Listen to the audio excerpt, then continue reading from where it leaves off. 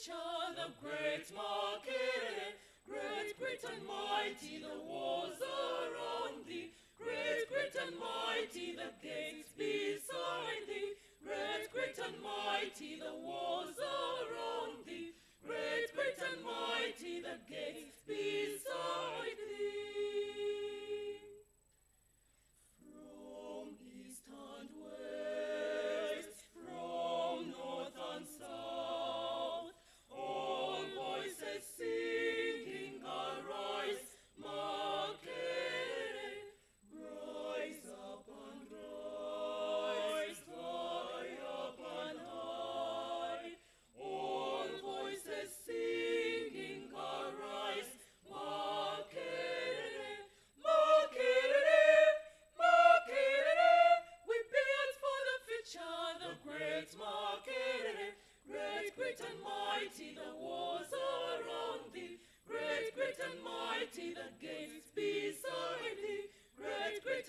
mighty, the walls around thee.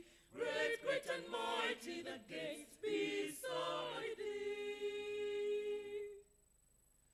Do not forget through all the years those who have gone through the gates of Makerere. Give them the pride, give them the joy, all to remember the gates of Makerere. Makerere, Makerere, we build for the future, the great Makerere. Great, great and mighty, the walls around thee. Great, great and mighty, the gates beside thee. Great, great and mighty, the walls around thee. Great, great and mighty, the gates beside thee. Oi! Oi! Ra! Cha! Aro! Thank you very much, Performing Arts and Film Department. And I'll now proceed to say the prayer, and then we shall take our seats.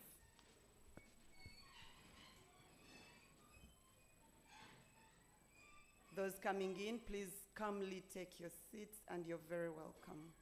Let's pray.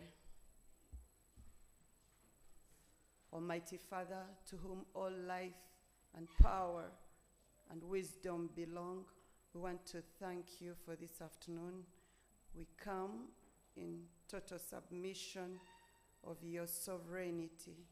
And as we sit in this conference room to share knowledge, to understand realities related to African and our being African and our heritage, Lord, we pray that we will be at peace. We will have a great learning session. We pray for respect of this environment where we are, and we are so glad that we are gathered here. We'll thank you for the capacity to have conversation, and we pray that this will be one among the many others that we look forward to. We thank you for our main speakers and who are going to lead the conversation. We ask that they will have a great time of sharing. We ask that you come and be with us, and in your mighty name we pray. Amen.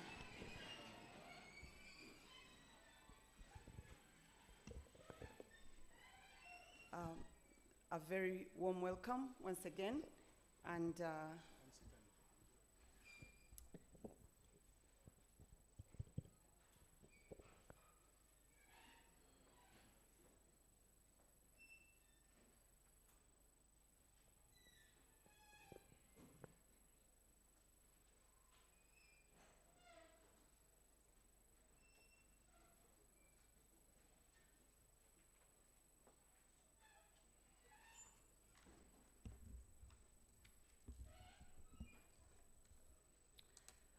this afternoon is very exciting because the organizing unit, the organizing academic unit for this session is the Department of Philosophy.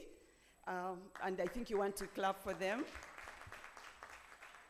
The Department of Philosophy belongs to the School of Liberal and Performing Arts, and the sister departments include Religion and Peace Studies, include History, Archaeology, and Heritage Studies. We also have Performing Arts and Film. Yes, so the School of Liberal and Performing Arts is well represented here, and would like to appreciate the organizing unit, and the head of the Department of Philosophy is in the house. He will be greeting us shortly. I'd like to add that the School of Liberal and Performing Arts is housed, belongs to the great College of Humanities and Social Sciences. The principal is online, and we are excited to know that she's with us. And the Dean of the School of Liberal and Performing Arts, is also in the house, and she will be making her remarks and welcome you and make you feel very comfortable here. What excites me about this afternoon is that the School of Liberal and Performing Arts in the College of Humanities and Social Sciences is having a moment of celebrating knowledge in the conference room that is at the College of Art, Design and Technology. So basically we are in science space. So it's a great afternoon with very good weather. I hope that you can have a great moment here.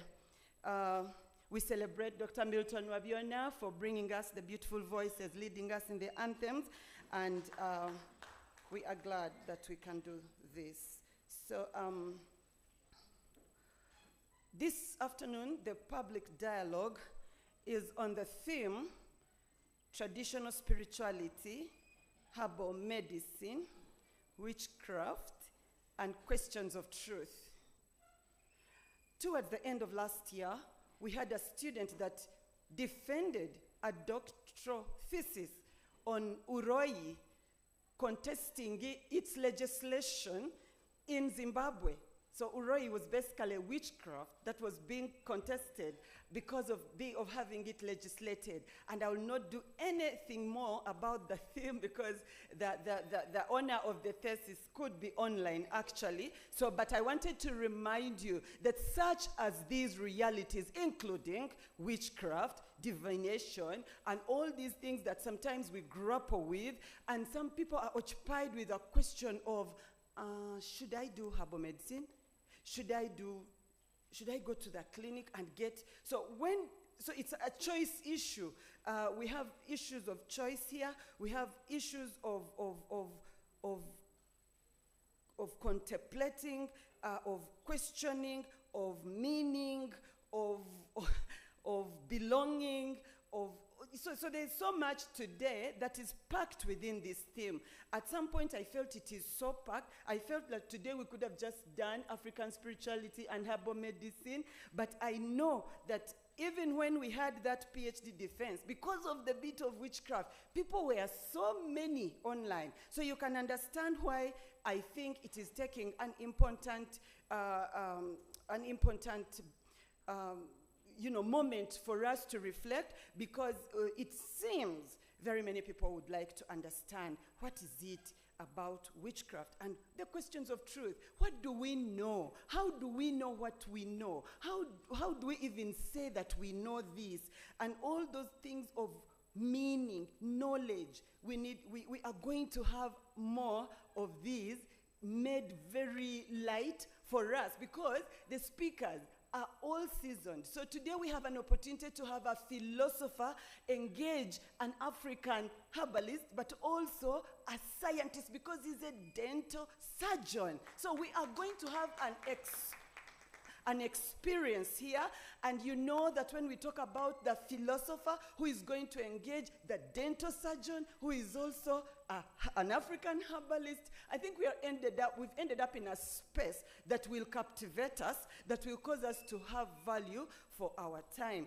And I would like also to talk about the importance of conversation. Now, those who know me, Christine, those who know me, they know that I love conversation. So I'm in a very safe space. I love conversation with children. I love conversation with adults, with elders, because I know conversations make it safer, make it easier. So it's going to be a very light moment, but packed and intense with learning. So I'd like to recognize if any among us are students. If you're a student, please put up your hand. We just want to celebrate your presence.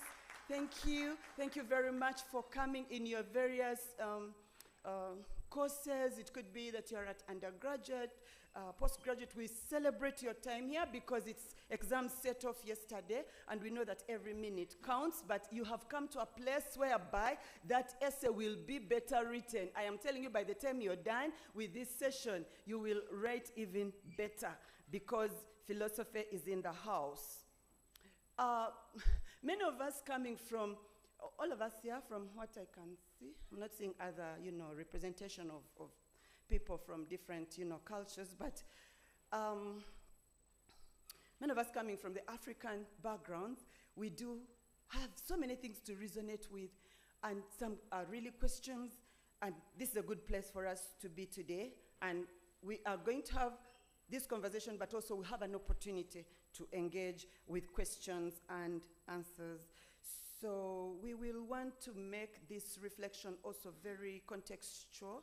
For instance, some of us growing up, we were told that when the colonialists came, and in some of their tools, of course, included civilization, Christianity, and then all the trade, the commerce. So we talk about the 3 C's: civilization, commerce, and Christianity. So we were told that they had a problem with understanding our cultures. For example, someone might have said something is barbaric, primitive, partly because it was not well understood. So this, of course, brought a knowledge issue. And I think the speakers are going to take us there, especially the philosopher would like to dig into the issue of knowledge and the epistemic taboos. Those things we don't touch, we don't want even to question them, but also we've been forced to dichotomize our lives. This is okay, this is not, this is sacred, this is what is the opposite of sacred? This is secular, this is holy, this is unholy. So we need to get these things. And the philosopher, religious studies expert, John Samuel Mbiti, who passed on the 6th of October 2019, he would have been very happy to be here today to take part in this, because he was one of those that earlier on wanted to make himself clear about understanding African heritage and African philosophy and religion. So I would like to say that as I speak, it's an invitation for us to know that the dialogue just wants to make a contribution to bring to the center, to recenter some of the things that have been pushed on the periphery by others. So the otherness and the we-ness, the us, we need to get this excited. We need to get it in place together. And so that is my stand. And I'm open to learning this afternoon. And I would like to say you're very welcome. I'll return to make a few other moments of recognizing other people that are with us. But in the room, I know that all of us are here for a conversation. So you're very, very welcome once again for this conversation.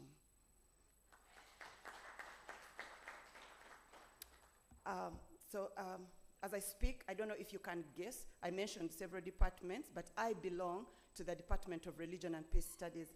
I'm a scientist of religion, but I get the art salary. I get the art salary, but I'm a scientist of religion, so I'm occupied with what religion is doing to us on a daily and in different contexts. I've had the privilege of traveling in other contexts, and I know that some of the things we reckon with, they do reckon with them, and we shall share more. I'd like also to mention that myself, as a religious studies scholar, my work is on rituals. So I'm occupied also with rituals, and I do study especially the rituals among the Acholi. So it's exciting, and at this moment, allow me invite the head of the Department of Philosophy, Dr. Dickson Kanakulia, to come and make some remarks and also welcome you in a philosophical way.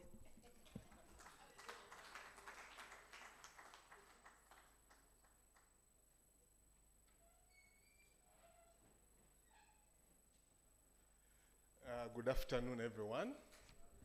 By the time I checked, the Zoom link was almost full before we started. And we were looking for ways how to put the overflow to another link. And I hope we have succeeded to put some of them on YouTube. So if you're online, please inform our members that they can use the YouTube link so that the overflow can go on that side. Once again, we are welcome. And I want to repeat what Dr. Milton said. E Makerere, e Makerere, ra, cha. That is Makerere. Makerere is not fearful to explore all aspects of knowledge. That's what has made this institution, because we ask the questions. And philosophy In the whole of Uganda, Makerere was the first to start, actually in the whole of East Africa, to start a philosophy department. And philosophy asks the tough questions. Philosophers are not fearful to ask what society fears to ask. So this dialogue is arranged in that format. One of the strategic goals of Makerere is to be a leader in knowledge creation. And in knowledge creation means that we explore the frontiers of knowledge. The areas where we are forbidden to go, we go there. And that is the spirit within which this dialogue has been arranged. Now, recently, we are all aware that the Pope has died recently, and some have been following online. I like the fact that our MC, Dr. Christine, talked about, she's an expert in rituals. Some of you have seen the rituals that were carried out. I want to compare that ritual with the burial of the Omutaka of one of the clans in Uganda. He was buried in over 200 backcloths and in a graveyard, or a grave which was, if I don't remember, I've forgotten, which was deeper than the normal graves. Those are all rituals of burial. But some people want to tell us that the other rituals are superior to these ones, so that we should keep quiet and not talk about these ones. What are rituals? What do they mean? Why do we go through those elaborate rituals? Why do we have those colors? Dr. Yahaya will tell us. Why do people who engage in witchcraft put on skins of leopards? Why are they scaring us? Why do people, these popes and cardinals, put on very bright red? What is the message? What is going on? What is the psychoanalytic meaning of these things? These are questions we don't usually ask, but we are going to get time and raise them in this platform. There is a philosopher known as Richard Rorty. Richard Rorty, R-O-R-T-Y. You can go and look at him. He said, science is not different from witchcraft. The scientific method is the same as witchcraft. Now, there's not a time for us to get into philosophical analysis here right now, but if you have time, go and read about him and what he raised about what they call the scientific method. Now, I want to mention this before I invite my dean to give our opening remarks. One of the key events that just happened recently is what they call the COVID pandemic or plandemic, whatever you want to call it. COVID-19 raised a very serious question, although some people want to brush the issues away. They are not going away. As Africans, we are historians by creation, by nature. We don't forget. COVID-19 raised a serious question. Does the scientific method work? We were told that we can rely on vaccines. But the truth is that we didn't have vaccines, we didn't have any method. We all hid ourselves in our caves. Even the most prominent Dr. Yahaya who is here, the most prominent Dr. Spire who is here, we are all locked up like scared rabbits. Scared of what? Now the story is being unraveled. It is coming out. What was actually going on? Some Africans decided to come up with certain solutions. Remember, the so-called scientific world led by the WHO had no answers for us. I know there are professors here and online of science and biotechnology and all those tough, scary words. They had no answers. Some even died. And some people came up with herbal remedies. One of them is Professor Ogwang. You have heard of him. He came up with what they call Covidex. I would like some scientists here to do a research on how Covidex rescued lives. We haven't done that research. He says in the story, before I came here, I watched his interview, he said that he watched his mother when he was still young. The mother used to give them herbal concoction. I don't know why they use the word concoctions. Let's call it herbal medicine. Then one of his friends was very sick during the COVID pandemic. He said, let us try. The doctors in the hospital had failed. He got his extract. He had tried to do research on it when he was at Makerere here, and they discouraged him, but he finally went. He was doing research on sickle cells, and he used it, and his friend revived. As we speak now, Covidex is a recognized medicine and passed by the Ugandan National Bureau of what? Standards. Let's think again as Africans. What is the scientific method? What is traditional herbal medicine? At my master's, I did research on traditional medicine.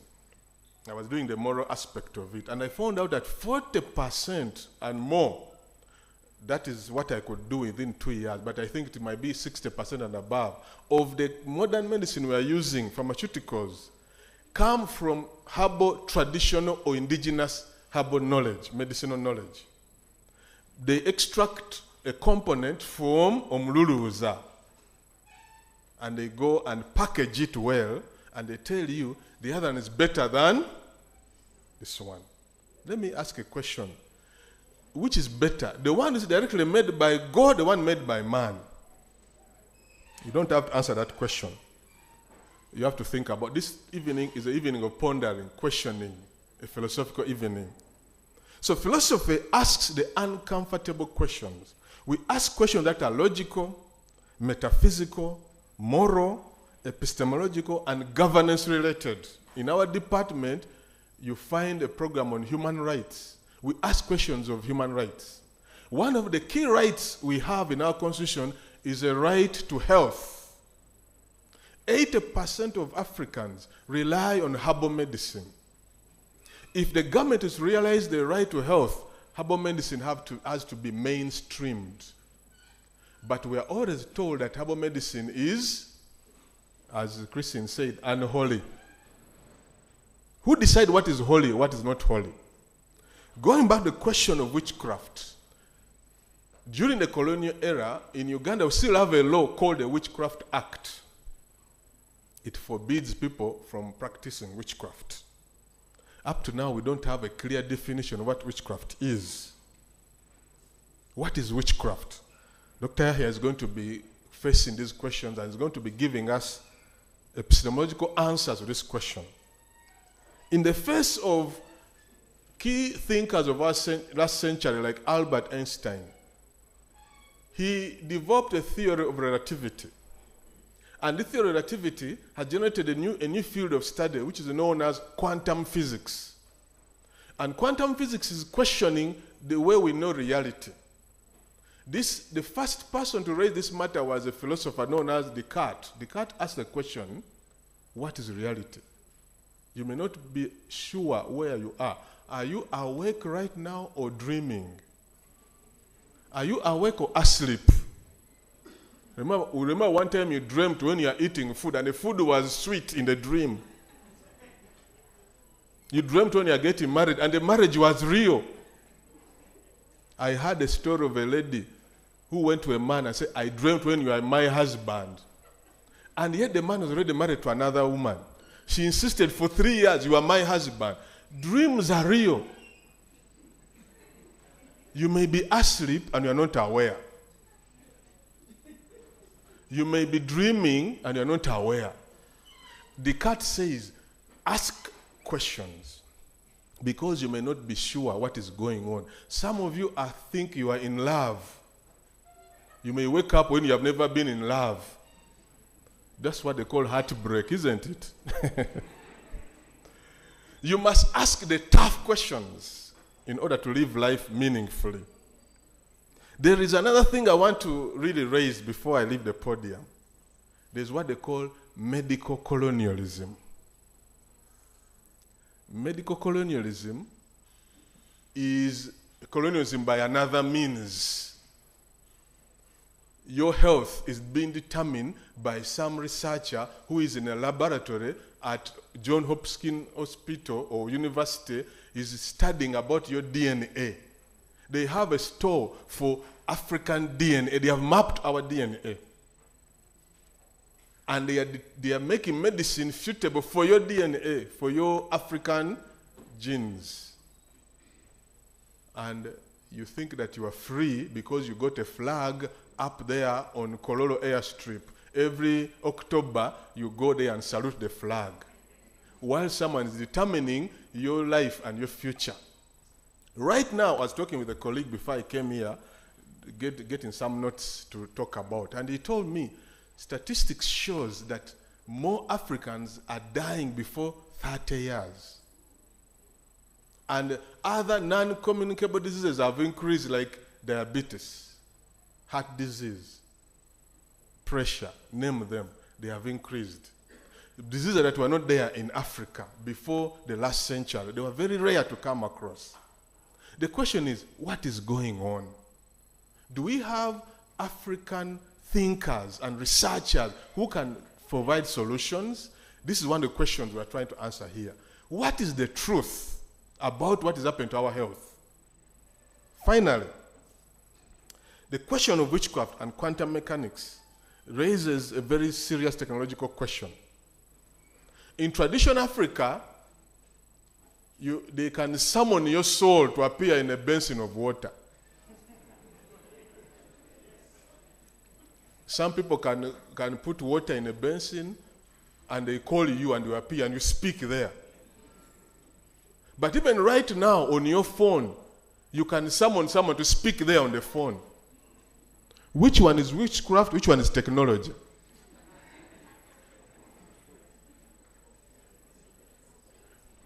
The answer to that question determines what you believe in. Because it may be, according to quantum mechanics, the cells or the molecules we have are always in a state of flux. They're always getting information from sound and light and waves around us. Do you remember the saying that walls have ears? So if you commit a crime somewhere, in a house or under a tree or under a rock, 2 months after, they send a traditional African scientist and he talks to that stone. Tell us, stone, who committed the crime. The stone gives him information. Then they trace the killer. Today, quantum mechanics tells us that the cells or the molecules around you are receiving all the information around you. So today, with the so-called advanced technology, they can do investigation, crime experts. If you commit a crime in a certain area, they can do investigation and find your DNA there and trace who committed the crime. Which one is witchcraft? Which one is technology? This is a question we are trying to answer today. And we invite you, as a Department of Philosophy, to raise these questions and open your mind. Because the question of so-called witchcraft is not only in Africa. All over the world, they are raising questions of cultic groups. You have heard of them, like the Illuminati. Maybe some people here are members. Don't think witchcraft is only here. It is all over. Witchcraft is a reality. There's even witchcraft in the church. We are told pastors are using witchcraft to make miracles. There's witchcraft in the market. Do you know why you bought the mango you bought? Do you know why you always go to that restaurant every other day?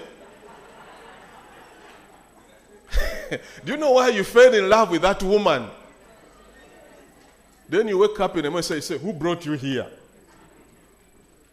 These are questions that are epistemological in nature. How do we know what we know? Do you think that you know or you don't know? In philosophy, we keep an open mind because knowledge is always changing. But the time when they discovered electricity, it was called witchcraft. They even killed the people who discovered it. But now, it is what we're using now. So, with those few remarks, or those many remarks, I'm going to invite our dean to give our opening remarks. As the MC mentioned, our principal is online. She'll be giving her closing remarks at the end. And we welcome everyone, and welcome all that are here and those that are online. Welcome the dean together with me. Thank you very much.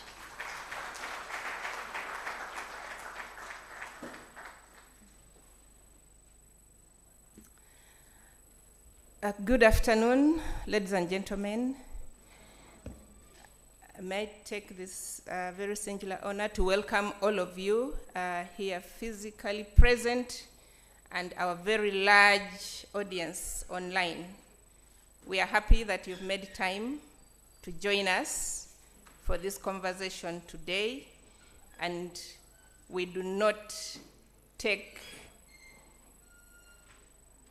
your turn up for granted. We are very, very grateful. As I've been introduced, my name is Pamela Hanakwa. I am a senior lecturer in the Department of History, Archaeology, and Heritage Studies, and I'm here to celebrate our heritage today. I am a dean of the School of Liberal and Performing Arts, and as the name of the school suggests, we are people of liberal minds, and we want to talk. We love to have conversations, and we're really looking forward to today's conversations. Before I make my remarks, I would like, in a very special way, to thank our dear principal, Professor Helen Nkabala, who is not here with us, but she's joined online because she's traveled, she's out of the country. I really would like to thank her for the support that she granted us in ensuring that we get space and we have this dialogue today. In the same spirit, I would like to thank the Makerere University management again for granting us this space, because we all work here, but we don't own the space. So you cannot use any space here without permission of the university authorities. I really would like to thank the university management through the Office of the DVC Finance and Administration, who is in charge of space at Makerere. We don't take that for granted. And of course, I'd like to honor our two speakers, the reason that we are here today. So today we are speaking questions of truth, and we are speaking decolonization. The public dialogue that we have today seeks to interrogate the little understood and often commingled notions of traditional African spirituality, herbal medicine, and witchcraft. Sometimes we can't draw the boundaries. When is it witchcraft? When is it healing? When is it one thing or the other? And I hope that by joining into this conversation today, by the time we get to the end, we shall have answers to some of the things. Now, as my colleagues have already mentioned, in many African settings, of course, colonial authorities distorted the position of African realities and pushed us at the peripheral. And so what happened is that what was African, what were African practices, African indigenous knowledge was sort of pushed aside, labeled barbaric, primitive, demonic, evil. You can think about all those words. And in the process, of course, the notions of Western belief system or Western biomedicine were brought to the center. So we're meant to look back, look down on our African practices as we embrace what comes from the West, because that is what we see as benign, that is what we see as good, that is what we see as progress. And so what happened then is that you have this division, which is scaled down to division of science and non-science. And so the question perhaps that one would ask is witchcraft science, or is it an art?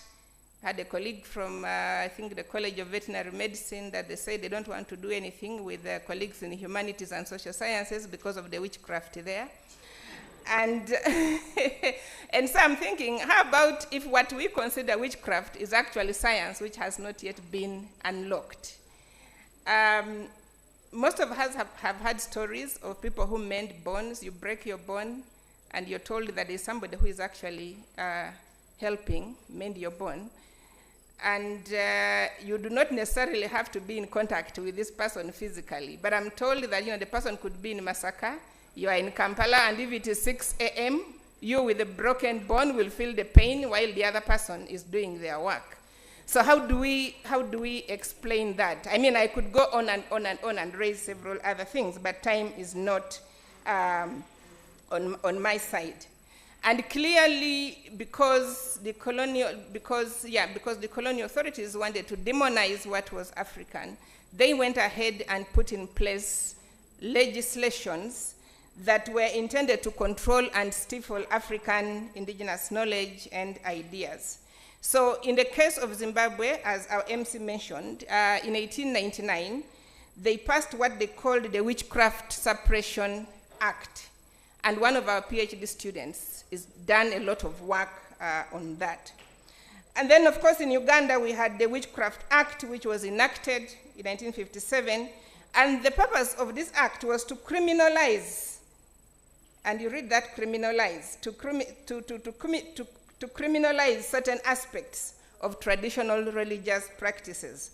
So the law, in the case of Uganda, defines witchcraft by exclusion, meaning that it does not include bona fide spirit worship or bona fide manufacture or supply of native medicines. So again, I hope that our conversation today can push us to talk about these different things. And so our dialogue today serves as a modest contribution in bringing forward these conversations in a spirit of both understanding and very critical epistemic appraisal. And we are saying, why should we fear these conversations? And so we are trying to push against the fear of unknown. Let's know what is there that perhaps we don't know. So again, I wish all of us the best and really look forward to this discussion. It seems to me that the room is getting small, but in an African house, there's always space for one more. So there will be ways that we'll still be able to fit anyway. You can't lock people outside the house when it's raining because you claim there's no space in the house. In an African's house, there's always space for one more. So with those remarks, I would now like to take my very singular honor to invite and introduce our speakers this afternoon. I know that we are getting impatient because those of us, we get here and we enjoy the podium and we don't want to leave. But I would now like to take us to the real business that has brought us here today. And I would like to invite Dr. Yahaya Ssekagya and Dr. Jimmy Spire Ssentongo to come and take up your seats at the podium.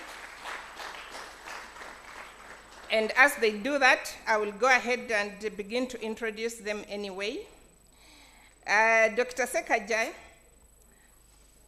is a traditionalist from Buganda Kingdom, premier of the Namiyonjo Chiefdom, and the researcher in African spirituality, traditional medicine, and healthcare. He has been a traditional healer by calling since 1978. I don't know how many of us were born by that time. He holds a certificate in project planning and management, a diploma in law, a medical degree in dental surgery, a master of public health, and a PhD in medicine. Dr. Sekagya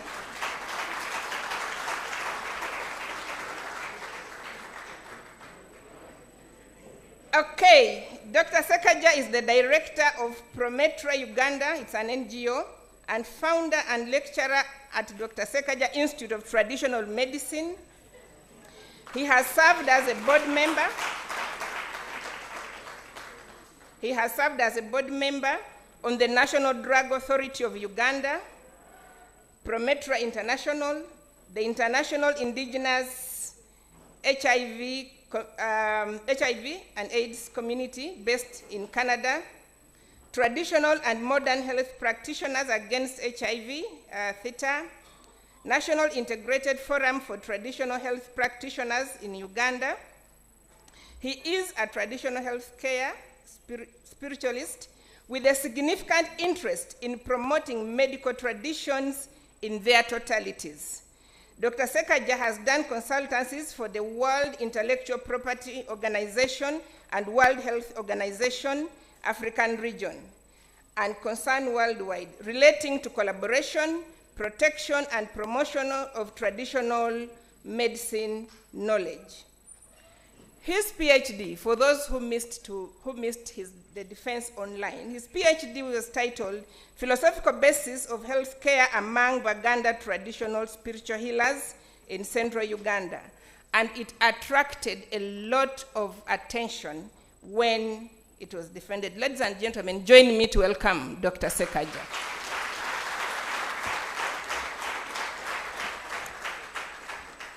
Okay, I would now like to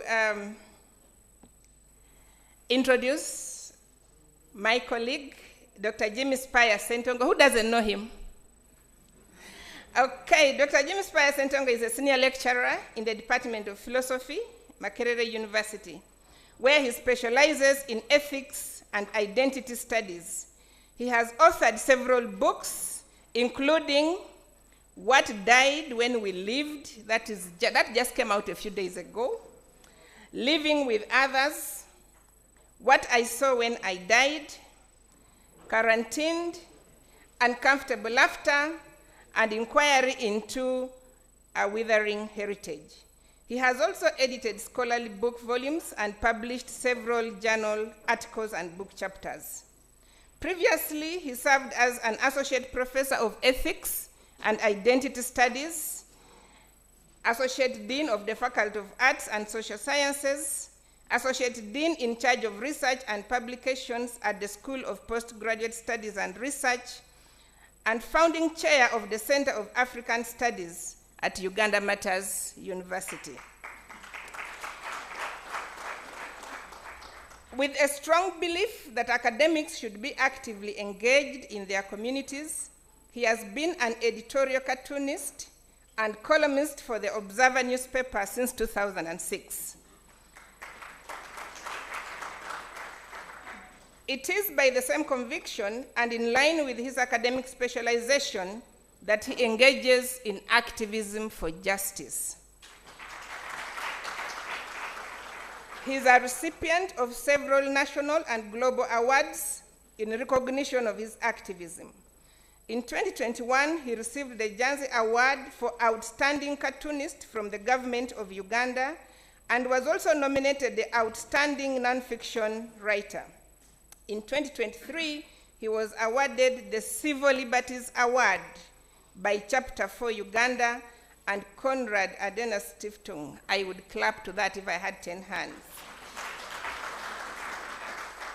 In the same year, he also received the Human Rights Defender of the Year 2023 award from the Coalition of Human Rights Defenders in Uganda.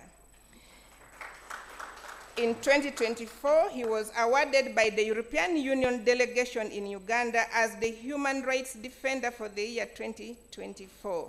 In the same year, he received the Global Anti-Corruption Champions Award from the US Department of State.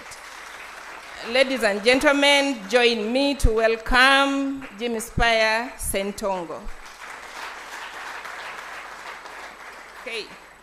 So without further ado, I'd like to hand over back to the MC. I've done my part of the assignment, and the MC will give us direction here. And we're looking forward. I hope that you enjoy the dialogue.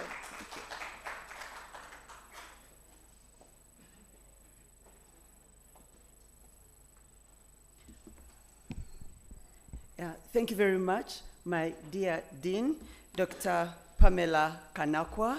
I'm very grateful that you have given our speakers the profiling that is deserved of them at this hour. I'd like to recognize a few people very, very briefly so that then we can be able to continue as our speakers are completely set. Allow me to recognize retired Justice Stephen Kavma for joining us in this conversation.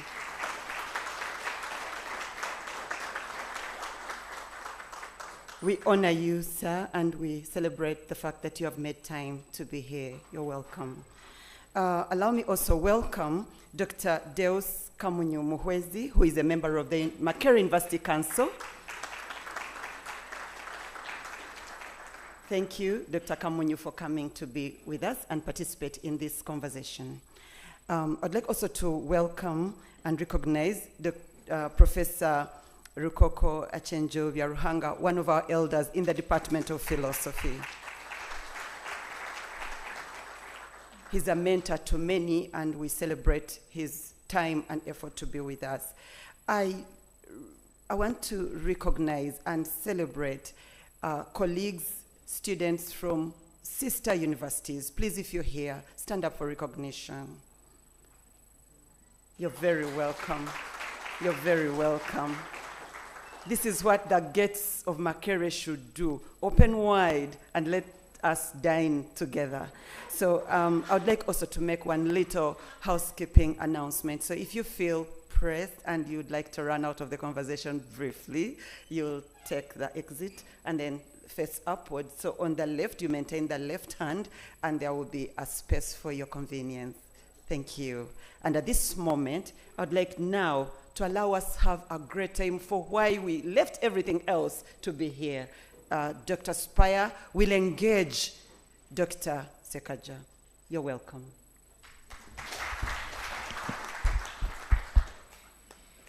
Thank you so much, Dr. Mbabazi.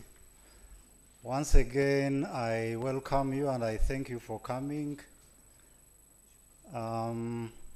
Dr. Sekagya, did you do anything considering the numbers online and in the room? Did you do anything before you came? Well, you don't have to. You don't have to answer to that, but maybe that could be the first demonstration of your powers. Without, of course, surrendering my powers to you, it could have been because of my powers. Yeah, but having said that, I'm really happy that we are able to have this conversation here today, and that you have turned up in large numbers.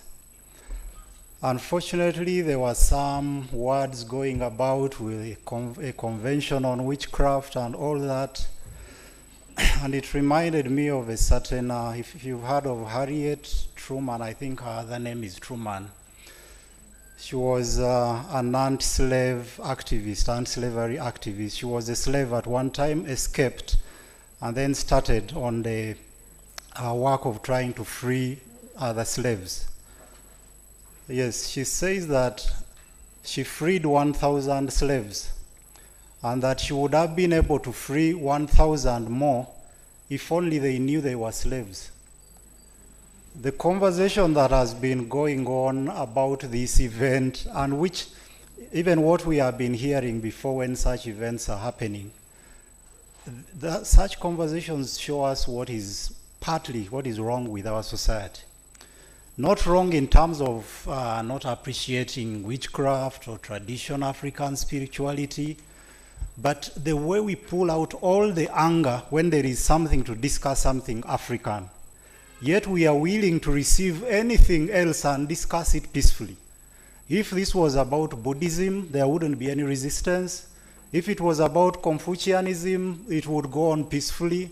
If it was about any other world religion, maybe there wouldn't be any resistance. But when it comes to something African, there is a way in which we are being othered and alienated from ourselves, which continues long even after the occupational colonialism, that we continue to keep ourselves within the prison. And as they say, the worst prison is the prison in the mind. The other prison can be engaged, the other one, the physical structures, Kitalia, Ruzira, but if your prison is in the mind, I think that is the worst. And as the head of department said, Dr. Kanakulia, coming from the Department of Philosophy, as someone from a background of philosophy, our greatest work is to question. What philosophy does is to open all confines of questioning. We can question anything, we have the liberty. not in the sense that we want to believe everything. One of the reasons why Africa was colonized in some places with relative ease is because these people did their homework in trying to understand us. When you read those early books of explorers, you see the depth, the attention they put in studying us, the anthropological work, going into fine details. Why do these people do this? Why do they do that? What's the meaning of this? Many of the books on witchcraft that we refer to today are written by white people.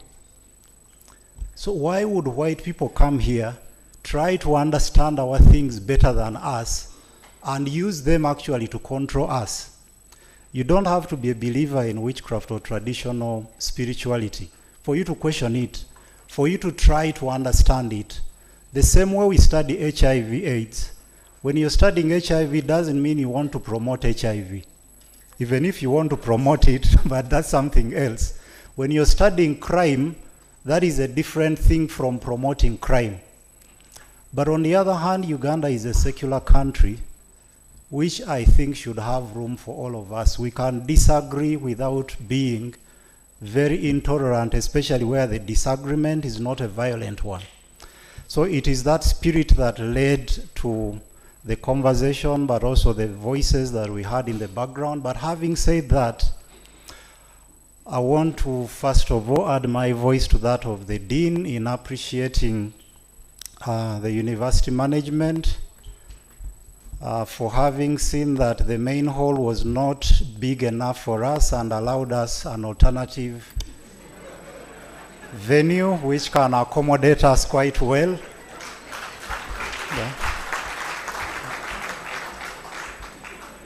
Yeah, we don't take that for granted. We really appreciate. Yeah.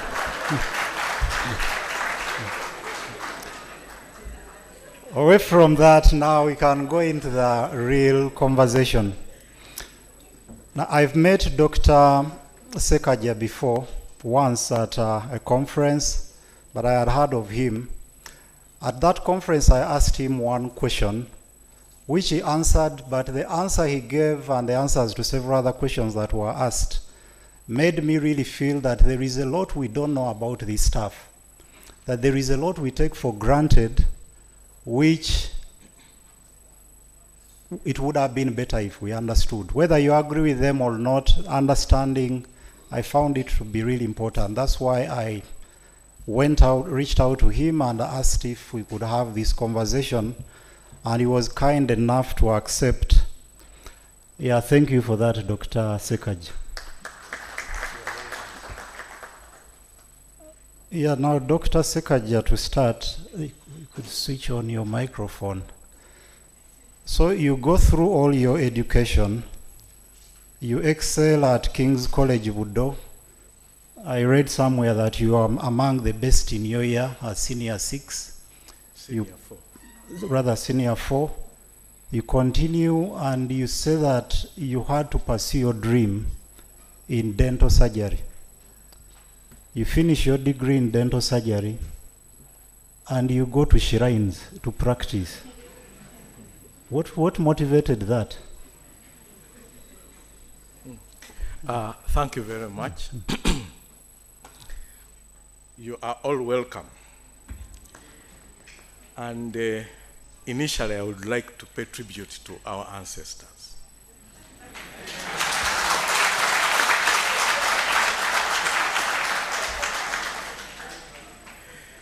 You see, there is time when you don't believe in what you are. We are what we are because our ancestors existed. We are here at the university because some ancestors did some work to this university. They are all dead now. But we can't say because they are dead, then what they did is wrong. We must pay tribute to that. And before I answer your question, if you would allow me, I would like to introduce one person. And why I would like to introduce this elderly lady is because she has trained me in spirituality. We interacted in 2003. We have argued a lot. I went as somebody who thought I had a lot of good logic. And my initial interaction was to challenge her. And during the challenges I gave towards her is when she really proved it to me that I'm ignorant. And I would like really to acknowledge that, Madam Nangendo Kasenene, I wish you could stand up.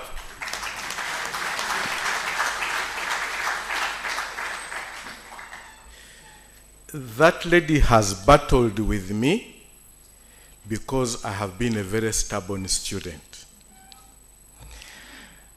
She has trained me a lot. She has guided me to others who can train me more. And it's more than 23 years. I haven't qualified to be independent of her. So I don't know when you release me, madam. The question was, why did I go to spirituality after I had acquired a lot of knowledge, especially in science and medicine? If it was my personal opinion to decide where to go, possibly I would have answered it better. But I found that the designers of my journey are away from me. I'm not the designer of my itinerary on what to study. And indeed, I started as a healer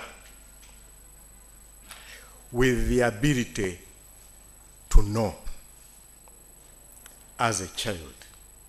So what came second was to go to the university to acquire knowledge, which I ably acquired. But at the end, when I compared the ability to know and the knowledge, I got the difference. And that's what prompted me to go and learn more how to know. So I went to shrines to learn how to know, not necessarily to acquire knowledge. I don't know if that makes a difference.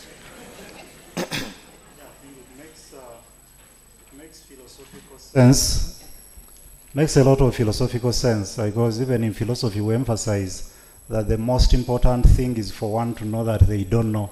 You will keep seeking for more knowledge. But you say that you went to learn how to know. But why choose after dental surgery not to practice? I don't know whether you even practiced, and go into searching to learn how to know. Dental surgery or medicine is really a great profession, but very small. Even Western medicine, which we study, which I think I'm competent to say, is great, but small. There is a greater knowledge somewhere.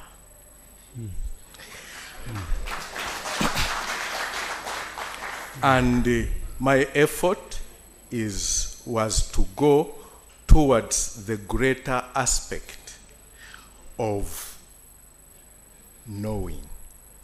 Knowledge, you first determine the parameters. You set the limits, and then you say what fits here in this limit is what I want. And that becomes the knowledge, and that becomes you. So in science, even in the lab, you set the machine to use, the ingredients to use, and then out of that, you anticipate results. It either agrees your anticipation of those results, or it fails. And we think that is science. To me, I think that's not science. The way science is currently described, I feel I argue. And if we have the time to continue, I'll disagree. I'll give my disagreement on how we define science. Do you have your own definition? I think it would be nice to hear that. If you disagree with the conventional one, what do you take it to mean? You would help me initially or we would get it from the audience, for them to help us in what they think science is, such that I can give my view over that. Dr. Sekagya is a very wise man. He has thrown it back. So what is science, so that he can give his own definition. But I think to disagree with something, you have to first understand it, or you have to know what it is. So I just wanted to hear what it is that you disagree with. No, it's otherwise, not. I might give my own definition, which is not what you disagree with. It is, yes, that's true. But to disagree is to know the limit of what you are disagreeing with. And then you find that what you propose is bigger than what it is. Because, for example, science actually follows a certain logic. So science is a logical deduction of whatever we do. But we know that logic is not always right. Whatever is logical is not necessarily true. Is it so? So if you agree with that whatever is logical is not necessarily true, and yet science must be logical, which means whatever is logical is not necessarily true, reflects that science might not be true at times. Are we together? All right. We don't have to be together, but we can continue.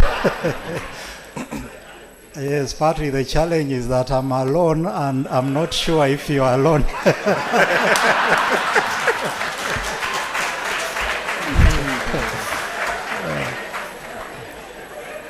But anyway, Dr. Sekagya, maybe we start from the basics and we get back to that question. I think part of the problem is the conflation of the different concepts. Spiritual healing or traditional spirituality, African or herbal medicine, and witchcraft. Maybe we start with you trying to explain to us the distinction between those, because many of us, even the hesitations that we had towards this talk, is because we don't know the lines. The moment you mention herbal medicine, one immediately thinks of witchcraft. You mention spiritual healing, the mind goes to something else. I know that they are interrelated, or they might be interrelated, but could you try to give us some explanation with precision how these are different? If you'd allow me, I begin with what is smallest. Herbal medicine. Herbal medicine is different from traditional herbal medicine.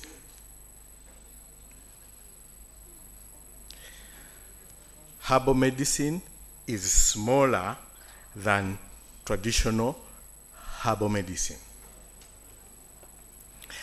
Herbal medicine, we are looking at the phytochemical compounds within the plant that could be responsible for the physiological changes within the body when you swallow, you take it, you bathe it, you smell it, or even when you look at it. That's herbal medicine. There must be an active ingredient within that plant, animal part, or mineral that is thought to be responsible for the physiological changes that take place in your body. Now, that's how narrow herbal medicine is. It is thinking of an active substance within the material. Now, I am a scientist, and I know as scientists in medicine, and I did my PhD in the Department of Pharmacy, an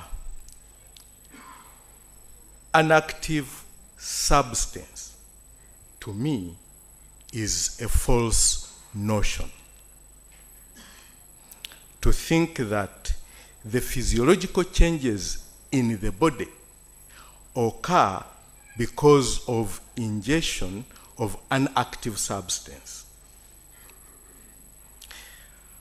I know I have had a lot of contention about that with my professor. By the way, my PhD was sponsored by a program led by Dr. Ogwang, Professor Ogwang of COVIDX.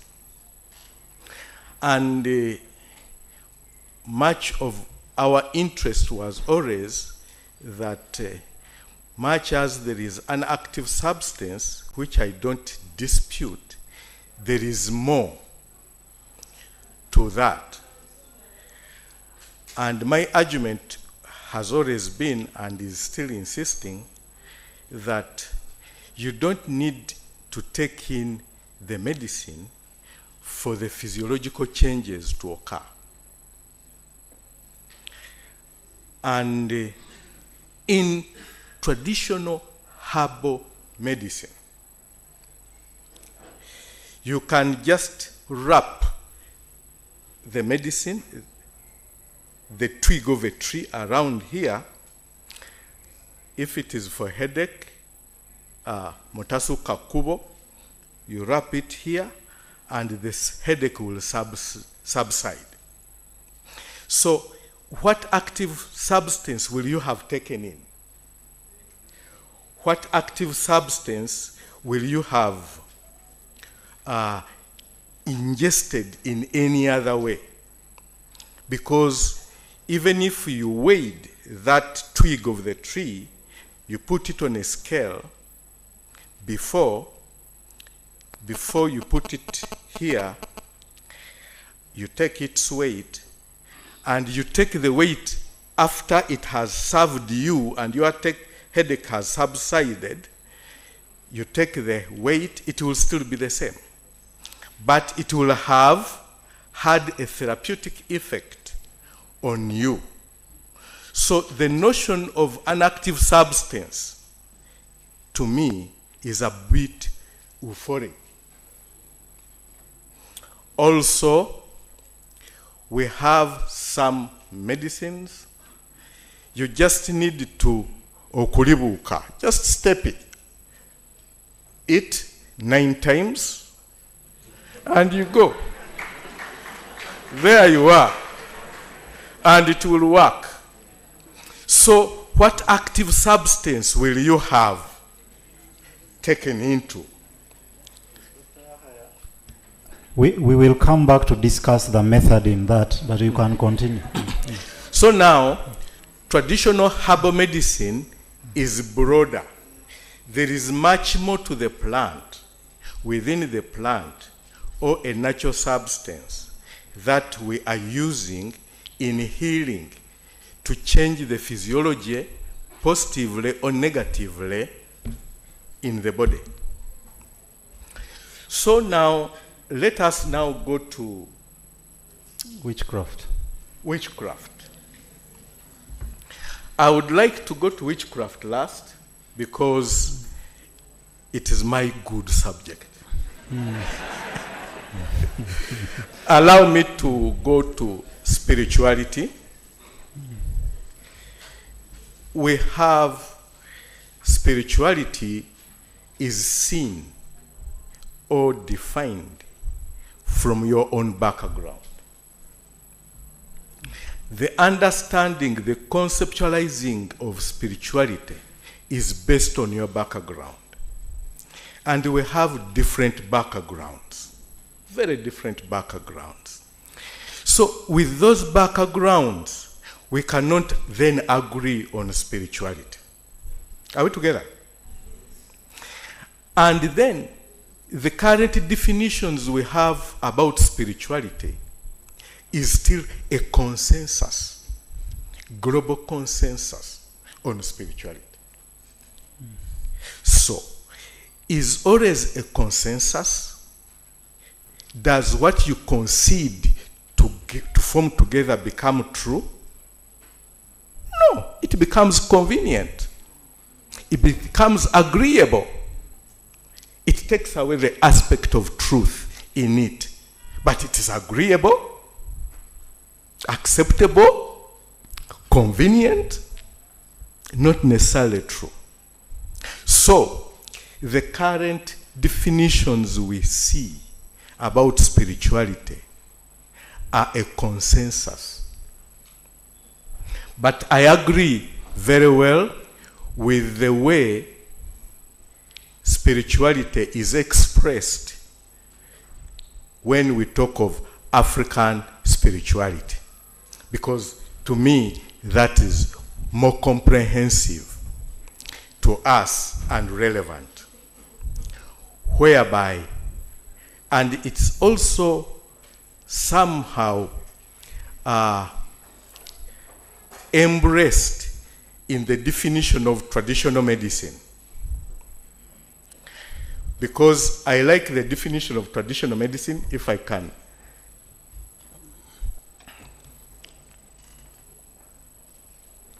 Traditional medicine. This technology, I don't know. Yes, this is witchcraft. Yeah.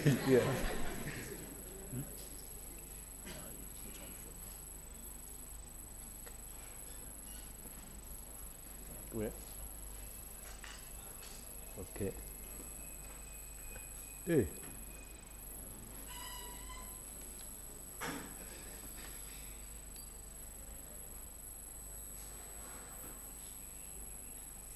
Yes, that definition of traditional medicine, total sum. In normal cases, sum is total. So when it is used as total sum, we shall understand more why it is that. Knowledge, skills, and practices. But what I'm interested there, whether you can explain them or not.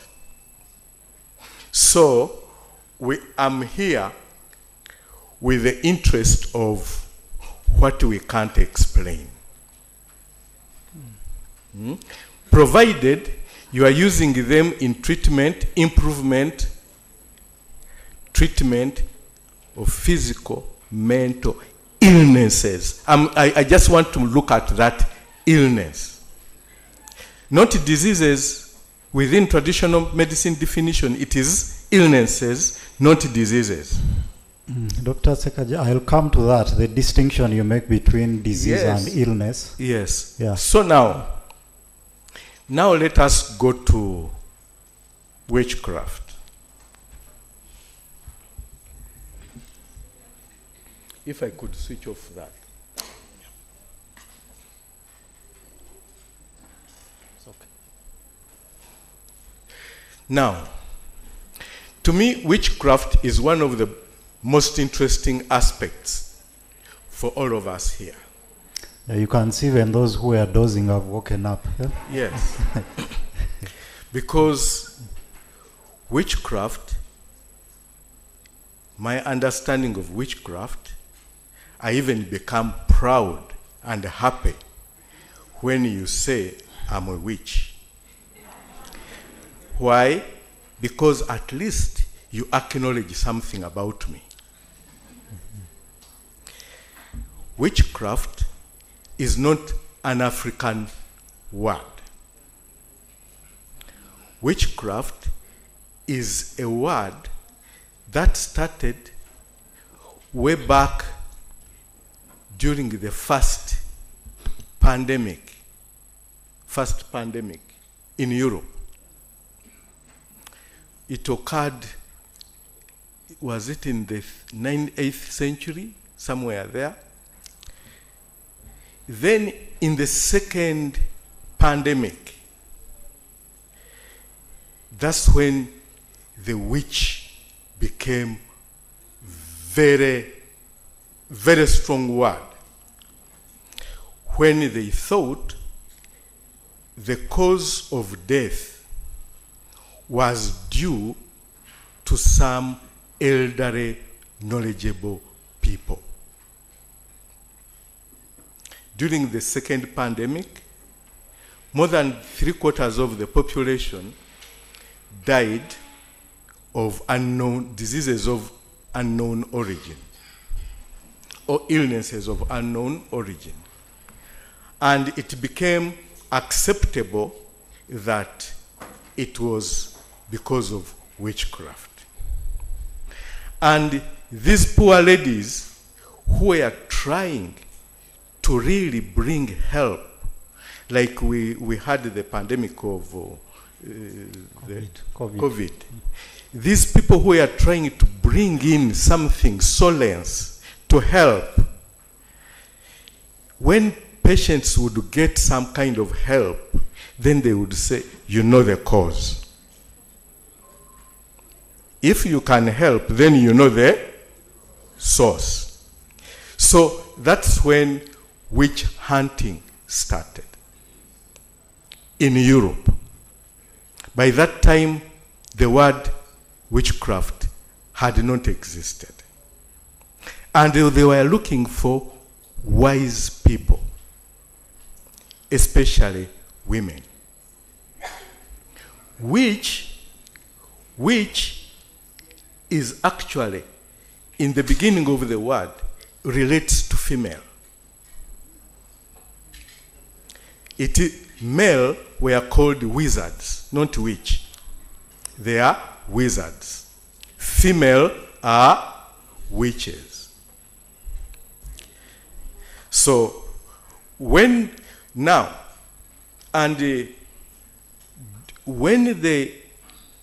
during the second pandemic, many people in Europe came to Africa.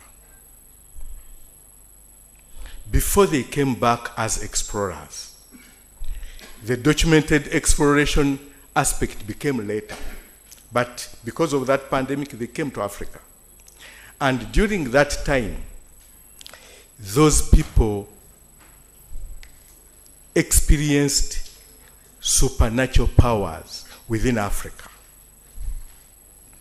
And the people who had supernatural abilities, gifts, were labeled wise people. And that by that time, the word witch hadn't come. Witchcraft, the word witchcraft came with exploration. Because when those people went back, they explained about Africa, its riches, and all other things. But it was towards the end of the 17th century, I think, when the cause of, by then I think it was cholera, which was causing death, which caused the death of many people during the second pandemic. It was later described that actually it was a pathological issue, a bacteria, virus, and all of those. Then science came in to say it is not witchcraft, it is because of these pathogens. Are we together? Now, when science proved that it is cholera responsible for the death, we have legal experts here. Those many lives that were killed because of a wrong belief, who do we sue?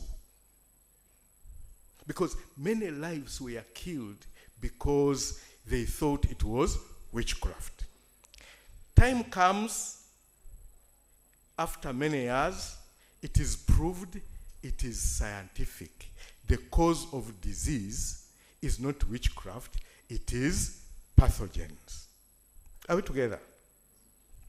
Now, imagine how ignorance led to death of many people, those who were witch hunted. Now, those people in Europe understood that aspect, now that witchcraft is not the cause of death.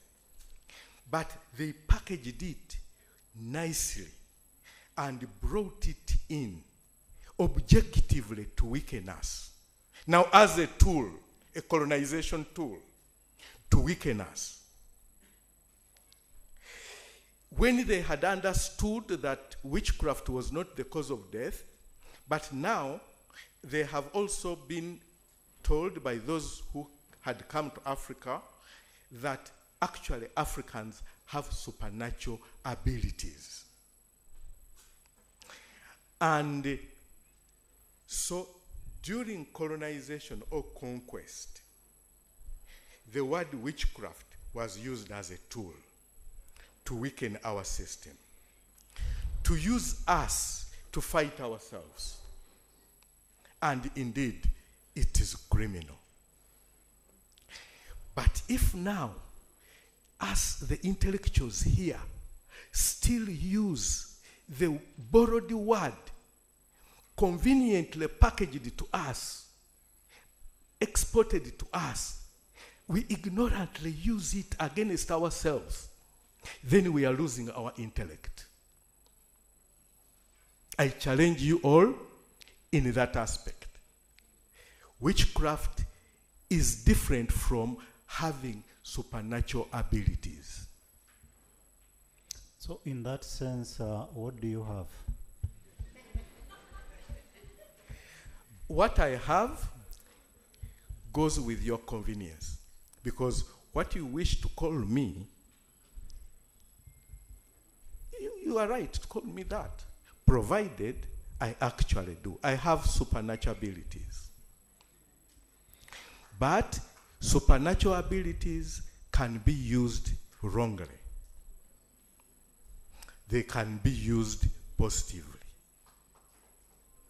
So, the use, how you use that ability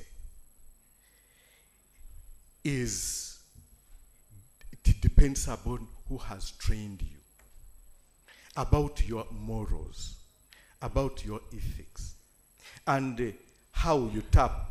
Because I have supernatural abilities, not that I have supernatural abilities, possibly no, but I can access spirits and engage with them. Yeah, there. So,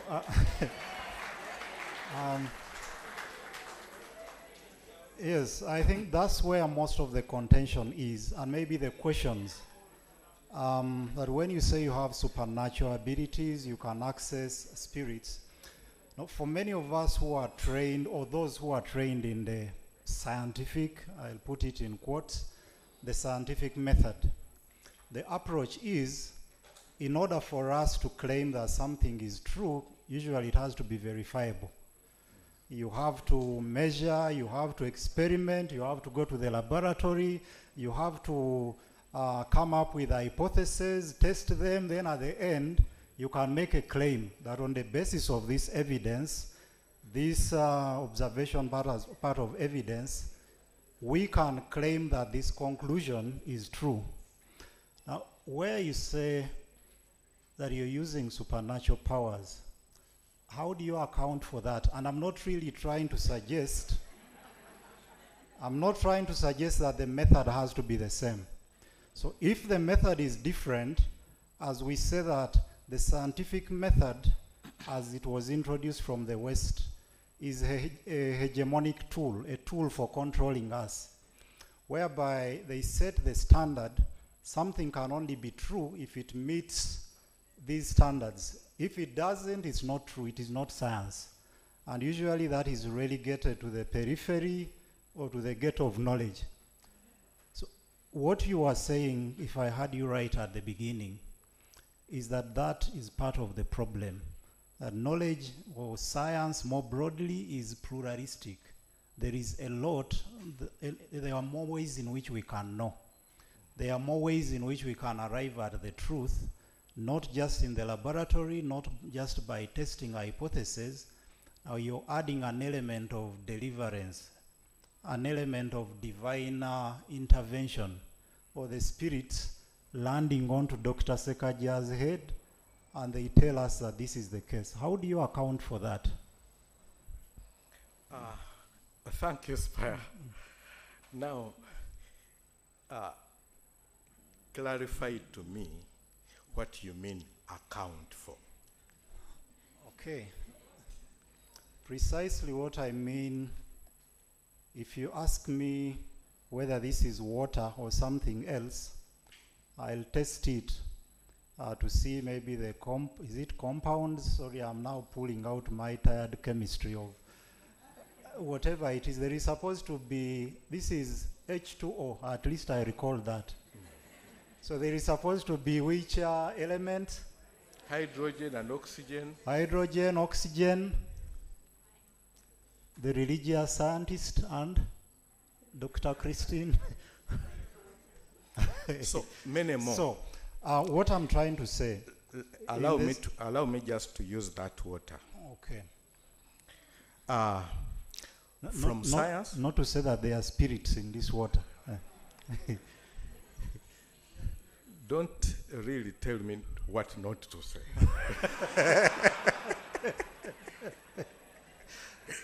Okay. So, this is water. From a scientific point of view, water is water. Are we together? And indeed, that is what we study. Water is water because H2 with its structure, this two hydrogens, one oxygen, and all of that. Traditionally, water is not water. No. I would allow me to say it in Uganda first.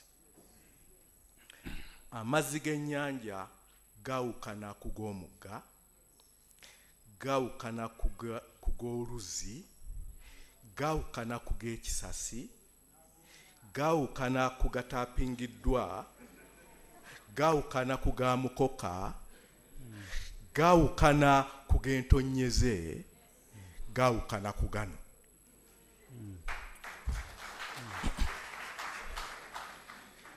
And that difference is what we knowledgeably tap into. Amazzi ga mukoka. You know mukoka? Runoff water. Runoff water. Do you know what it goes with? Many bad things. And a collection of that bad things. They say the like attracts the like. Like attracts alike. So, if you have bad things on you, olina omukisa omubi, olina olutwe, olina kino, olina kiri, and I really want to take that off you. I will tell you to go and bathe in the runoff water. Because that runoff water has a lot of bad things. If you wash with this, the bad things on you will not go. Nothing is attracting them to go. But the runoff water with its bad things will attract what is bad on you and go with it. Yes. Yes, precisely relating to that. How do you explain the causal connection between bathing in runoff water and getting healed? You see, the causal effect, if you go to the causal effect, that means you do this, it gives this result. Very narrow science. You do this, it brings different possibilities. So, if you tell me to contrast with a big science with a narrow science, then you're defeating my arguments. So I wouldn't go with the causal effect. Causal effect is a linear effect. Like now, if you allow me to use an obscene, if I abused all of you, you get it? It is illogical to think that you are going to all react the same way. That if I abuse you, your reaction is meant to be this. In science, the other reactions will not be considered and conveniently predict the predicted reactions. And I say, if I abuse her, she will frown. Her emotions, her flares, I will not look at them. But did she frown? Yes. Then that's causal effect. You abuse her, she frowns. That's science. That's a narrow science. And I tell you, Africans, we have what we call science. The Western parameter of science is good, is instrumental, it has developed us, but we should only use it as a first step to understand and appreciate our African science. Yeah, thank you. That's an interesting explanation. First of all, I would have to clarify, I don't stand here for the Western science. Maybe I could be misunderstood. Yeah, but even within that framework of the so-called Western science, I think it is also diverse. You cannot talk of one Western science. There is science that is used in the social sciences, science in the physical, natural sciences. Even in terms of causality, what I asked, whether A leads to B, or to know if I do this, it would lead to this. I think there is what we call multiple or multi-causality. We check for what are called confounding variables. Maybe I'm testing the effect of this on this, but perhaps there are other factors at play which have to be controlled if you're, let's say, conducting an experiment. So maybe it wouldn't be appropriate to reduce Western science to one particular approach. It's also quite diverse.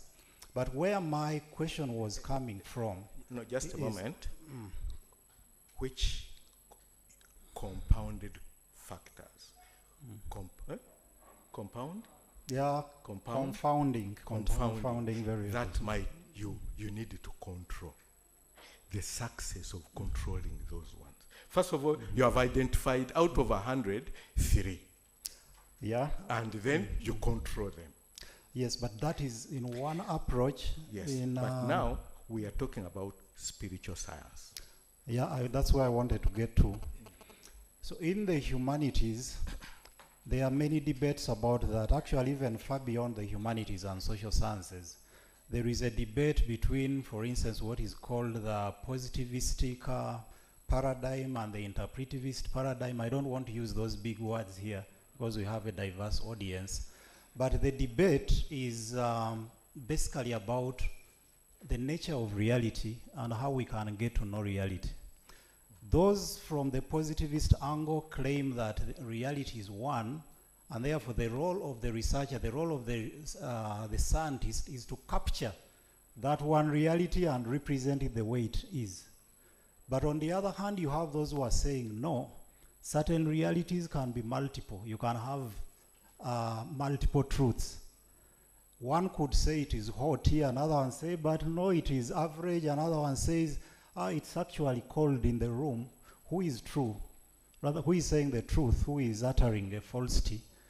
The other scientist will come in with thermometers and whatever to measure, but that leaves out the subjective element of how I experience it. I think that's what you're talking about, how we experience the world in which we are with its various forces, both what we understand and what we don't understand. But what I wanted to be clarified in view of all that is when you say, the example of runoff water was just one of the several that we would want to know about. One of the things I've seen, I don't want to call them traditionalists, but you've seen where people will, one will shake things, throw them, and then tell you what they think is happening, which is not only exclusively African. On the streets of New York, I met Mexican ladies who would simply read your palms. You would give them £5, they ask you to show them your hands, and they tell you stuff about you. I was one of those that were arguing, no, that can't be true. I had to part with my $5. Showed my palms, hey, you're from Uganda, this and that. So many things I hadn't really related to any, for them to have any knowledge about me. Now, how do we explain this? And maybe I'm coming from an approach that you may not agree with, the approach that everything has to be explainable. When you shake, I'm sorry to call them things, beads or whatever, cowrie shells, throw them there, and you're able to know, oh, mujawe ya kuloga. What happens in that process for you to be able to get that knowledge? Now, he's talking about our traditional diagnostic methods. Exactly. You have named it appropriately. But you see, we had to go to science to borrow the word. Yeah, proceed, please. So, traditional diagnostic methods is a very good science. And to me, that is science. And you see, I would like you to imagine that now I'm divining Nkubo Mweso, and I'm divining him. So we are seated, he's facing me. And between us are Omweso elements. Yeah, I'm not scared. No. Yes. Between us are Omweso elements. What he sees are the impeaches Omweso. But in between us, we have the ancestral spirits from my side, from his side. Bajajjabe webali. Are we together?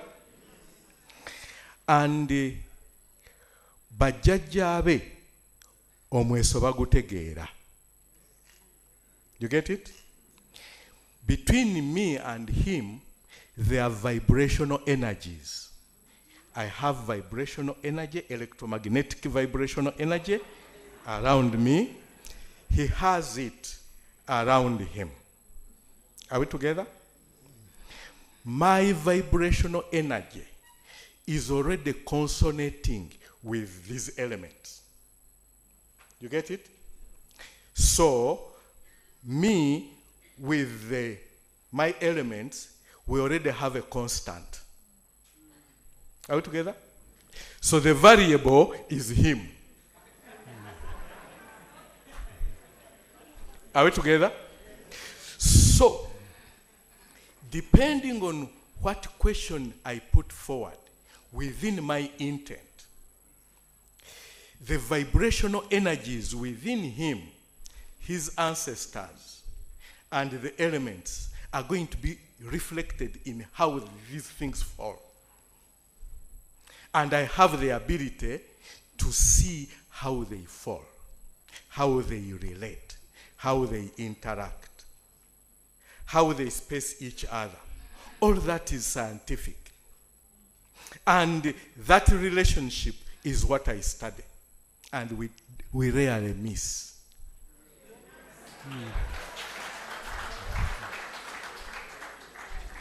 Now, without proper understanding, Could you please you would think that the falling of those elements is haphazard. That haphazardness is in your mind. But in mine, they are orderly, depending on the intent I put forward. Because the intent influences the energy levels around us. You get it? So, that one, when you do proper studying, and she has been teaching me about Mweso for a very long time. And also, she has taken me for training from other people, within and outside. When I went to Pemba, let me show you something. We can put on that. Yes, it's on.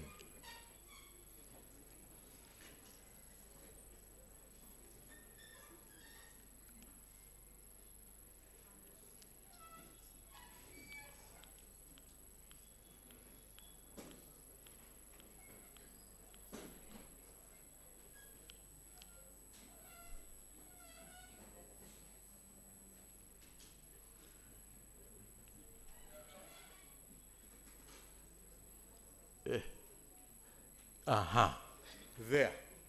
When I went to Pemba for training, that gentleman, I went thinking, because I got my dream, I had to go for training. I told her, I'm going.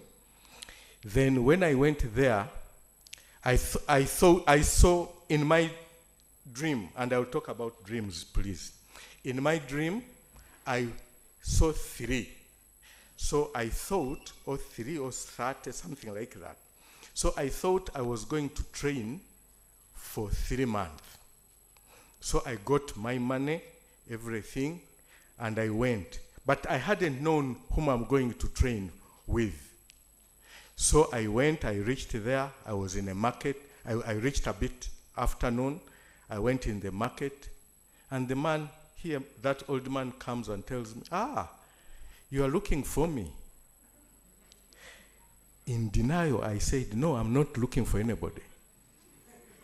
I feared. He said, no, you are looking for me.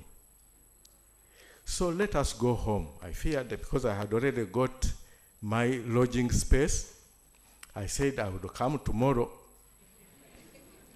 Then tomorrow he took me. He was sleeping down. That's where he was sleeping. He said, first of all, he divined me completely.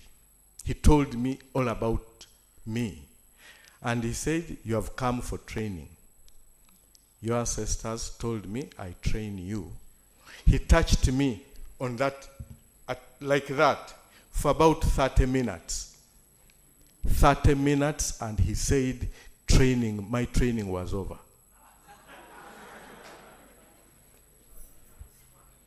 So, the other ladies you see there,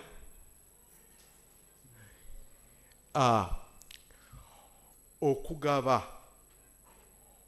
omukisa oba okugaba eddagala. Okugaba ki? Okuwa omukono oguwonya is different from learning. So that lady, both of them, bali bantutte kumpa mukono guwonya. Naye okuwa omukono oguwonya akwasa ku plant nawe n'ogikwatako na ratolinga ebigambo ng'akolola bajjajjaabe bannange ono aze mukola bwenti nange muwa okumanya kwe nnina bwe mbanga nfudde mukolanga naye. You get it? Now, we went to the field and they were giving me the ability to know. You get it? Not knowledge, the ability to, which I'm still using now. Anywhere I can heal. Lwaki bampa omukono oguwonya.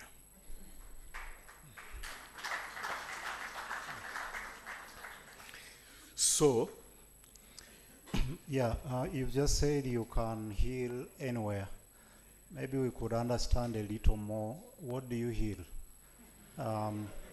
But I would add this question to the distinction you make between illness and disease. I don't want to explain that where one is more physiological, another spiritual. Of those, what do you heal? And how do you explain the diagnostic methods in both? Allow me to go to that slide. By the way, that one in yellow, the tall man, is the king of Benin.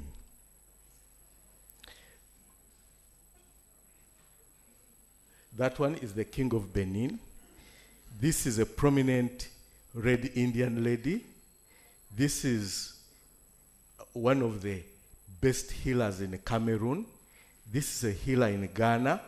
This is Baba Credo Mutwa in South Africa. You can read about him. Now, there is Gwandelu Cooper. Where is our healer from Uganda? Huh? This one. Oh, okay. And they were giving me global spiritual responsibilities. And there is...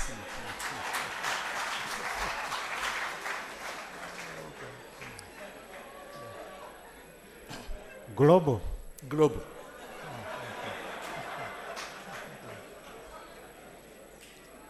All right.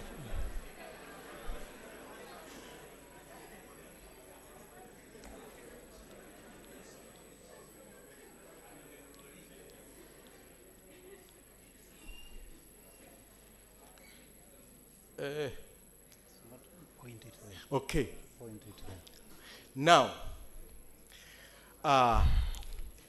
disease has a medical or biological way of explaining it. It might have a cultural, spiritual way of explaining the same. I'm fortunate that I'm good in both. But the unfortunate part is that those who are good in biomedical are very ignorant in the other side. Those who are good in spiritual culture are completely green in biomedical. So having an interaction within the two systems is the best we can achieve as a country. It is the best we can achieve. And to me, at my institute, I'm fortunate that I get people from different fields, medical doctors, pharmacists, social scientists, and I think we first met when you visited Buija, was it you or somebody? But at the end of it, I would like just to spend a bit time that's the conceptual framework I used for my PhD.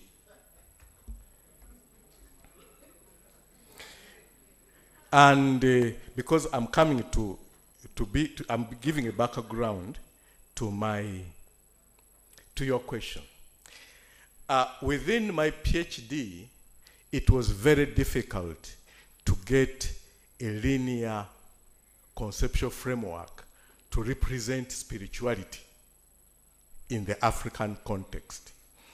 Because for my PhD, I was studying about spirits of the dead, mizimu, worker spirits, mayembe, mystical ancestral spirits, misambwa, and misambwa turned out to be much more detailed than I expected.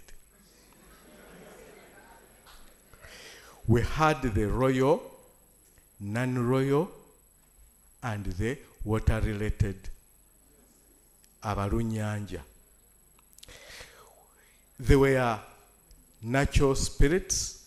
Among the natural spirits, eriyo abalongo, eriyo emisangwa, ne katonda. Ne katonda, I want to specifically put that. Nani? What I learned a bit out of that, katonda seems to be different from God.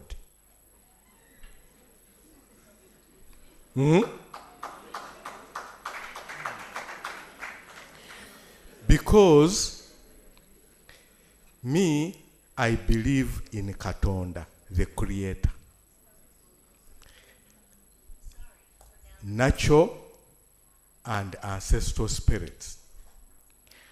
But people believe in God, that word God. Look at how it was developed. Because God is not a natural word. It was just consented upon. It has its history. When you look at the history or the chronology of God, you will be disappointed. It's not the God you are looking at.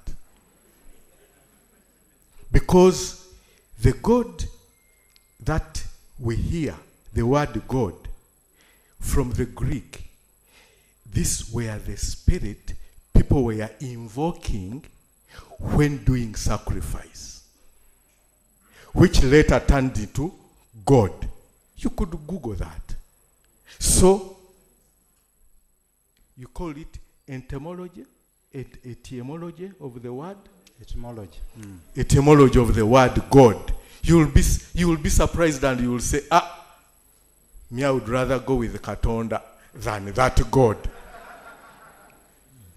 Because for us in Katonda, it is the creator who created the natural world, who created the creation, fetukiriza mu Katonda eyakola obutonde n'ebitonde.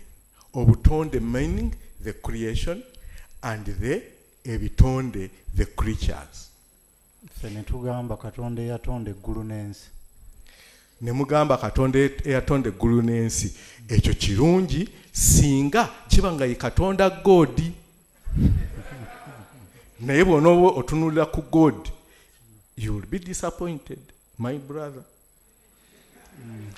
So now, when you look at that, now let me go to, this is the conceptual framework I used. And yes. No. Now, within my first objective was to look at actually what do we mean by illness, health, and disease. Because as a spiritual healer in medical school, I find what they call disease. In medical school, we don't really tell the difference between illness and disease. We take them to be almost the same. traditionalists have very distinctive definitions of illness and disease. Now, disease, obulwadde. Illness, olumbe. Disease is caused by organisms, physiological changes, or physical damage. Illness is caused by ancestral spirits, cultural issues, or witchcraft, area of my interest. And then body structures, what is primarily affected on you as an individual? When you have a disease, it is the body structure, body organ, or their physiological functions.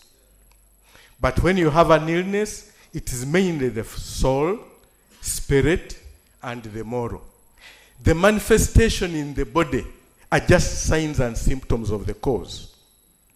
And then, when you are looking at the management process within disease, we give medicines to kill the causing organisms, or do surgery to remove the body damaged part.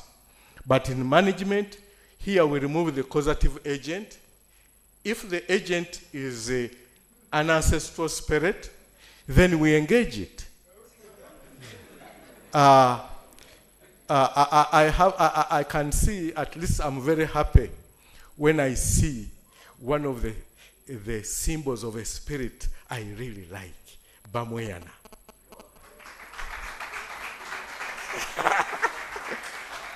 May we please lift that cap a bit? That spirit, the representation of that spirit. So you engage with the spirit. And these spirits torment us because we are stubborn. Engage with the spirit and say, by the way, what's the problem? An ancestral spirit will say, the problem is the name. And then what is the name? This one is called Chiwanuka, or is Musisi. But it doesn't really vibrate with Musisi. What I want him to do is to vibrate with his name. Or otherwise, he drops it. You are stuck with the name, but you don't know what it means. So, if rituals and ceremonies, I feel at times embarrassed when we do rituals and ceremonies, but we don't understand what a ritual is. A ritual and a ceremony are different. A ritual or a ceremony, you can arrange a program, what follows, up to the end, and you know the end result. But for a ritual, no. A ritual, you can arrange the steps, 1, 2, 3. Thereafter, you are not in control. If you stay in control, then that's not a ritual. A ritual, you only start it. It is self-propelling. That's a proper ritual. But if you can determine the process from the beginning to the end, that's not a ritual.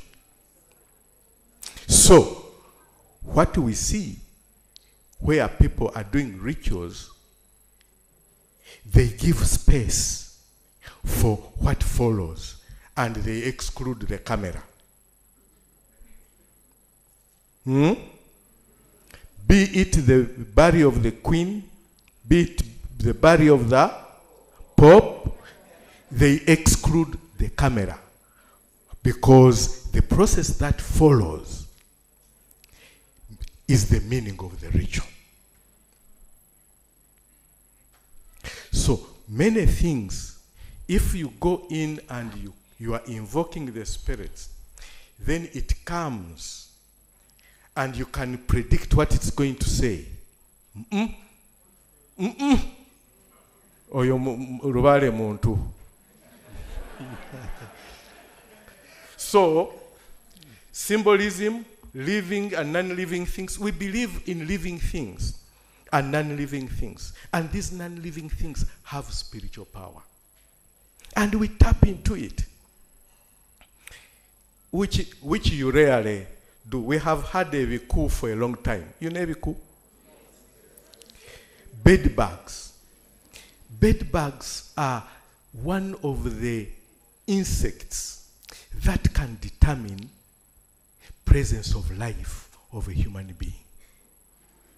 Ekikute kiruma mufu. Ekikute kiruma muki? Mufu. And because it can detect the presence of life, when we use it, we can use it to maintain life. So do you use bed bugs in diagnosis? I don't use bed bugs in diagnosis, but I can use some of their elements in management. How? How? Now, or that is behind the camera now. No. I can give the principle.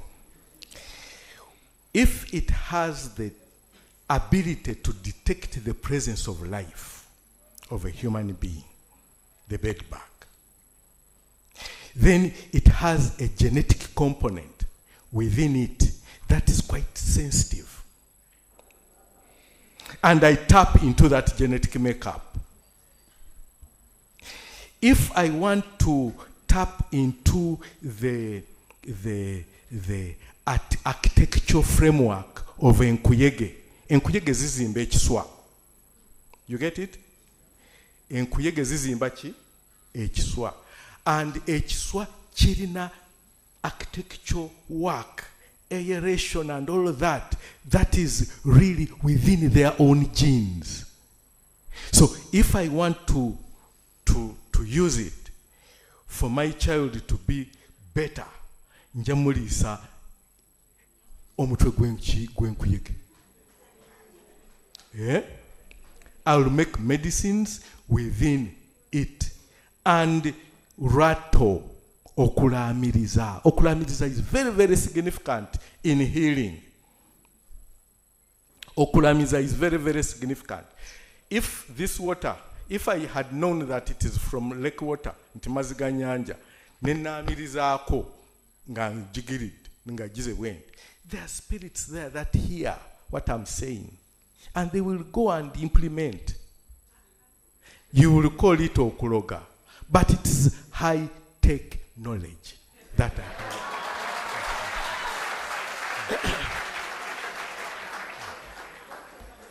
And I use it knowledgeably, not haphazardly. Knowledgeably. Biki by'osobola okuloga, for example? Waliwo,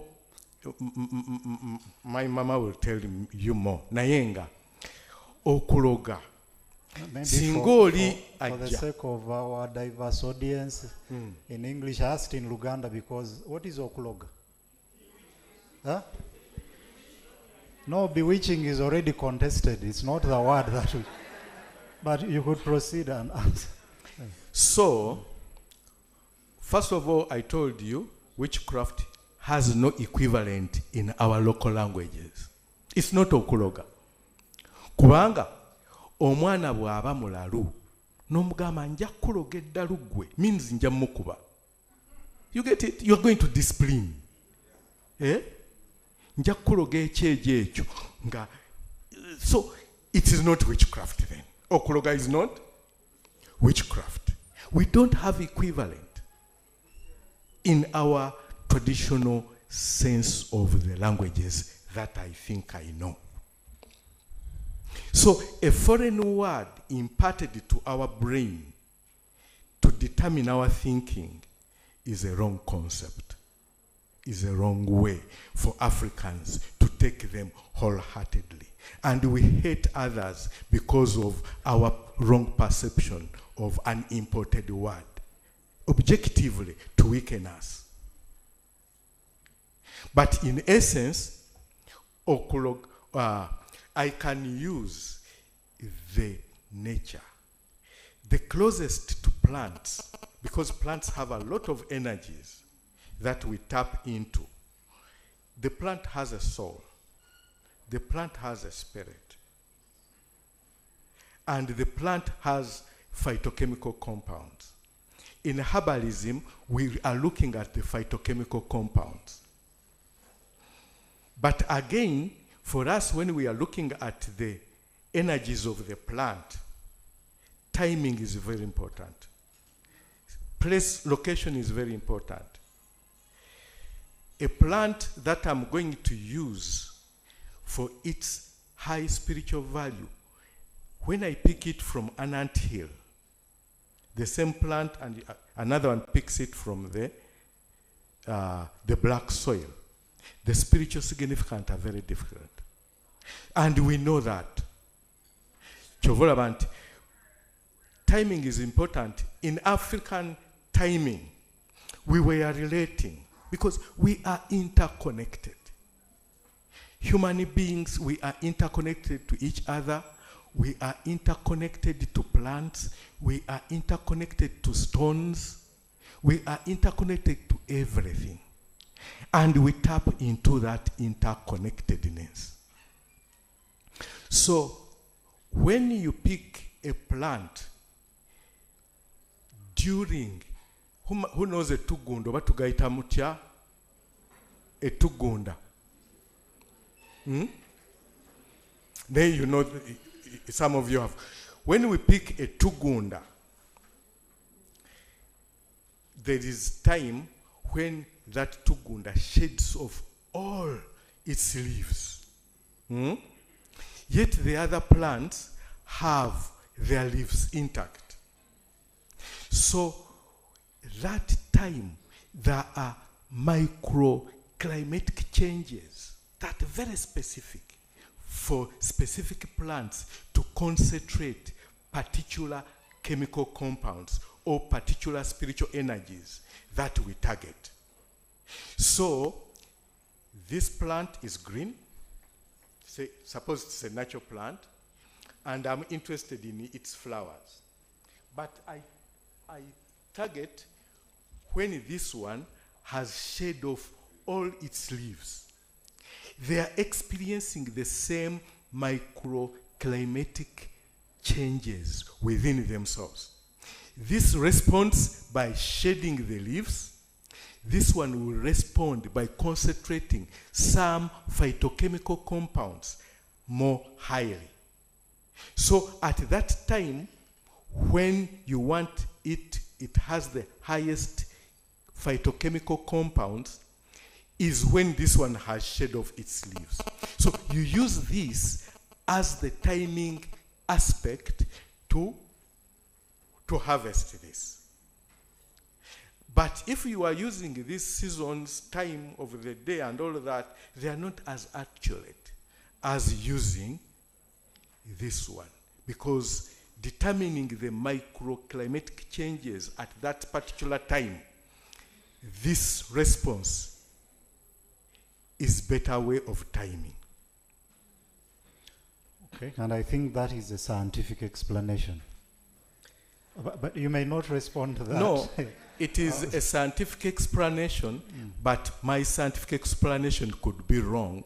But in any case, I use it when those things happen.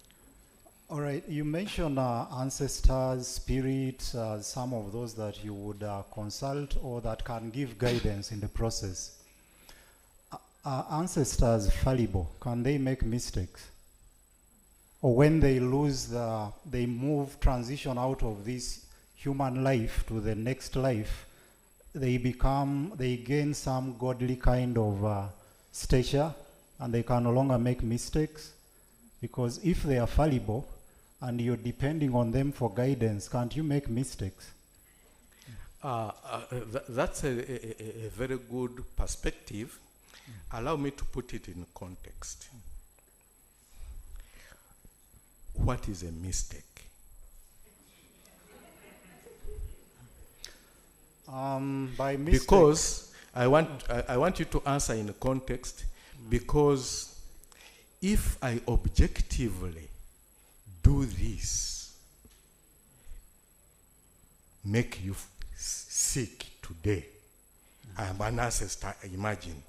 If I know that when you go out, you are going to have an accident, and I want to avoid you using your car to go, and then I'm a spirit, I cause you diarrhea, and you feel unstable and you can't spend 20 minutes with your ass closed properly. Then you decide not to go to work. Have I made a mistake? I think that's different. But you give a difficult example to respond to. But the question is, for instance, if I have cancer, a particular kind of cancer, let's say cancer of the throat, I go to a diviner, I don't know whether that would be the right word, for consultation. The diviner tells me that that is caused by your, usually it's what? Huh?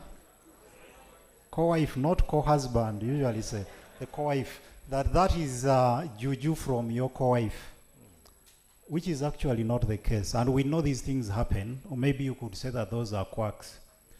The spirit that has led this person, this diviner, to tell me that, has it made a mistake, or it is just someone claiming to be possessed when they are not?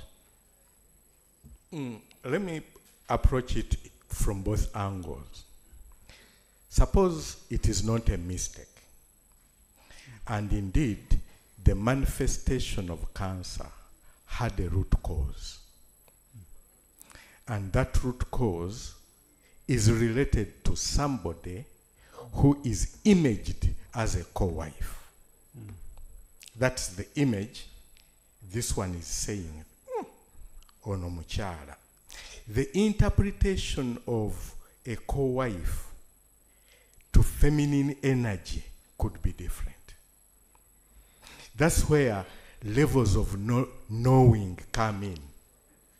Because I could divine and see that actually the cause is a female. And to me, I know we have feminine and masculine energies. The cause to a cancer.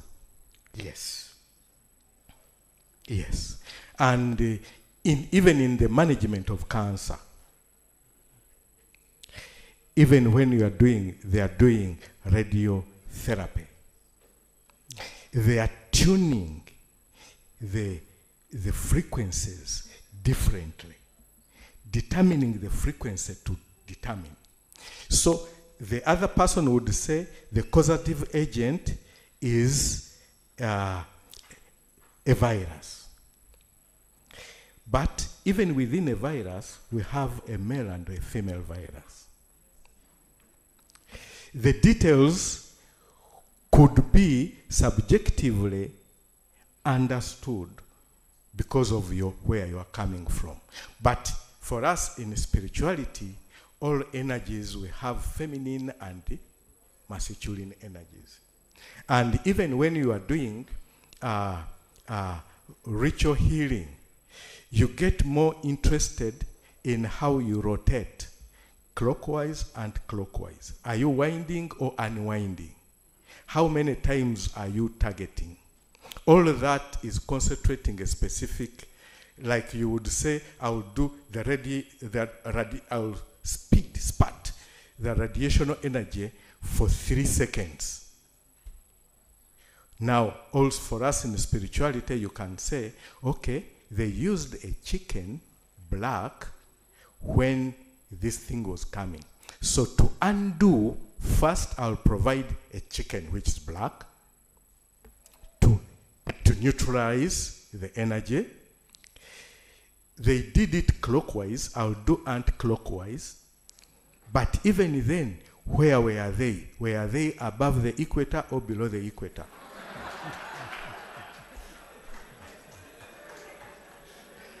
because you are aware about rotations above and below.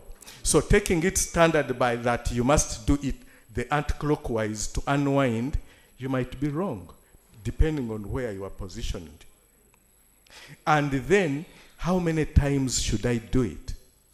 What determines the number of times? 9 is a good number. A multiple of 3 is another good number. 7 is a particular number for specific eye elements. And that one is also a principle in numerology. When you go into numerology, numbers have different spiritual values. Even when you are doing the palmistry, we can read through. And there is a lot of information here. And when I was in medical school and I was looking at the we were looking at the microscope for the first time, we were told the eye sees what it knows. Thank you. Thank you. The eye sees what it knows. But I'm seeing people I don't know here. Maybe I'm saying people because I have the idea of people in mind. No, but you can't see the spirits because you don't see the spirits. But I see them. Yes, I know you're seeing Bamwe and I'm also seeing him. Yeah, but that said, as we come to a close of this session so that we get questions from the audience, the element of darkness, the element of mysticism, which we see a lot in traditional spirituality. You partly alluded to it, you've explained a bit of it, where you have to go behind the camera. But usually where there is a lot of mysticism, it also creates room for many people to hide there. It creates a lot of room for lies. So the practice where, for instance, if one goes to the shrine, the door has to be closed and everything has to be done with some degree of darkness, and there is also a bit of fear there. The environment, maybe there are bones, there are skins of a leopard. I'm not talking about yours. A skin of a leopard, of different animals. Yes, I know you could say they have certain cultural significances, that every object there has a particular meaning, of which I wanted to connect to your answer, that it seems in your explanation everything can be given meaning. Whether the meaning comes prior or after the thing is a different thing. But that element of fear, the items that you find in the environment, the spaces of divination, what is the purpose? Thank you very much. Now, ladies and gentlemen, I'm a dental surgeon. And the elements in dental surgery are knives, grills, machines. To everybody, a dental surgeon's place is scary. Should we change them because some people will be scared? So the answer will be no. There are scientific issues. In African scientific spirituality, let us look at it this way. Me, in my spiritual practice, I see better when I close my eyes. When I'm open like this, I'm distracted. When I close my eyes like this, I can actually see. I can be closing like this and I go into your sitting room. And I can say this, this, this. So, sight is obstructive to me in my spiritual practice. That's why even when we are praying to Katonda, many people close their eyes to cut out the obstruction. Now, darkness is very instrumental in spirituality because it provides a higher concentration of the spiritual elements that we were engaging with. And even then, these spiritual elements we are engaging with are enticed by drumming, singing, because when we sing, these people who are drumming, they are giving provocative information to the spiritual entities. Bw'oba oli muzimu ddala jangu, bw'oba oli muzimu ddala jangu. So, bw'oba toli muzimu genda. And for you, you are interested in the music, the spirit is interested in the wording. And we are using the wording to filter which spirit should come nearer and which spirit should go far. And if we are to change the spirit that had come first and nearer, we would want it to go to the periphery. We change the tune of the wording. Era enyimba z'emizimu za mizimu, ez'amayembe za mayembe, ez'emisambwa za misambwa. And we have a particular way of ensengeka yajo. And the knowledgeable drummist, we are interested in that particular okusengeka kwabyo. Meaning, darkness is not negative. It's not like dark death, which was put in the second plague issues. So, darkness is an appropriate environment for specific entities that we interact with objectively. Oh, all right. Abasamize ndabo nabamwenya mu audience. And it appears a number of them came. Now, the last is to do with ethics. I think one of the reasons many people are opposed to what is called or what is known as witchcraft is because of the possibility or the powers of doing bad. In my understanding of God or the divine, I wouldn't expect the divine to do bad or something that is related to God to at the same time be the cause of bad or evil. Is there any ethics that guides how you interact with the spirits, whether to cause evil or not to cause evil? And of course, that also relates to the other question. Can spirits... Let us go one by one. Yeah, but let me just summarize. Can spirits be evil? Can spirits do bad? If I go to a diviner and I want to harm Dr. Kamunyu, I say, let this and this happen to Dr. Kamunyu. What am I summoning to cause that ill? Is it a god? Is it a particular spirit? And is that spirit open to anything asked of it, whether bad or good, or there are certain limits?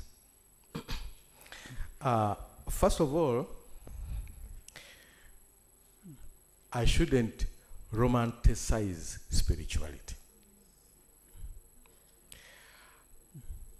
Spirituality can be used wrongly.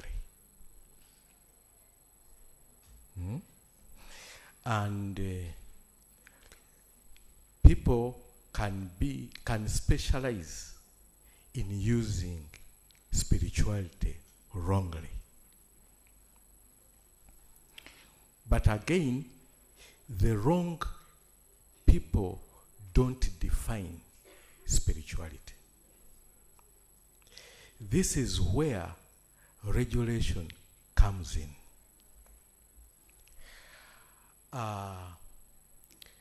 When I was doing my master's, my research topic was on the relevancy, the prevalence of use of traditional medicine by patients under palliative care. Palliative care means you have a disease that is not likely to cure soon, and or for it to cure is not an issue, but to keep going with it. So you are under palliative management. And also the patients under hospice, by then it was in March, India. Now, I was in Bugema University. And during that time, I had a rough time defending my proposal because it was thought to be witchcraft. I had to engage other professors, especially Professor Merriman from Hospice Africa, to have my proposal accepted. But even then, when it was towards being accepted, they told me, but traditional medicine is illegal in the country. So even when you do it, it is illegal. That is what prompted me to do law immediately after my master's.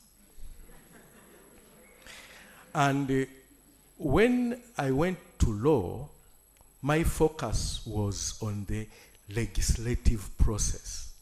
So my research was who matters most in determining the law. So I appreciated that actually we were targeting the wrong people.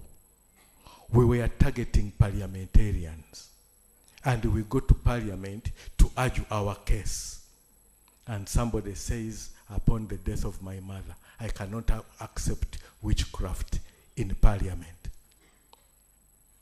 But during the study of law, I appreciated that, no, it is the draftspeople who are most important.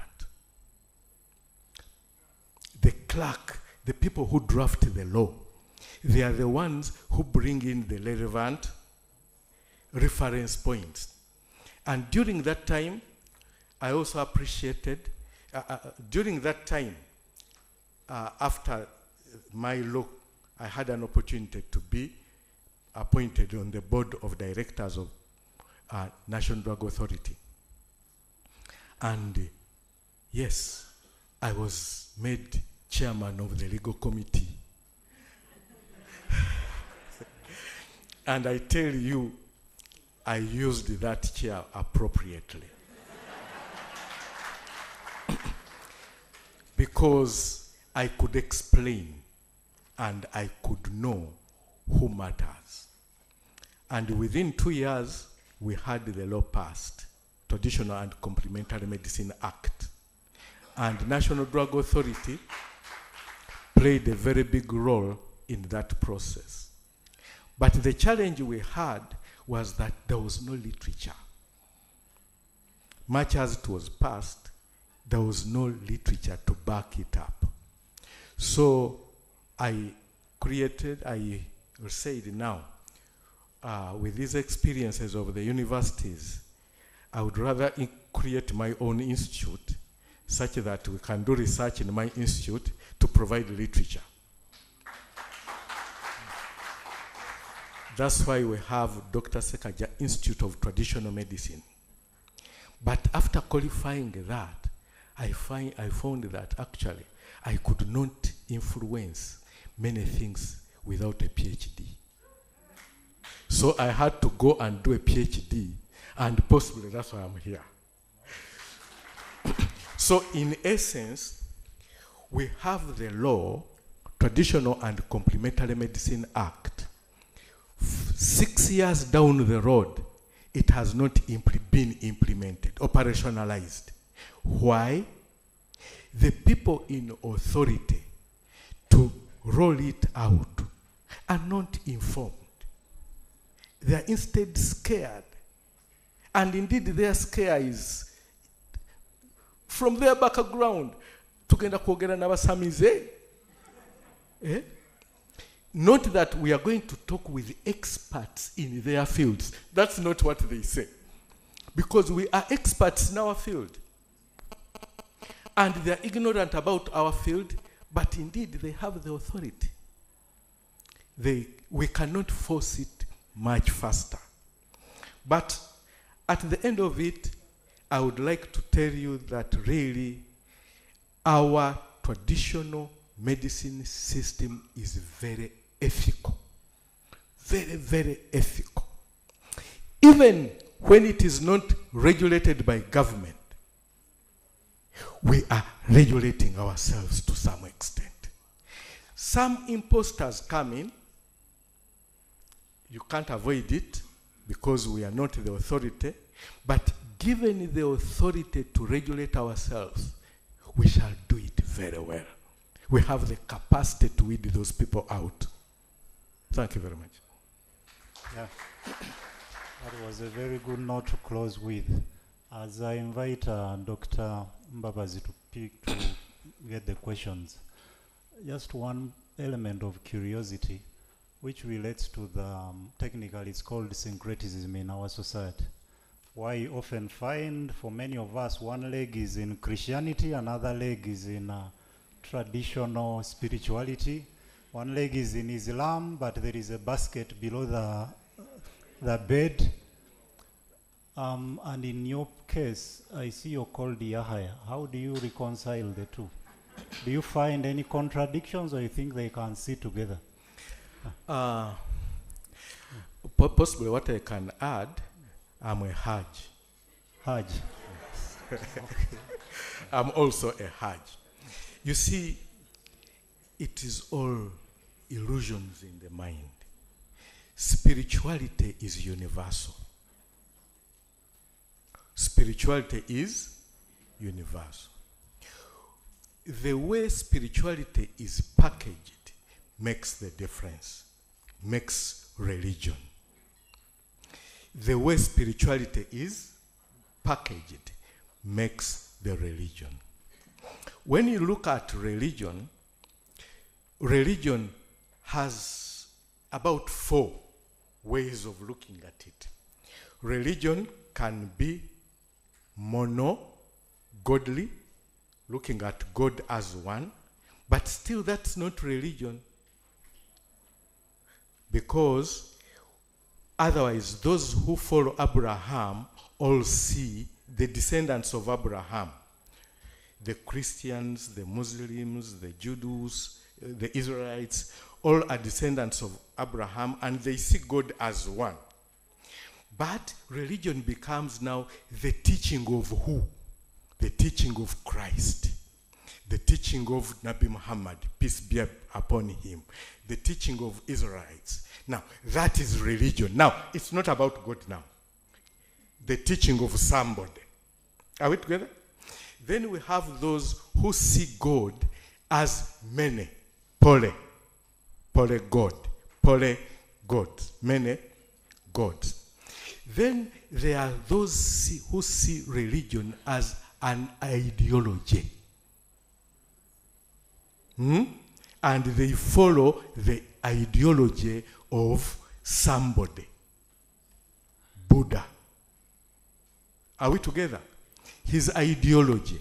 And then there are those of us who have religion as geographical entities. African religion, Japanese religion, Chinese religion, and those are tribal. But to me, all those are ways of getting understanding to the same. But otherwise, I'm an African. I cannot change. I'm an African, and I really follow the Muhammad way of looking at God. But I'm also interested in the different ideologies. On how, when you look at the ideological religion, the way ideological religions, all of them, when combined together, make greater sense. To me, I would look at, is it the Baha'i which says all religions should be into one, because actually the essence is the same. So mysticism religion, having this or the other, when you separate them, to me you have lost the point. Because I'm an African, I have, and that being African, I didn't choose it. God decided, and I don't know, Katonda yakole ensobi what yagikola, I don't know. I am. I will begin from there. But again, I have a way, a free will. So that free will not take away my Africaniste in me. So I will do what is African, and my free will can take me anywhere. Today I'm this, tomorrow I can change, go there, and I will go by convenience, but I have no option about being an African. Alhamdulillah. I'm back.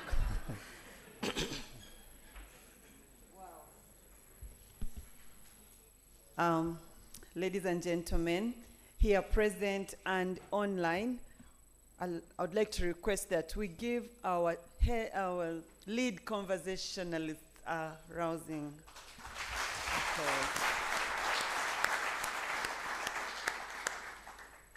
applause. That conversation was so insightful. I'm sure everybody has picked a thing or two, and now I don't want to do the usual things of eating into time that many MCs like to do. I would like to allow you an opportunity to ask questions. Like we said from the beginning, this is, you know, an opportunity for us to share knowledge. So many things have been touched, and, you know, from plants to the galaxy, to spirits, to law, to medicine, to ethics. So everybody has something to reckon with. Everybody has something to reflect on. And now, allow me invite you to share in your reflections, questions, and contribute to this conversation. The hands are many already. Who has the mic? Can it please... anybody wanting to volunteer, take around the mic? So let me see how to do this. I'll begin with the lady there. These things, I'm not being selfish, but that's okay, I think. And then, gentleman here, number 2, number 3, number 3, number 4, Dr. Kamunyu. Number 4, Dr. Kamunyu. Number 5 in black. Number 5. I'm trying to see how to manage this. Number 5. So number 5, number 6, number 7, number 8, number 9, number 10. Let's first handle those, and then I'll take the second round.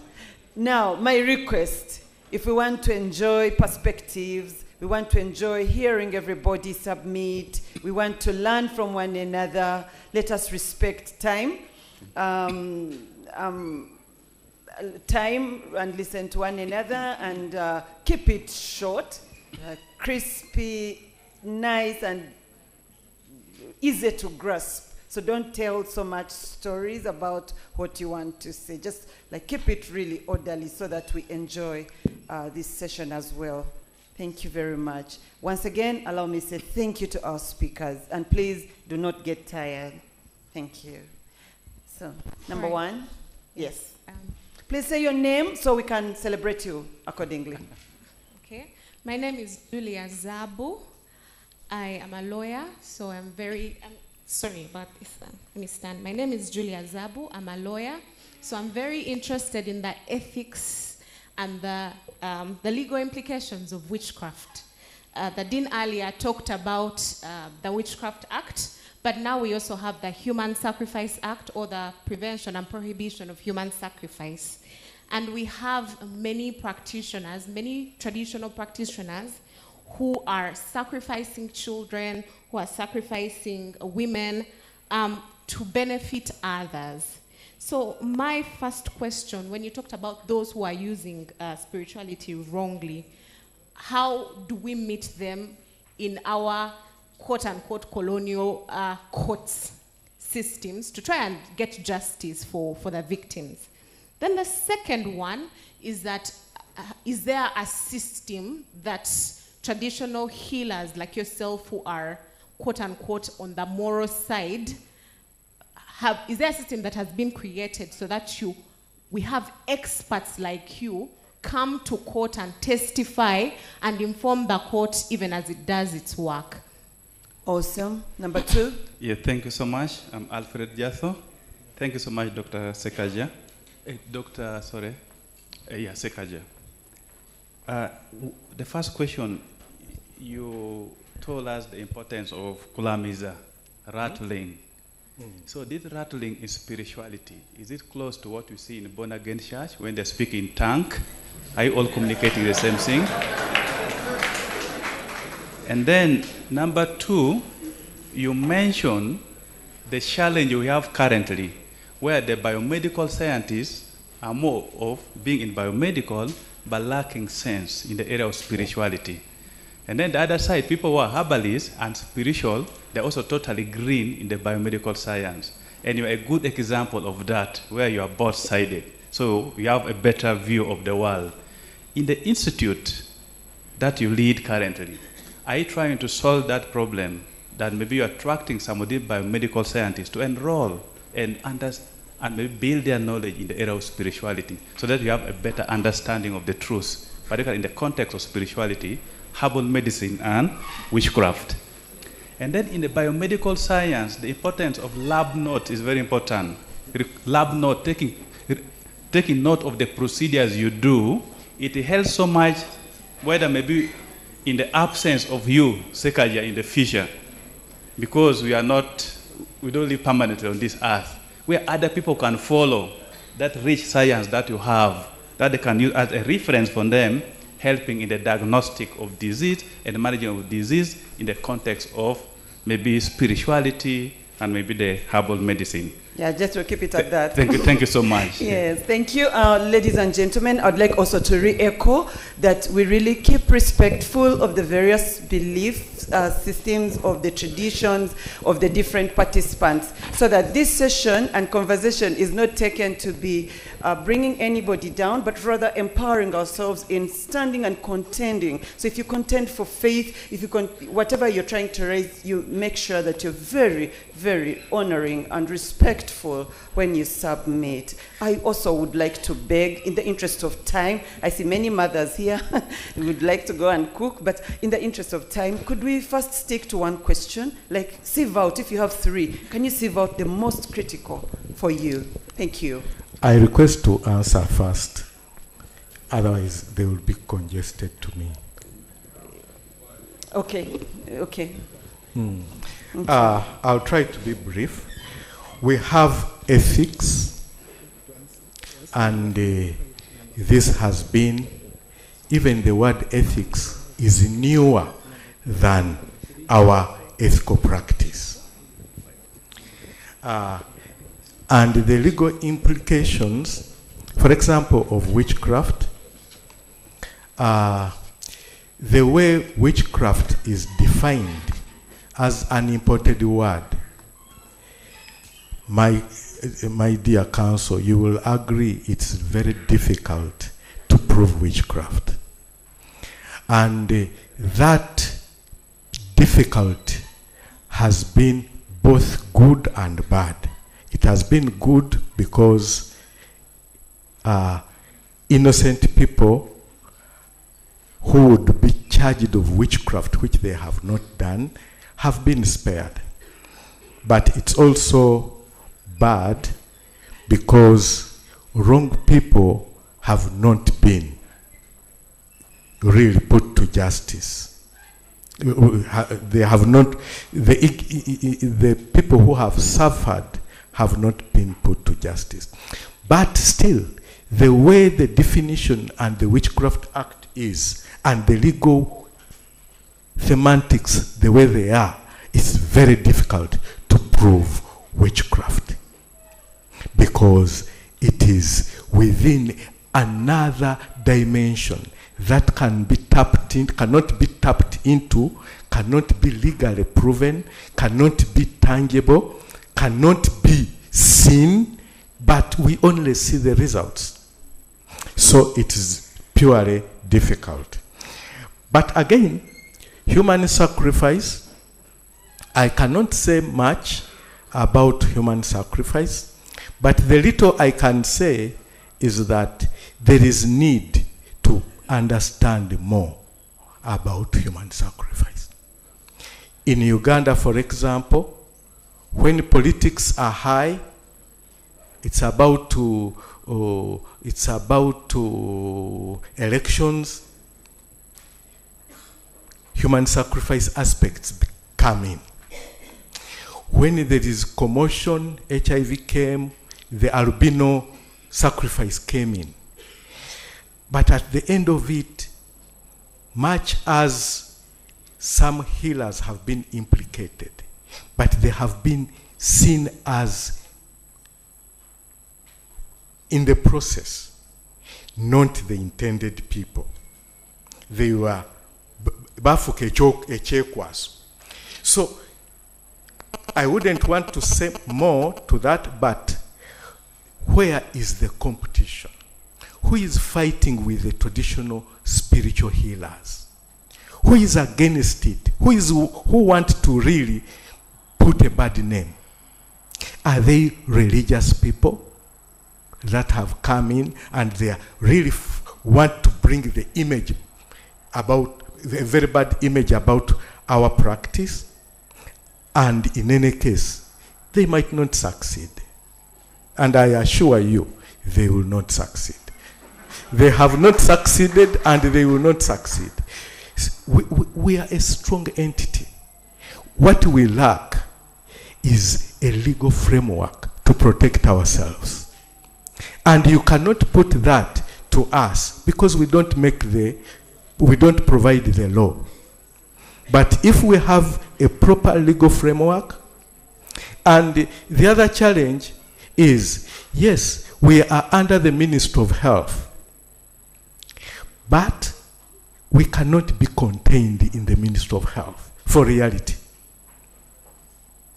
We have many cultural aspects than health-related aspects.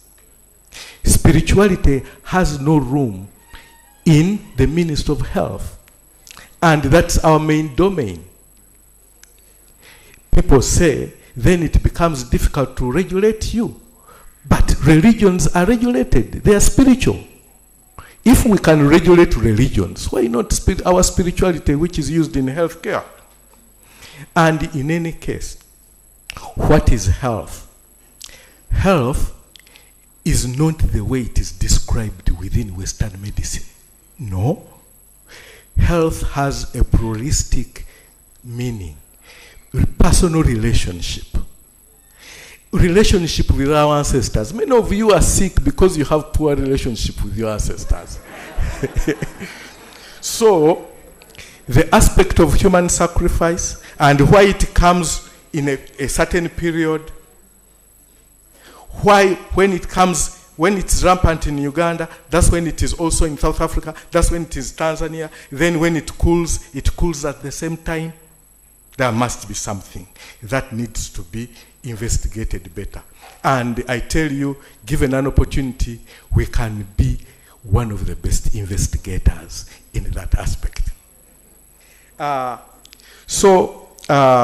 Kulamiriza. Kulamiriza, speaking in tongues. That means the words being spoken are not understood by that community, which means the words are foreign to that community. So, what the people say in speaking in tongues, those tongues are not tongues to where they came from. They're actual words, kulamiriza, which if we do it here in our local languages, you will understand. If you take it to Europe, it will be speaking in tongues. So, institute, yes. the aspect of institute of the institute I had is actually to put in context our African values, our values in health, to put in context, to illuminate the limits of Western medicine to some extent, the African values, and we re-evaluate our values. And indeed, we need to. Given an opportunity, many students who have passed through my institute have testified to the knowledge they gained. And again, in that institute, I have taught more than 5,000 healers who have passed through my institute, and the training was free. And what I was doing was that I have some of the people who have assisted me here in the process. Even I would like to acknowledge the person who designed this attire for me is in this conference. Thank you very much. So, in some aspects, we need to reorient ourselves and appreciate our values differently. And much of the work has been written. I can see, I don't know if Dr. Isiko is around. Aha. Dr. Isiko and Dr. Kanamwanya. Those people, I have struggled with them. They are not easy. Because they study about us. But I'm telling them, please help us to study and write about ourselves. Until Dr. Isiko, we initiate you, you will not understand us. Please accept to be initiated into our practice and then understand us better. And now, lab note. Lab note is to keep records. I tell you, spirituality keeps record. They don't forget. When you see, I'll use Bamweyana today because when you see Bamweyana now, here, and you are the same person to see that entity, Bamweyana, in another district 10 years later, it will remind you where it stopped with you. Are we together? That spiritual entity. Those who know, you can testify to it.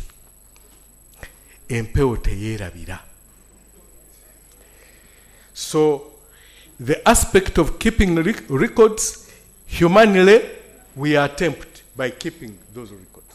Spiritually, we shouldn't get worried. So, diagnosis, spirits help us to diagnose spiritual and soul disease manifestations within our body. We may lack that capacity, but indeed the spirits have that capacity. And indeed, when the expertise some of us get is not really to know, the expertise we get is to know which spiritual entity to engage when. Such that many of you engage a wrong spirit for a right issue. You are engaging Bamweyana, who is really interested in Kutula Diru, in your physical illness. He might not really be that. But when you know that, no, I'm going to the university now for a dialogue, and Dr. Spire is not easy, please keep him low. And you succeed, yes. Well, I should say fire. Okay, we can continue. Okay, so maybe as Dr. Christine picks the others, I can sneak in this which was sent to me directly. The fact that there is no change after over 30 years means these Ugandan ancestors lack power. Yeah. They are in Kamoli. okay, Just a moment, still, you see, no change after how many years? 30, but I don't know change in what, I just see no change. That's good, but again, who is bothered? The spiritual entities could have had, because after colonial system, during the colonial system and afterwards, we might not have had a president who acknowledges the presence of ancestral spirits. So, if this president acknowledged the presence of the spiritual entities, why would they disagree with him?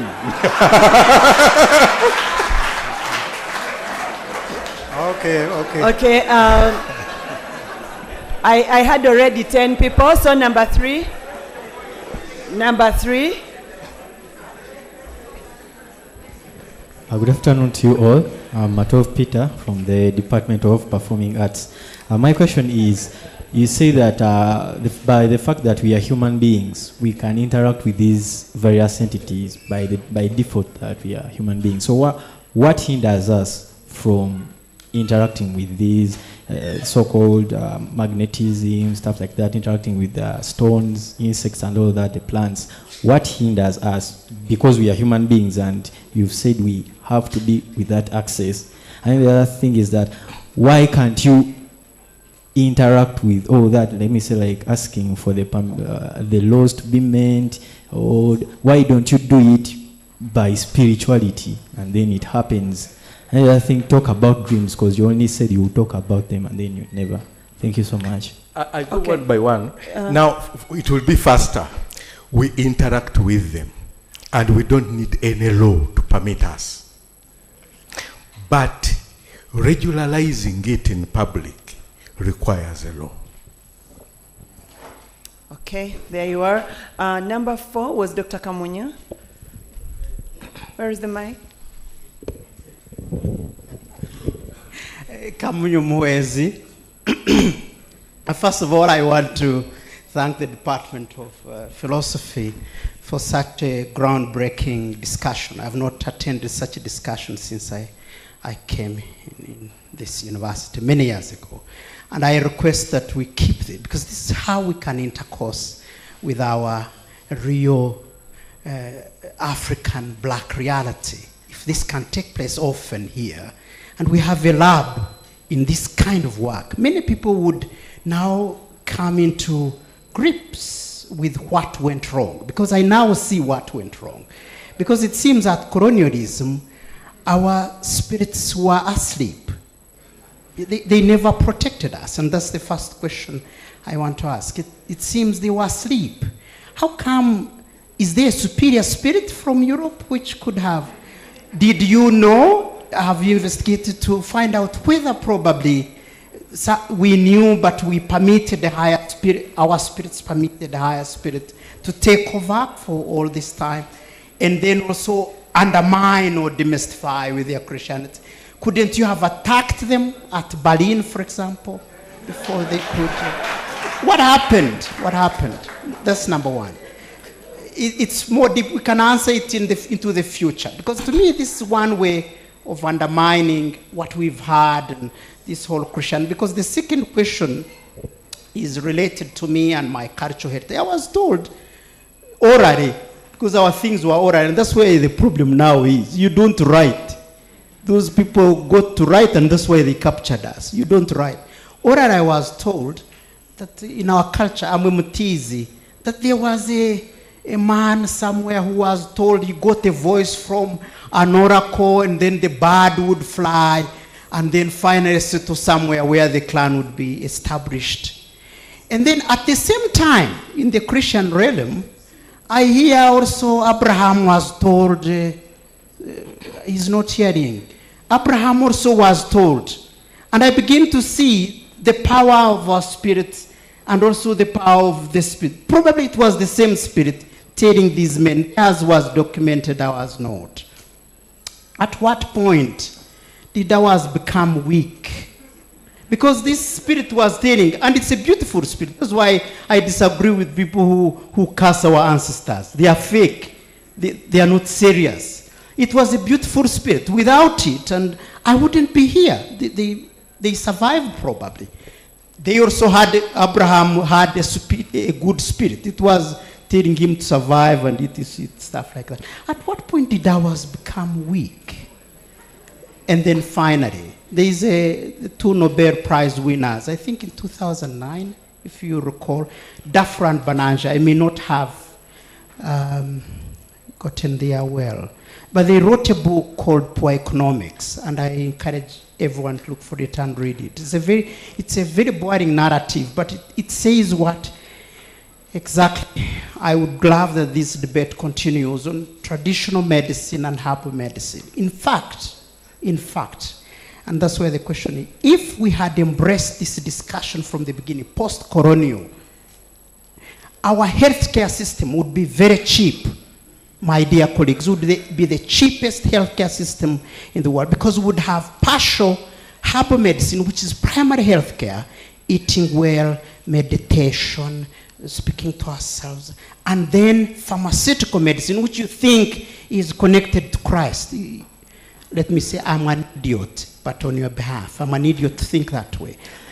And they recommended that actually for Africans to defeat, for developing countries to defeat this evil of pharmaceutical complex controlled by Washington and other capitals, we must implement a dual herbal medicine and spirituality, and the Chinese did it, and people in Asia did it, and then pharmaceutical. And so now the question is, what is stopping you? What are the barriers of getting this done?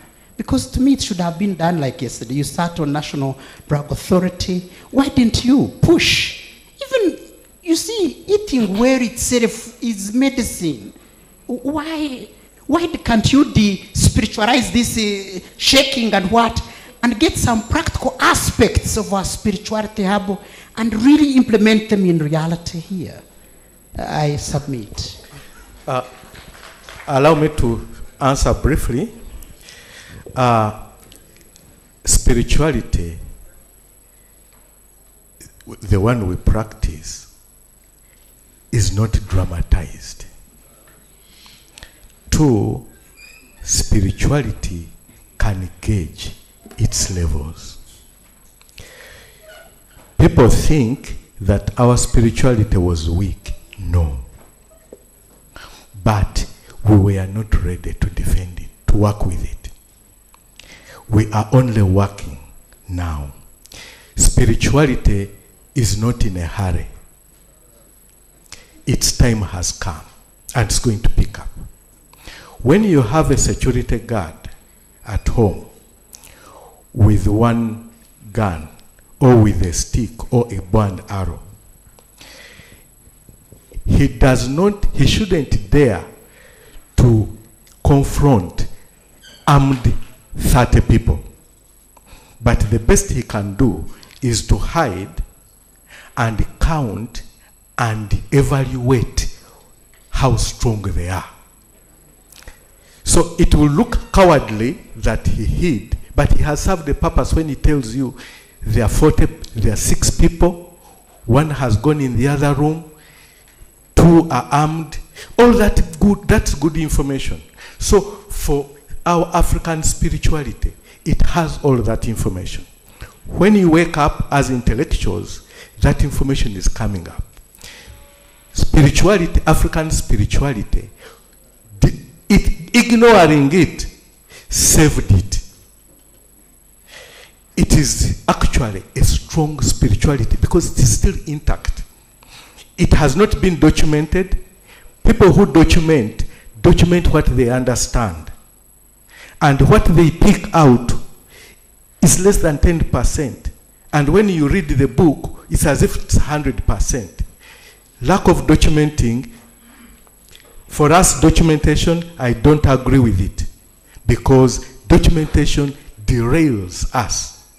Keeping ritual practice active transfers the emotion, the wording, the essence, the values, other than sitting on reading and you read a ritual. No, practicing a ritual is more involving and engaging. So to me, traditional medicine, the way it is defined, by the way, traditional medicine is a new word. It was coined by WHO in 1978 during the Almata conference. We are talking about medical traditions. Each country, each tribe have their own medical traditions on how they kept life. And that has a cultural context. It was during 1978 that they said, now, instead of talking about many medical traditions, let us agree on one word, traditional medicine. But traditional medicine, the way it is defined, does not take away our medical traditions. And for us, our program in Prometra, the organization I'm serving, we are talking about promoting medical traditions. So the legal aspect, legal or not legal, we are there. We don't need permission to practice. In any case, we can't be stopped from practicing. The government has tried, it has failed, and I assure you it is even going to fail more to organize us. But give us the opportunity to organize ourselves. We have the skills to do it. Why even plead for that opportunity? You have the powers. Pardon? You have the powers. Why would you plead for that opportunity? Seize it. You see, Tyson didn't fight in the street because he has powers to fight, so he could fight in the street everywhere. No.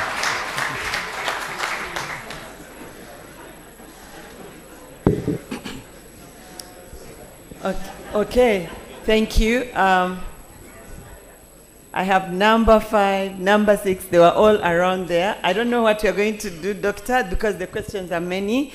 I'm almost sure that we will have to share your contact so that those who have some questions, you can always reach out to Doctor, but let me try yes, number 5. Please be patient because others were chosen before you. Thank you very much. Yes. My name is Robbie Muhumuza. I have one question.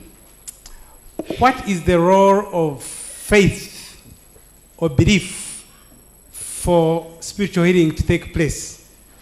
When I have disease, I don't have to believe in malaria or penicillin or the doctor. They give me an injection, I'll be healed. But if I have a spiritual sickness, it's in my soul. For the client or patient to be healed, how much is the role of belief or faith that it will work or in those spirits? And just one at a go.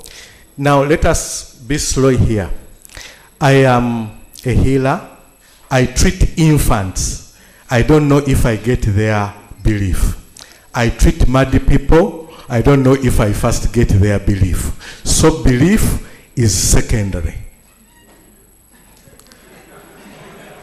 And I also treat people at a distance, remote healing.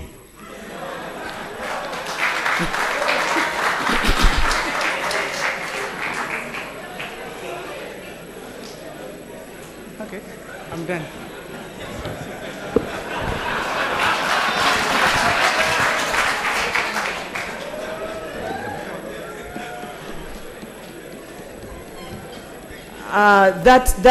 That particular submission reminded me of go and your faith has healed you. So I know that there are many of us who remember that. Yes, please.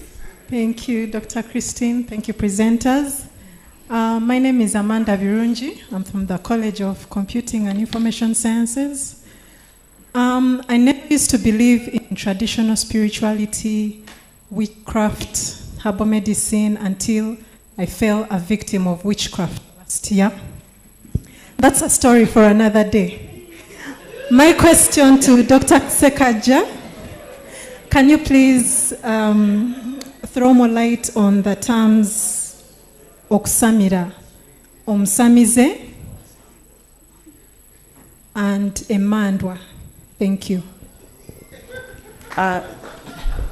Doctor, there's another question on phone. You want to go one by one? I'm sorry about the unfortunate happening, but I have also experience of people who took drugs and got a drug reaction, and the drug burnt all their skin. That was also another experience. I don't know if they would do away with all drugs because they reacted to one. So, okusamira, you see, spirituality can connect with you, can choose you. Ancestral spirits can choose somebody. And that somebody can deny or refuse until forced beyond limits. And finally, possibly accept. But now, harmonizing the relationship between the spirit and you, that process involves many aspects, from anointment, then exploration of ancestral spirit, or kwazalubale, then after that, apprenticeship and training, okutendekebwa, and then the pass out. All of those processes are part of harmonizing the process. To some, they involve engaging with the spirit. So engaging with the spirit, to me, in my small understanding, is okusamira. And I think that's it. Then, I think that's it. Emandwa, these are different ways of expressing the same. Different languages have different commonality. Before you specify nti guno muzimu, lino jembe, ono guno musambwa, oba musange, zonna genoterm osochita rubale in a certain language. Osozita emandwa. It's an embracing terminology. But there are specifics within those. It's like we study medicine and then we say, no, one is in embryology, another one is in this, but all in all, it's medicine. Okay, Doctor, there is a question regarding your earlier comment. You said you'd talk about dreams, but you didn't go there that much. So I have a question here, and another person had alluded to that. So maybe as you take one question, when answering, you can also make a comment on dreams. So number 7. Allow me to give dreams. You see, dreams are very important aspects of ancestral communication to us. Dreams are in context. You put a dream in context. They are not universal. Dreams can be oriented, and there are various categories of dreams. A dream could be a simple dream. It was mupira gwa Arsenal, and you dream about Arsenal. It could be telepathic. Telepathic means you could dream somebody getting involved in an accident. Within the dream, you go in to help, and within that dream, you rescue that person, the others die. Then, out of the dream, you say, hey, I dreamt this. You ring somebody. Do you know what? He tells you, I got an accident and all the people died. So you had a telepathic dream. You had an intervention within a dream. Your spirit actually went and helped. So that's a telepathic dream. We have a prophetic dream, a dream that can tell you something that is to come. A dream can be retrospective, current, or prospective, prophetic. A dream, we can have a therapeutic dream where you dream your judge are coming, you have been sick for about 6 months, medicines have failed, then you dream your judge are coming, taking you to around the a river, bathing you, and then after in the morning, you wake up and you say, what happened? But that sickness has gone. That's a therapeutic dream. We have lucid dreams. This is when you dream going to a place. You even walk to that place in the dream, sleepwalking. You actually go and cook the food, and you eat it and you go and sleep. So that's a lucid dream. We can help you to even intervene at that level. If you are going to cook beans, we help you to intervene and you cook meat. So at that level, then we have collective dreams. This is where you have part of the dream, another one gets another piece of the dream, another one gets another piece of the dream. When you share the dream, then the dream becomes collective. And then the dream makes a meaning. Then we have common dreams. You dream the same thing today. He dreams it, the other one dreams it. Then it is the same dream, but having different outlets. So we have dreams. You have to categorize the dream, understand it, get the information before you interpret it. And before you categorize the dream, whether this therapeutic, whether it is this, we make many mistakes there. But otherwise, dreams are very significant and they are helping us a lot in treatment. Okay, number 7, number 8. Thank you very much, doctors. It is from your explanation and the dialogue, it is as if spirituality may take shape and become very important in Africa. Now, I know the challenges you have been getting in making sure that a policy or law is enacted about spirituality is because evidences have not been put in place to back up this. I would like you to help us highlight what does it take to acquire spirituality so that we can be able to maybe gain from the little basic components it takes. Then with the experiences, we can use it, then we can be able to defend it. Thank you. Acquiring spiritual experience, initially, to become spiritual, we are all spiritual. But spiritual as a profession, you need to be anointed. The anointing force could be yours. I don't know the anointing force, but after the anointment, you go through a process. But the most significant aspect is your intuition. Intuition is very, very informative. Intuition is very intelligent. You see somebody, you get an intuitive thought which is right. You start rationalizing that intuition, you get derailed. So intuition, sharpening the intuition, taming it, nurturing it becomes one of the ways you become spiritual. Okay, number 7, number 8. Number 8. Yes. Thank you very much, and I appreciate everyone who has heard this call and attended. My name is Sechiziv Hamdan. I'm from Islamic University in Uganda, MIT. You're welcome. I wanted to appreciate the fact he said that the Abrahamic, the Christ, the Muslims, the Buddha.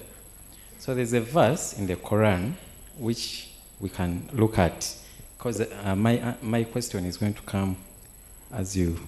There's a verse in Surah Hujurat 49:13. Allah says, "O humanity, indeed we created you from a male and a female, and made you peoples and tribes so that you may get to know one another. Surely the most noble of you in the sight of Allah is the most righteous among you." Full stop. Another one, because we are going to package. Another one says, it's about Quran 91, 8-10. Allah says, فَأَلْهَمَهَا فُجُورَهَا وَتَقْوَاهَا. He says that He has made your soul originally pure and can distinguish between the right and the wrong. Then the other one, which is 91:1, says, "Read in the name of your Lord who created you." So the reason as to why I came to be in this is, man, Allah says, you read.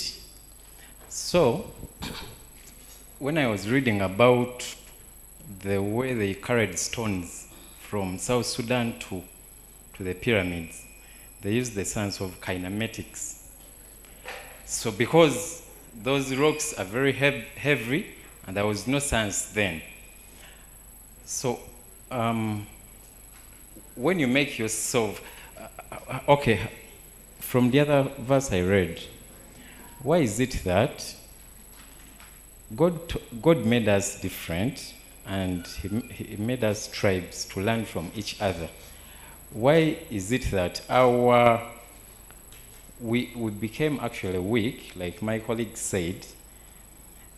We are very strong because every society has what it heals it. In fact, your medicine heals you more than the medicine from China, because, like he said, nature is in balance. That the Ugandan medicine is more applicable to you, the Ugandan, than to the Chinese. But Allah says, we have made you different so that you can learn from what? Each other. So we would have like our medicine where we have gaps to cover it. So the issue is, me, I'm looking at herbal medicine. Why is it that, or what can we do so that we create more research in our medicine, so that, as he said, we lower the bills? Because they tell you, when you eat, when you have like an orange, or if you have like lemon water, yes, lemon water, you don't get malaria. Yeah? So what have you done in your circumferences to make herbal medicine like usable and popular, so that people do not rely on the other medicines? Thank you. Thank you very much. Now, let us look at popularity of a medical system. Is traditional medicine in Africa not popular when it is used by 80% of the population? Yes? Is traditional medicine in Africa not popular when we acknowledge that it is used by 80% of the population? So those of us who think that it's not popular are the elites, less than 10%. But the population use traditional medicine, not herbal medicine per se. What you want to popularize is herbalism. But traditional African medicine is very popular. And in any case, this Western medicine is of recent. Herbalism is a very young chapter in medicine. very, very young, less than 600 years. But traditional medicine in its totality, with its invisible forces being used, it is only that the percentage has failed even to reach 50% of the people. Western medicine has not served us enough. Traditional medicine, I tell you, is very strong because it is not funded. We don't have legal backup. The academics, educated people are against it. Religious people are against it. Rich people are against it. But it is serving 80% of the population. At least 60% of the population in Uganda. Then what do we need? It is just a mindset. You to appreciate that actually we have the value which we need to revalue to be of greater value to us.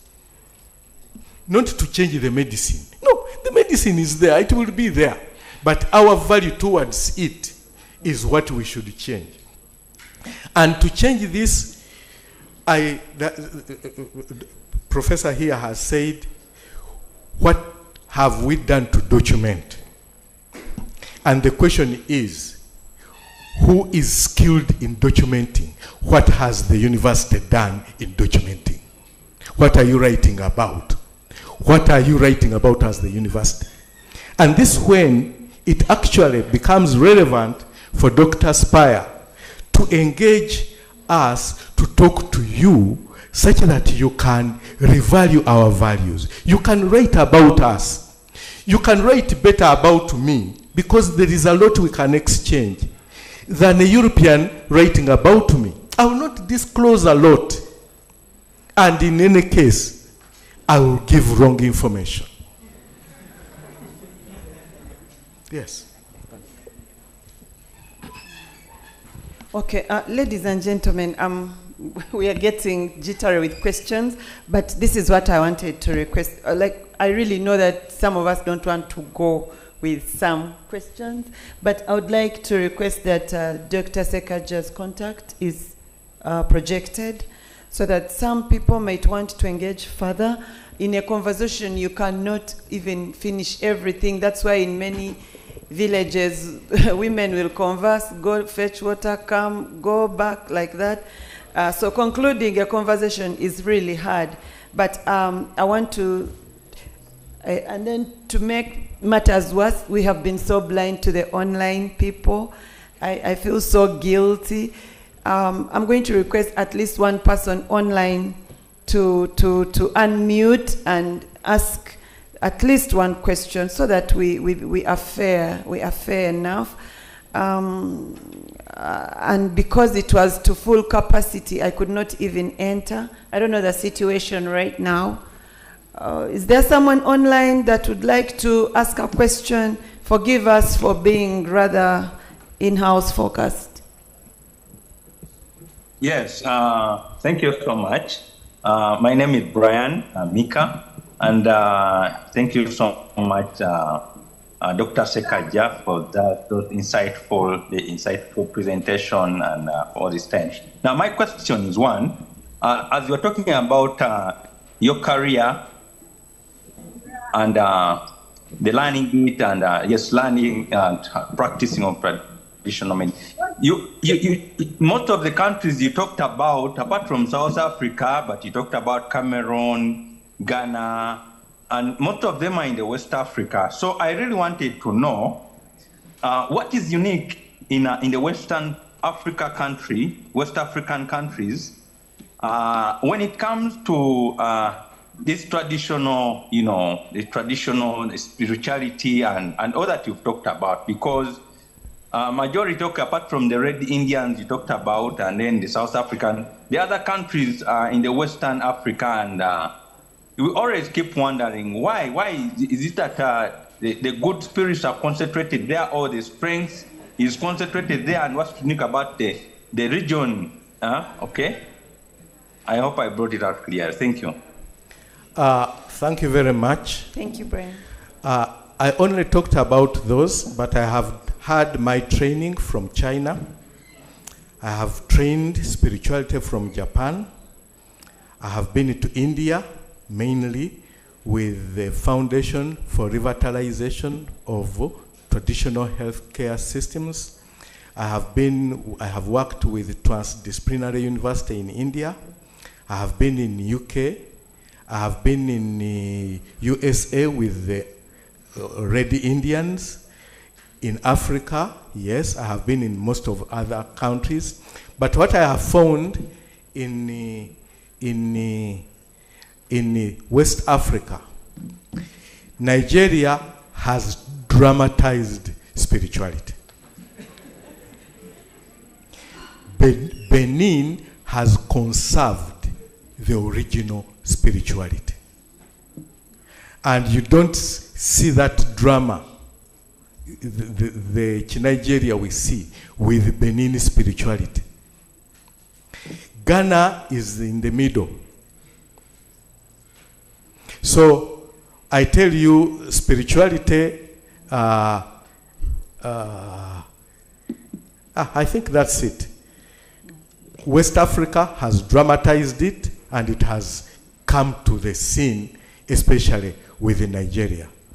South Africa have gone to the real core of traditional medicine and spirituality. And it was last week, one of my friends, we have been together, have gone to her training, has been made the chairman of the Interim Council for Traditional and Complementary Medicine in South Africa. Here in Uganda, the Traditional and Complementary Medicine Council has not yet been formed. So, Yeah. thank you. Thank you, Doctor. Professor Mugaga, online. Yeah, thank you very much. Thank you to Dr. Spire and Sekagya. My question is one. Why is it that those traditional practitioners use the scare and frightening approach, even in their voice, and then the tuberculosis, nails of chimpanzees, nails of goats, and so forth? Why do they use the scare tactic if they want people to approach them with decency and decorum? Thank you very much. Thank you, Prof. They use their methods of approach, which we interpret differently.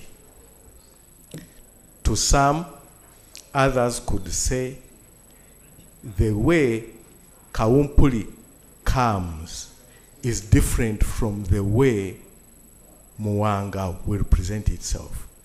So those particularities help us to identify who is who. And those of us who are knowledgeable are not scared, because the particularities of particular spirits are important, and we follow the particularities of those spirits with their different characteristics, presentations, and then we gauge what to present to them from a knowledgeable point of view. You could look at it as a scare, that's your view. But to me, it's not a scare. Yeah, but is it true that they even beat in shrines? That those spirits can beat you if maybe you don't sit properly? What I know, spirits can discipline.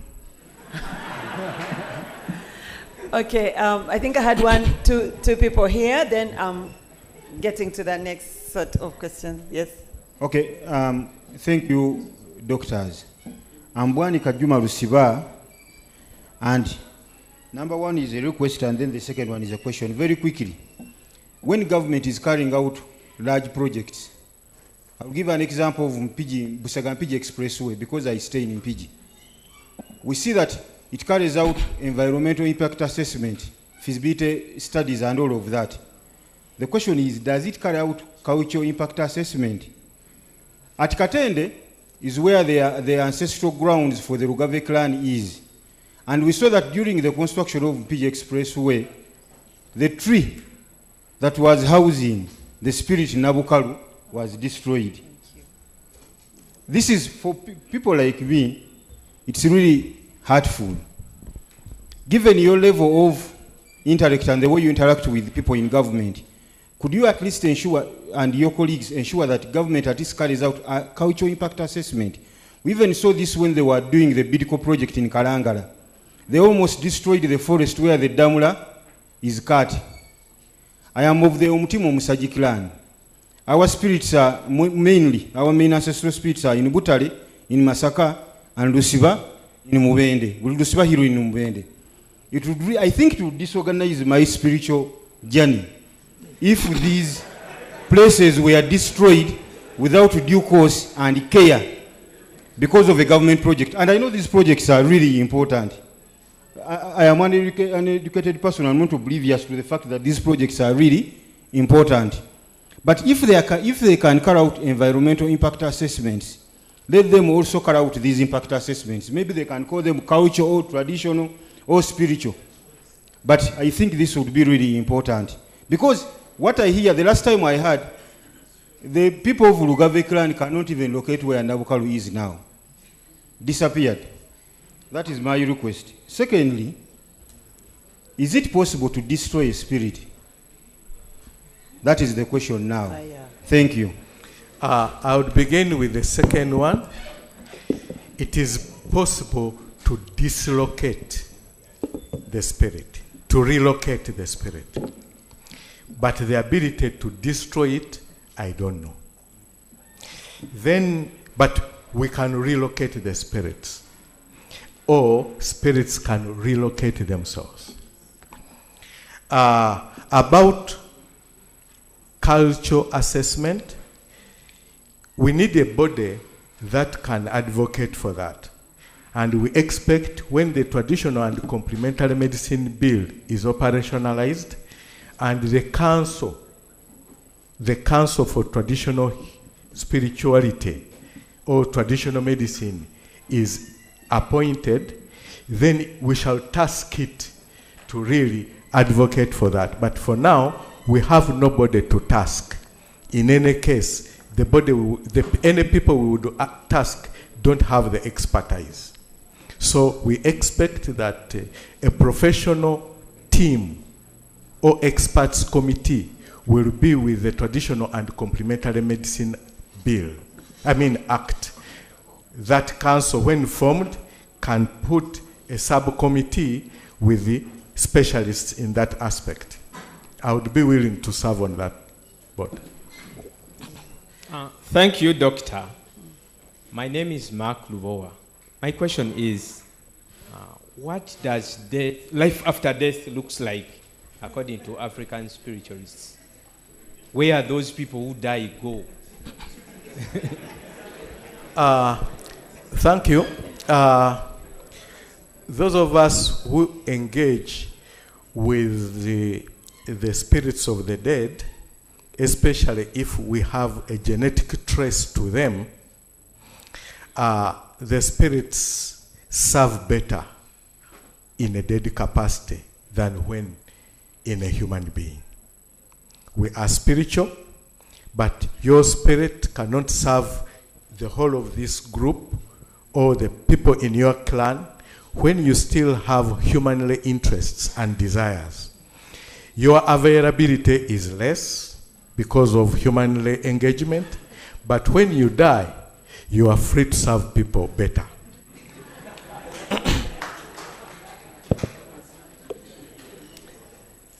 Good afternoon, everyone. The history of Africans can never be finished. It is like the history of ladies. That is a quotation I read some time back. And I am glad to note that this is a fascinating afternoon I have had this semester. That too amidst my examination period.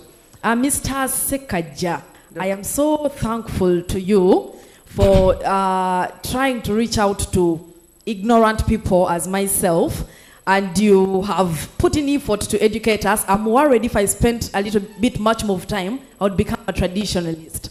I am so much worried. But my concern this afternoon is, what is that special thing about relatives elders in society, especially in an African society like myself has grown up in, when we were growing up, we were told to respect people, and for some time, I thought it was a matter of emphasizing respect in society. But I grew to realize that there is something spiritual about elders in society. And this afternoon, I would love to seek clarity about that. You cannot speak in a certain way to an auntie, even if they are younger than you, but they are your auntie. There is something they can say about your life, and it can affect you somehow. I am seeking clarity about that, sir. Thank you so much. Thank you very much. Those are two aspects I can engage, and also have queries about. One, the issue of curses, senga okukolimira, nechikwatayo. Now, that has a lot to do with the genetic makeup in your relations. Sengawo akolimira, ate gwe notokolimira mwanawo, to that extent. Why does the senga chikolimo, why is it impactful, yet a chamama is known? I cannot tell, but I have realized it. And in most cases, when people come to me and they have a chikolimo cha senga, actually, the best is to engage that senga spirit. And we talk about it, we discuss it, why they so, and after that, it could be the spirit can tell you, okay, nzo kumusonyiwa agenda agulire eyansikira olugoye. And you only buy that, you do that ritual of taking olugoye, oli eyamusikira n'alwambala. And that's it. But now, about relatives and elders, there are many aspects about these spirits that you might be interested in. Spirits, when spirits are sensitive to our aromas, aroma orusu orutuvako, they are very sensitive. They are interested in you, and they get acclimatized to your aroma. Aroma or aroma, whatever it is. Your rusu. Now, when you engage with the husband in the bed, and they want to come, then they feel another rusu around. That engagement will not take place. Nebiroto bisobola obutajja. So the spirits will wait to those elderly people. Their sexual relationship is less. At times they have even separate beds. For us, when I want to engage with a particular spirit that I know is very strict, like Moanga is very strict, I could spend 3, 4, 5 to 9 days sleeping alone, so that I can now, he can engage with me at his will, but I'm available. But now, when I sleep with my wife, the different rusu come in, and it will stay with me even for 2, 3 days. That's why spirituality needs elderly people, but currently infants. And the spirituality also, this one at times you people do it at times ignorantly or without knowledge. We engage this flower boy and flower girl before marriage. Those innocents, we are giving spirits space to lead the way for these people. When a big visitor comes into the country, we take the flower girl over that that virgin girl, young, to take a flower. It shouldn't be a plastic one. It's natural flower. It has a lot of meaning. So be it on the wedding, be it on the when the guest is coming, there is clearing the way. When that virgin boy or girl precedes the session. So all those, some people do it without knowledge, others do it objectively. Others do it because others do it. But for us who know, we choose. And the one coming first,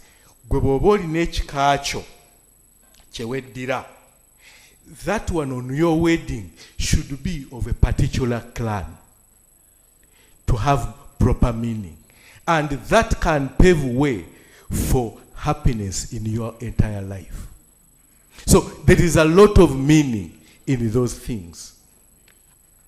So relatives, age, all are important aspects.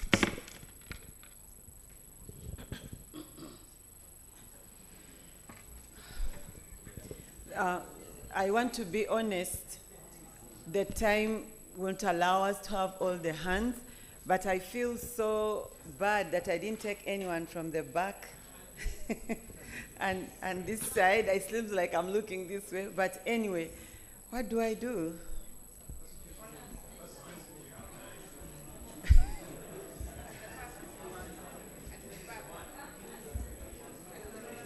Okay, so let's do this. Let me try. I'll get maybe one this side, one at the back, one there, so that those are like three. Please, some of the questions, ask Dr. Sekagya directly. I now would like to give him a chance because he needs to give us the microphone. He's holding it. Yes. Thank you very much. I'm Joe Dikatete. I'm from the College of Engineering, Design, Art, and Technology. I'm the head of Department of Fine Art. We have an art exhibition for Dr. Spire Ssentongo this Friday, but I also thank the Department of Philosophy for organizing this. I'm a scholar on devotional images. Dr. Sekagya, how would you use fine art as a tool in the traditional spirituality? That's the question. Thank you very much. Thank you very much. Put on my slides, please. There's one thing I want.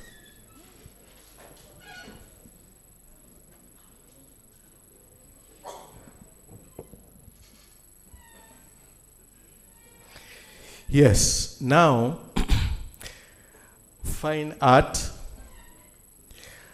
and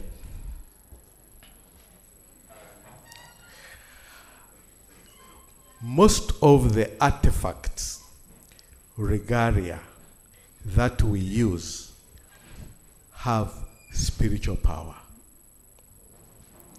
And that spiritual power, those regalias, artifacts, tubiwanga, we empower them. Empowering means they become spiritually high, and then we connect with them. That connectivity is very, very significant. But all that can be represented in art. Images have spiritual impact. When you see the image of the cross, it has a spiritual impact. And we use it traditionally. When you see the image, now, this one, I want to say this. It's reflecting, this is a pot which has lost its value. Traditional medicine now is like a pot with holes. Traditional medicine used it to serve us in Africa. But these holes were really put into traditional medicine by religion, by academia, by politics, by economizing health care and everything. And it is our role in our various professional capacities that we can now block in from different angles. And we engage like this pot, these are hands, really trying to block the holes. And the academia, everybody has a role to play in protecting and promoting traditional health care. Now, art, visual, or whatever art, you have a very big role. And if you really imagined that you could display a shrine with its spiritual powers in art, and then we take the real value and the meaning and empowered and we put it in the Uganda Museum. I have a program, a project with the Uganda Museum, Traditional Medicine in Transition. And in it, you are very welcome to actually display, envisage our values and demonstrate it in a way that's applicable. And we take it to schools. So you have a role to play. It's not us alone. And everybody has a role to play in this regard. Please see how. There was somebody from technology, coding and all of that, engineering, computing. Yes, I have one of my child is doing coding, and we really are looking at developing a software that can be used in spirituality. And we are using the principle of biofeedback. So we are modifying biofeedback. Biofeedback can detect the energy levels in. And this comes in because I have seen patients who comes in to me and I don't know what to do. I put them under a particular tree and they get better. So I'm looking at the energy levels they interact with. So this modified biofeedback, you put it on the ear, it takes the pulse. You see here, this is the most sensitive aspect of the human being where you can take the pulse. So you put a modified biofeedback, we take your parameters, it takes the parameter of the heartbeat, then we take the standard on you, then you approach the tree or the medicine or the animal, and then we see the variations. It can show very well on the computer. Then you go out, we can interact with the field, and we shall know which plant can help you for your ailment without knowing your disease, without knowing what's happening. Because at times I get ladies and they are very private about actually what happened, and they have a relationship. What I do, I don't ask them. I do that biofeedback. I move with them towards different trees, and I see which tree might be helpful. At the end of it, I get that piece of wood, and I say, this can be very useful. And this brings me to the aspect of Yirizi, and Ensiriba. These were very fundamental values that could influence the magnetic field around us that we took for Satan, to be satanic. When you imagine you are getting piece of a back cloth, gunomutuba, with a piece of empewere and endaji, eragire, then you put it around yourself and you say Satan has come in. I don't know where Satan passes, but I assure you, Satan has not come in. Thank you. So there is a psychologist that I will allow to submit, but after you. Tusaba Kanyagi, where are you? Okay. Thanks so much, the two doctors, for that wonderful speeches you have given to us. My name is Omulangira Ndawula Kalamula, and I want to start from traditional medicine. One question, Mulangira. One question. Oh, Mulangira, one question. One question? Yes, please. Just one. Find a way of doing it because it's late. It's late? Yes. Okay, only two. One. Our ancestors, we mean Muzimu, Lubale, and when Muzimu plus of the same chika, they make what? Lubale. All of them. Doctor, you said about that they serve God. In real sense, they don't serve God. They are doing their job. The only spirit that serve God are the Misambwa. And Misambwa are divided in 4 types. They have those ones, heaven, and empowered by a Musamba that delivers message to us. We have new information. I want us to share with you new information that everybody has a what? A power in you. That second voice of yours that you call subconscious mind. That makes the second soul that can tell you, don't go, it's late. And you have said that you are alone when you are speaking. You are not alone. You have that second voice. That's a guardian angel in English, what we can call in Uganda. We can call it Omusambo Gulunga Myomuchi or Montu. My question is, traditional medicine cannot heal.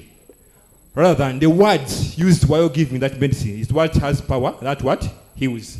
I want you to clarify me more about that question. Because you have said traditional medicine heals. Yet traditional medicine cannot heal a what? Spirit. Is that power that they can say that you can say, you can speak these words while doing this act. So the act cannot what? Heal. But the words used, given to you by a person giving you that medicine, it what? It what heals. Thank you very much. I have a Kasiru who is a healer. So he does not use any words, but he heals. So that aspect of saying it is the word that heals is not entirely right. But also, emisambwa, you are right. Emisambwa tulinawo emitonde ne emizale. Tulina emisambwa emirangira egy'okumazzi n'egy'okulukalu. But all these depend on where you come from. Abarangira to us are special. And they have their views. Naye abarangira tebamanyi byabakopi. Nze ndi mukopi.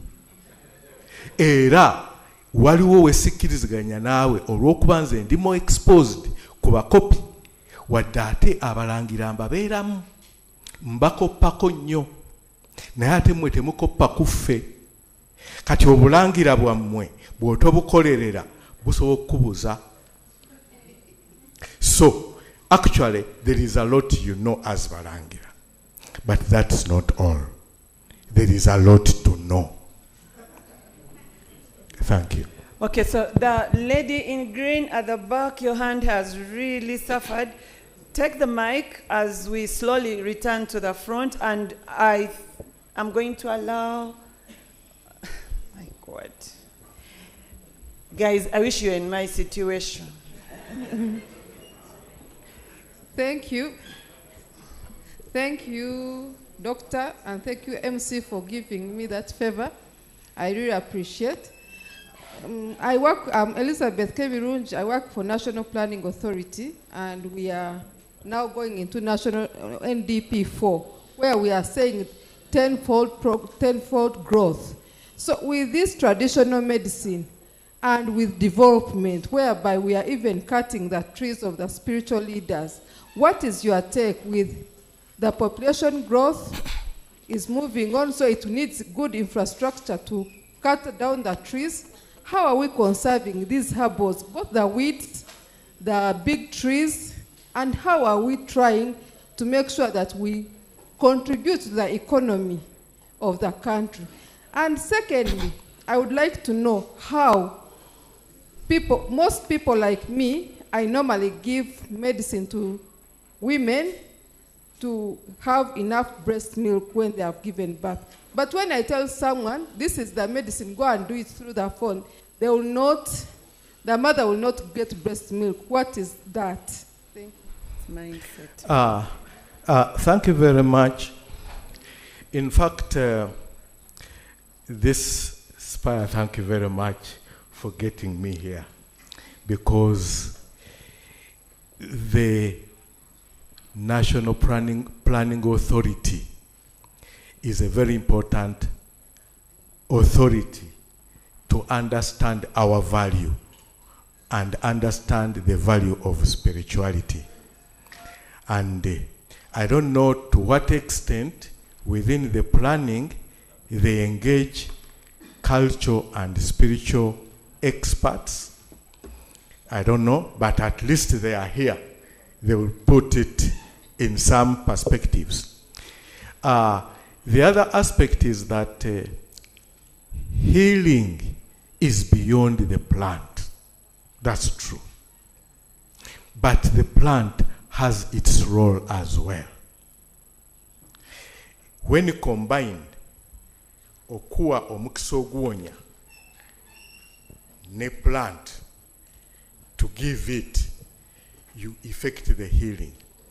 And that explains your submission actually supports my initial submission that the plant, much as it has the phytochemical compounds that could be responsible, it has other energy levels that are responsible for some other aspects. Your energy that goes with that plant can lead to activating the lactative cells to produce milk more. So that energy, we don't know how it works, but practically we see it. Nti okugamba nti kino kiwonya n'ekikubuulira kisobola obutakola. Naye ate bwe nkugamba nti kati nga oli omukyala n'angamba nti kati nkukwatiddeko genda owonye, the plants that I touch will have that healing power. So there is a lot of science to be studied there, which currently we are oblivious about, we don't know, but it doesn't mean it is not there. But when we highlight such talks, if we have more, we might get interested students. I'm willing to supervise students in spirituality, in cultural aspects, whether they are doing masters or PhDs. I'm willing to partly co-supervise them. And it is then that we shall actually start developing. We need you intellectuals in this system. One, we shall run the risk of misrepresenting it, but at least you will have presented something you have understood. Slowly, we shall improve. So the answer to that, I actually don't know, but we need the planning authority to be part of us or to engage us where we can. Thank you. Okay, thank you very much for that engagement. There are some people who put up hands and they kind of gave up. My heart is looking at you. But we will soon do our best to conclude. This side had a number of hands, and I would like to give them a chance. Psychologists have not forgotten. I know you're coming. And yes, you, sir, you should also get an opportunity. But so one, two, the two of you. Then I'll see if it's possible to get one more from up.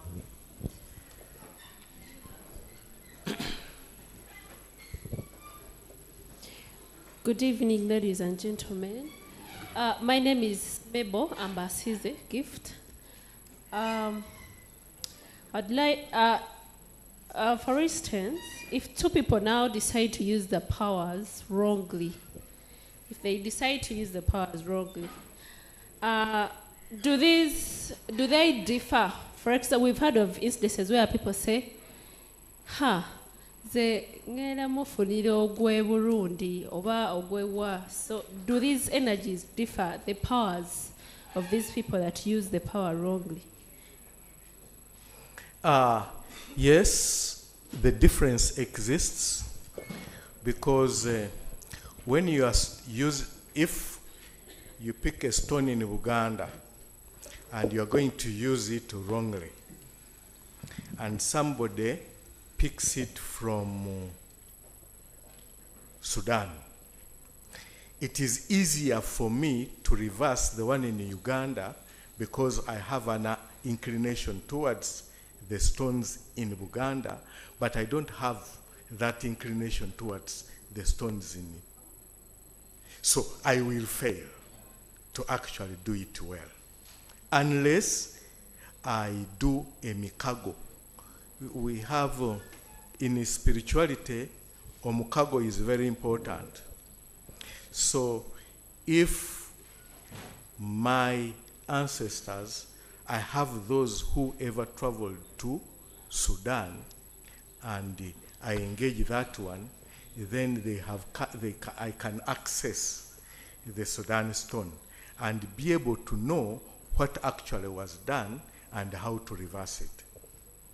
So before you reverse anything, you must know how it's done, or you must get a clue in knowing what was done, and the spirits can tell you.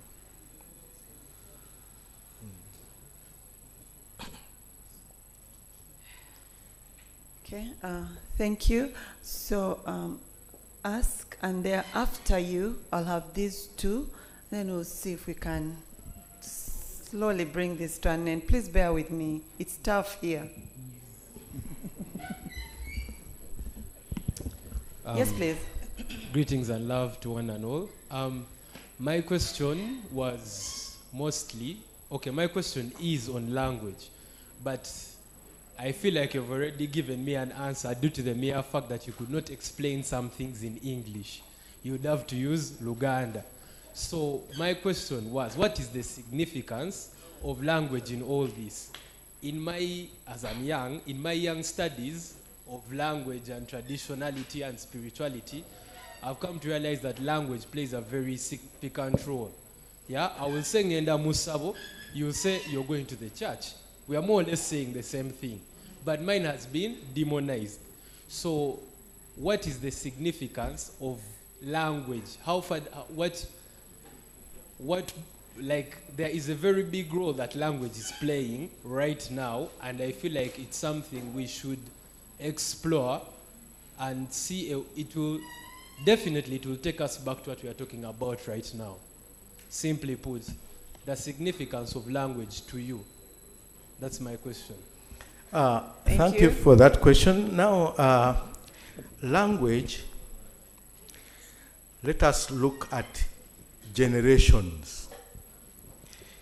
The language I speak and the language the entity I'm engaging used to speak, and I want it to understand. For example, ekintu kizze ne kikwambala, ekirwadde kizze ne kikwambala, njagala okyambulula kuba kyakwambadde, njagala okikola ki, okyambulula.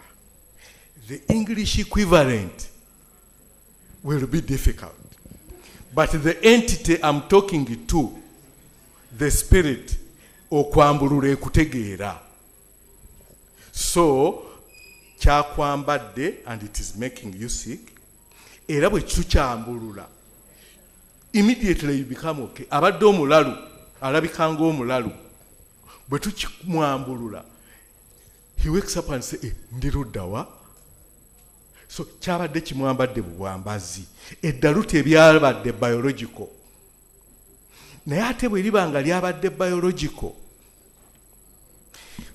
there is what we call a repetitive psychosomatic repetitive maladaptive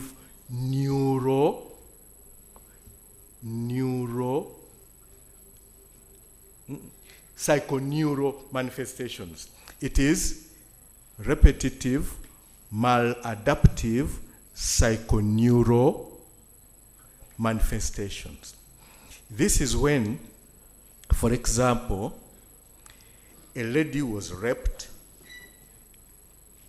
in infancy, at childhood, or something like that.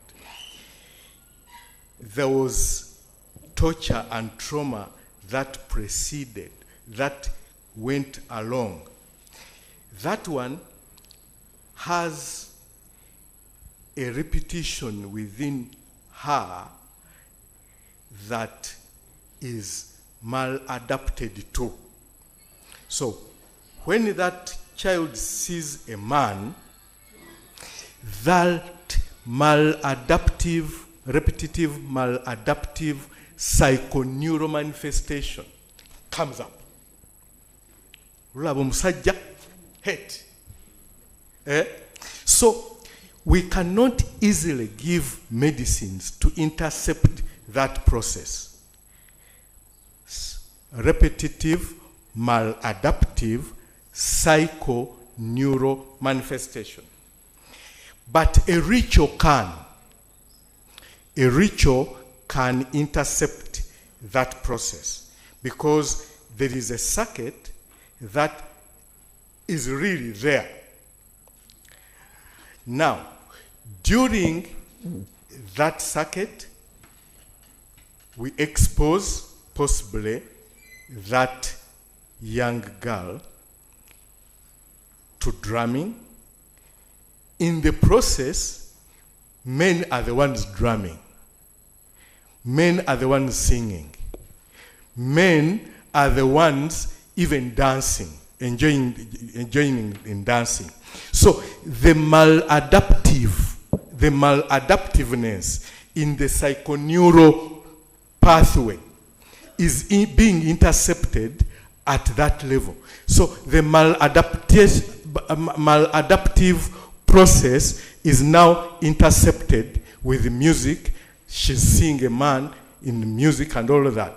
So when we expose her to a lot of those interceptive forces at various frequencies, because Nadale Ensansi has different frequencies of sounds at the same time. In Ngoma, it's not as the frequencies, all of them, it is difficult emulating incense, sound incense. Erafe incense has a lot of value. So that frequencies in incense is intercepting, is interrupting the flow, the maladaptive flow in that girl.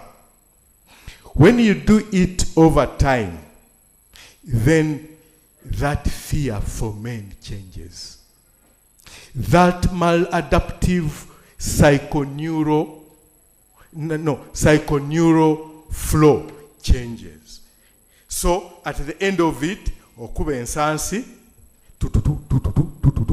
at that frequency. So, and all that kugenderako ebigambo. And the body is sensitive. The body is a very intelligent body other than the brain. The body starts assimilating those sounds at a neural level, a neurosynaptic level. These other psychologists know. At a neurosynaptic level, the inflow of firing is intercepted, is oriented differently, and at the end of it, you can change the flow. But a medicine to do it might not do it as good as. But the words that flow are important. Local language becomes very important for the spirits we are engaging. English might not. Thank you very much.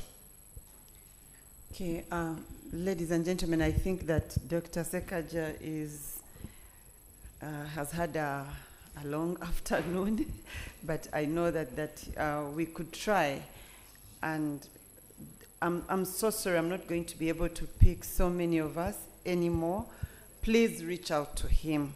Please get the contact. Is it here? Yes, please do that.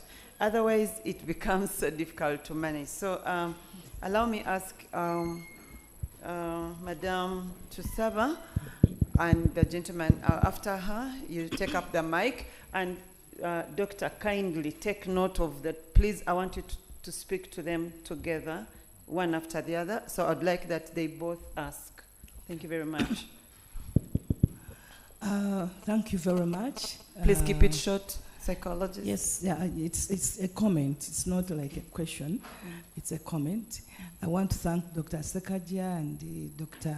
Ssentongo for presenting this wonderful discussion, because the way to go is understanding traditional spirituality. And when we think about decolonizing Africans, we need to think so much about understanding traditional spirituality. And personally, I happen to be a survivor of spiritual harassment, and I failed to get treatment or successful treatment from the scientific approach and even the religious sector, and I resorted to searching traditional healing. And in that process, I devoted time to actually explore it. But what I found was that getting to a genuine traditional healer to give you the healing is not something that is very simple.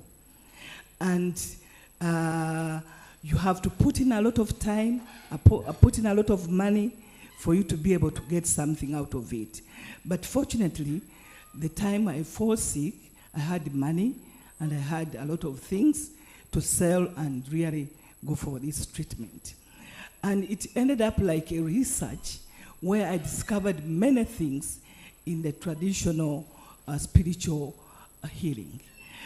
But the way Sekagya has presented this is very, very similar to what I found that many of the traditional healers who offer these spiritual treatments do not explain much about what they are doing, and they don't make you understand actually what you are going through. But later on I discovered that even themselves, they may not be understanding what they are administering. And it was just a chance to come across somebody, a spiritualist, who was able to explain to me exactly what he was doing and how my healing was taking place. And I got the feeling, or a strong feeling, that people need to understand traditional spirituality in its totality for the healing purposes to happen. And what I've come to believe, or what I've been able to understand, is that when you want to understand traditional spirituality, traditional spirituality and religious spirituality actually have the same framework. If you are to understand them, you've got to start with understanding that God is a supreme spirit that has created all the living and non-living things, all the invisible and the visible ones. And then you also go deep to understand the invisible structure of God, because this is where spirituality lies, and this is what healing would happen. Because God as a creator has had this, system where there are spirits that are angels. It's a hierarchy where you have angels. Here in our local language, we call them Misambwa. And then he has a group of ghosts. Those are what we call Mizimu. And then the warrior spirits, which have been named Mayembe. So, if you want to get the healing in its totality, then you've got to understand something to do with connecting with Misambra, and those are the angels. And I got a blessing from this man because I was able to understand that we even have 4 types of angels, and one particular angel that was very instrumental in our lives is that which guides us as people. And that is where all the energy Dr. Sekagya you were talking about rotates about. That when you understand these guardian angels and you are able to connect well with them, then it becomes very easy for you to heal. Because what he told me was that ancestral spirits must work under the influence of the Misambra or the angels. So when ancestral spirits go to work separately, there's a lot of chaos that happens. And that's why you find that things, traditional healing is mixed up and not properly understood because people are not connecting properly to the supreme, angels that should be guiding this process. So what do I want to say? What I want to say is that as we are looking at traditional spirituality, I think we need to be very keen in making it so clear that people can understand it and use it in their daily life, because it is a reality. It's where healing can take place. Thank you very much. Okay.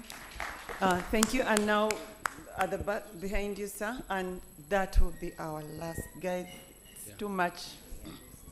Yes. Thank you so much. Yeah. I am called Geoffrey Senoga from Uganda Christian University.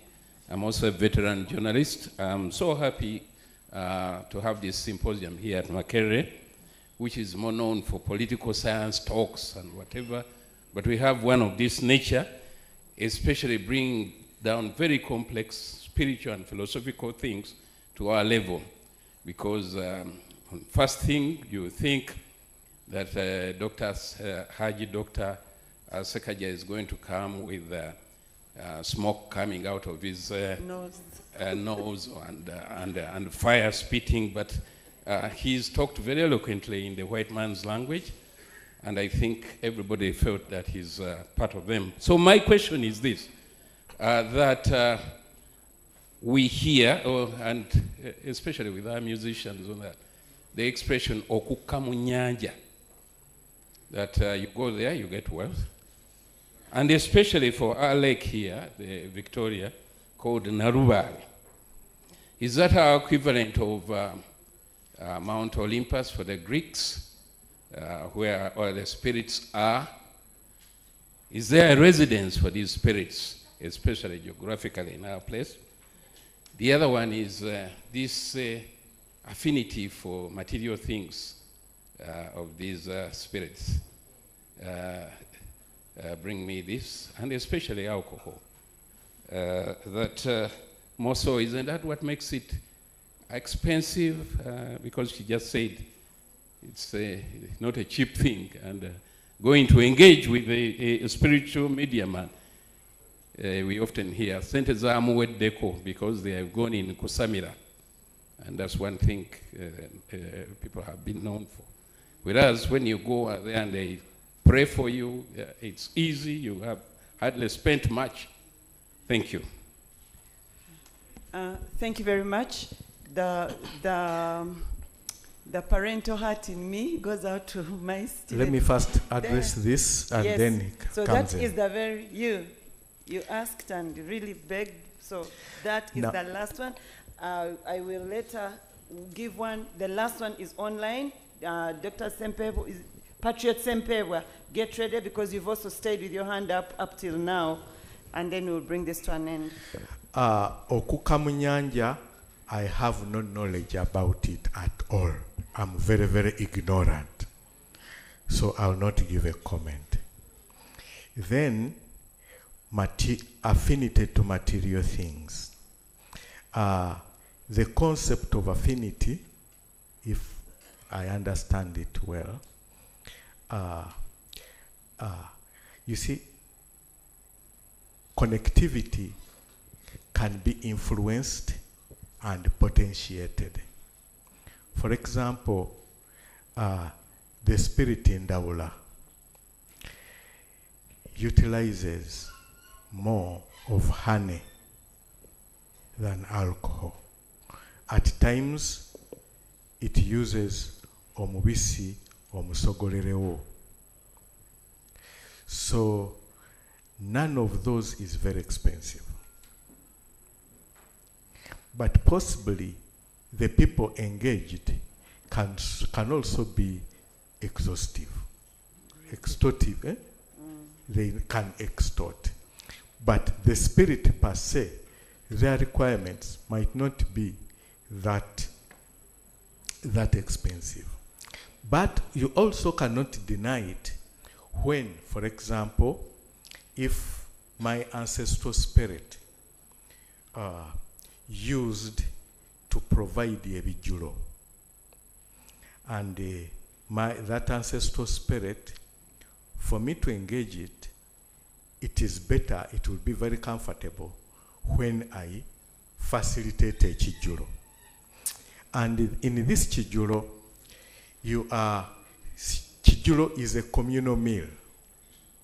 A communal meal means nearly all living things benefit. Because when you provide a chijulo, the people eat, their spirits feed on them. At the end of it, obukunkumuka, or things you put in the garden, insects come, they eat a little, so the spirits of the insects are also happy. Then birds come to feed on these insects because the insects have accumulated. So the spirits of the birds feel happy. Then reptiles also come, things like that. At the end of it, nearly all animals, their spirituality are engaged. And at the end of it, what is left rots and goes to the soil. And the spirit of the plants also benefit. When you get the plant, for example, and you soak it in alcohol or ethanol to around 75% or 80 or 90% alcohol in a light, tight container for more than 40 days, depending, we are able to separate the spirit of the plant from its soul and the residue. So we can now engage the spirit of the plant, the soul of the plant, or the material, the phytochemical compounds in the plant, to address the soul ailment in a human being, or the spiritual dilemmas in a human being. So in that way, that process becomes actually very scientific in the separation. And that's the principle of alchemy. Alchemy as a branch of medicine, alchemy, that's the principle they are using. But for us, they can explain it that way in alchemic medicine.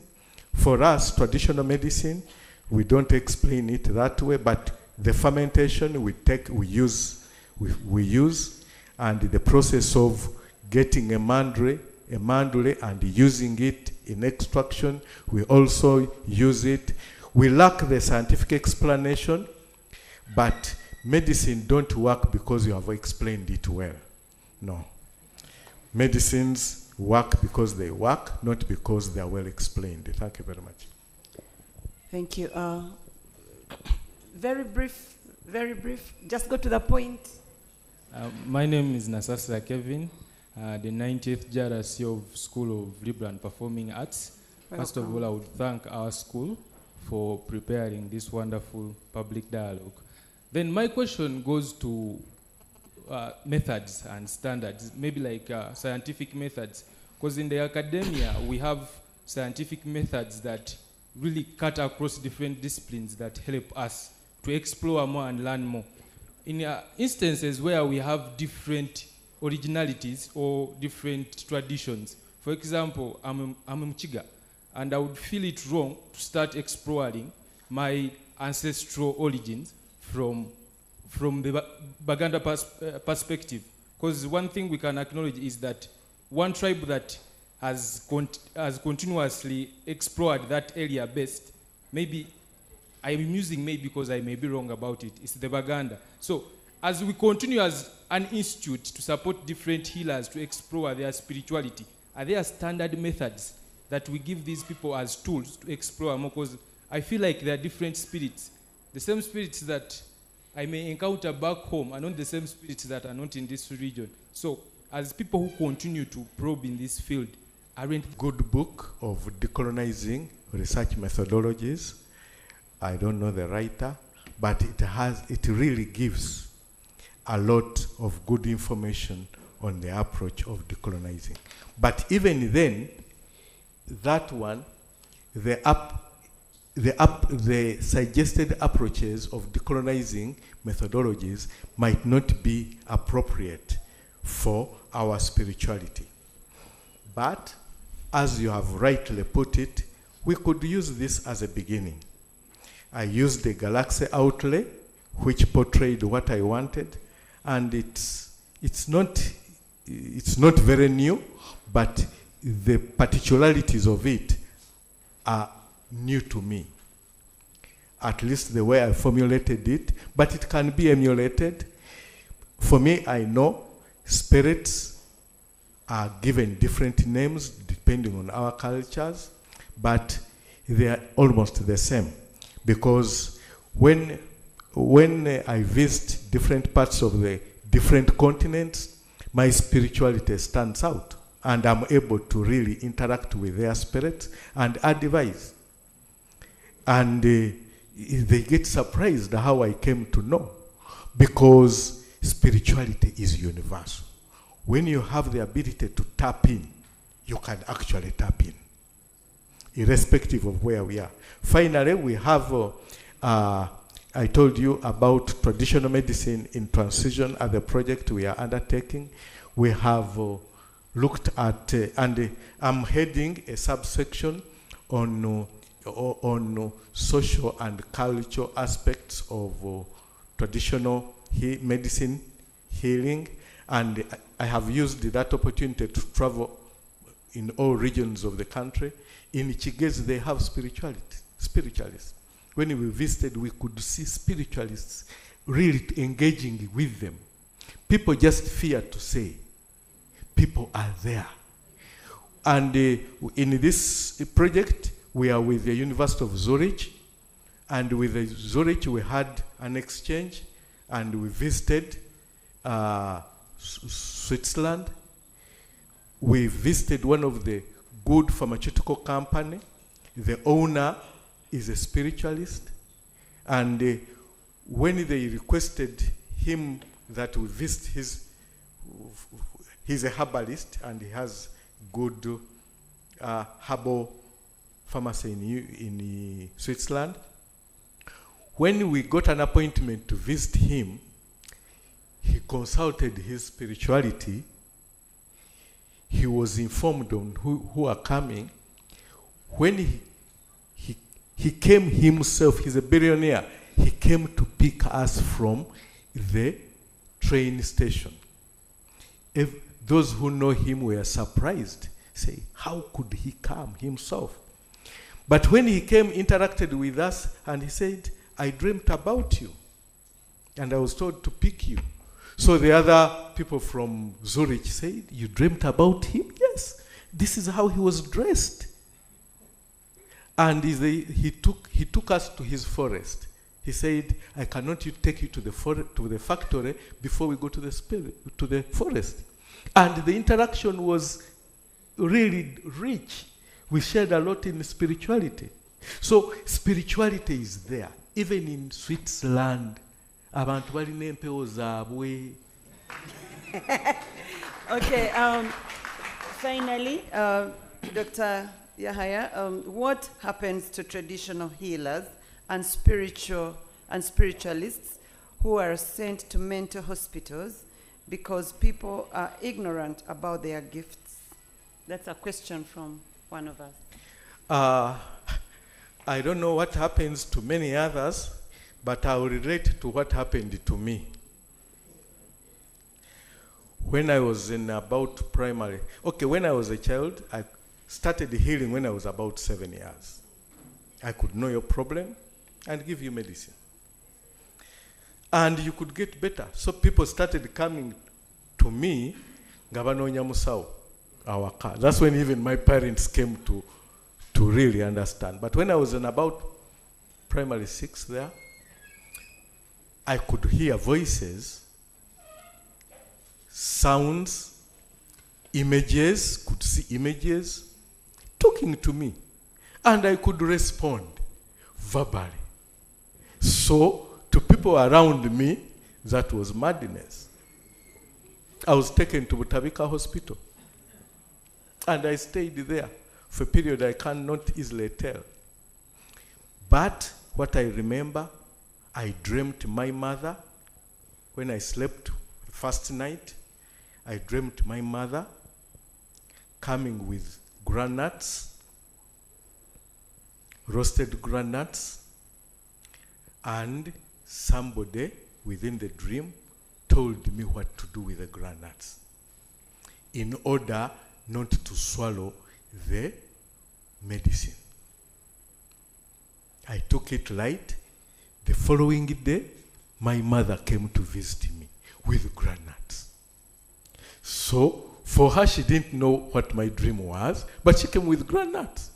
And there, I knew what to do. What I knew what to do was, I would get the granuts,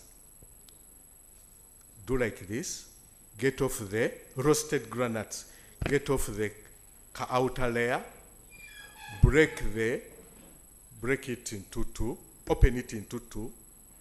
They looked like tablets. So, and I was told within a dream what to do. So I would get the medicine, put it here. No, initially I would get when I know they are coming to give me medicine, I would get my tablets and put it in the arm. It was the left arm. I put it here. Then the nurse would come and give me, because they have to monitor you taking the medicine. So they would come and give me the tablets here. Then she does this to give me the water. I hold the tablets here. They give me the water. I hold it with the same hand and swallow the granuts. And I tell you, they never noticed that throughout my stay in Butabika.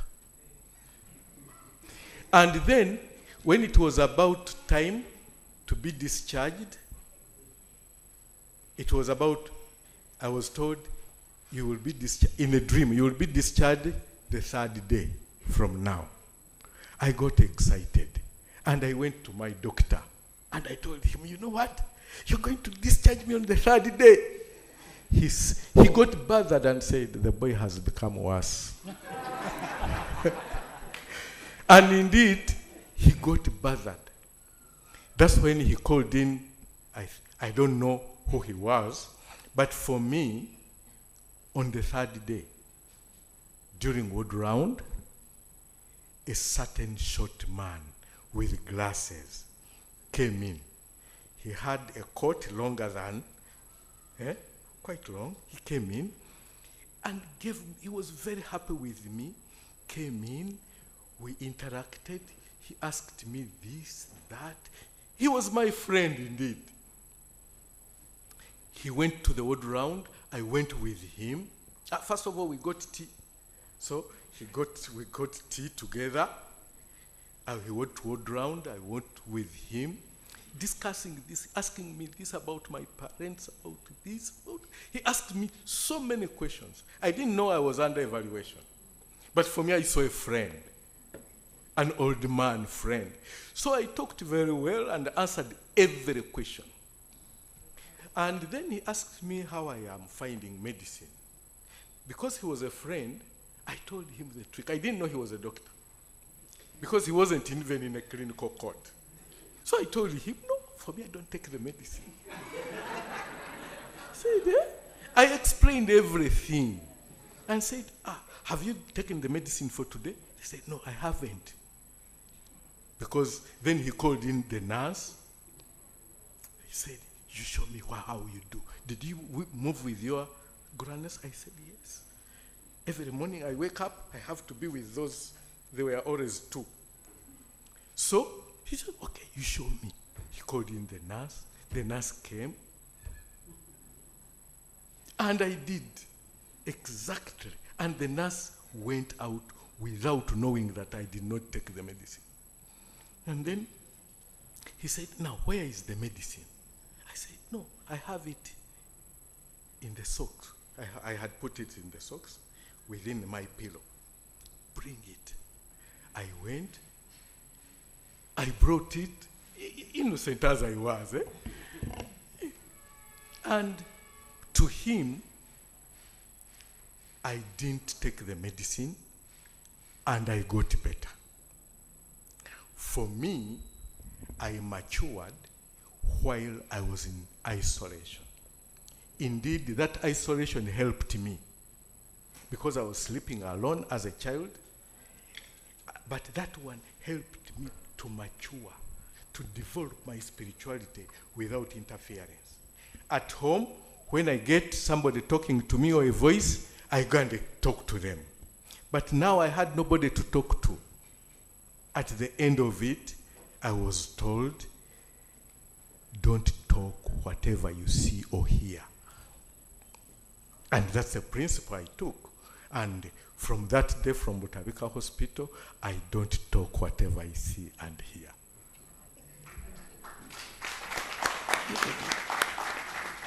Okay, thank you very much. Please make the clap more resounding.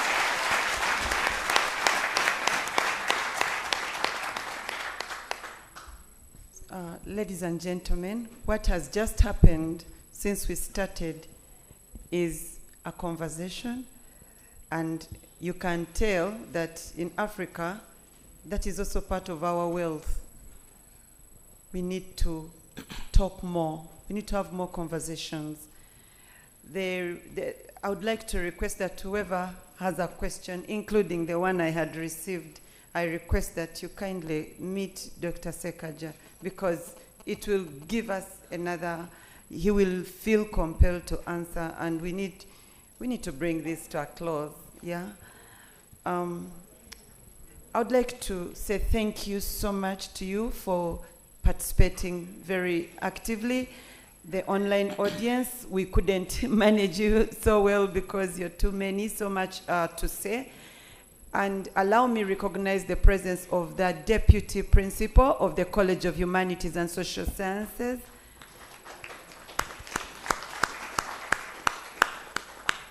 Yeah, you're welcome, Prof, and thank you for joining the conversation. That's Associate Professor Eric Awich Ochen, and we are pleased that you could make time to be with us.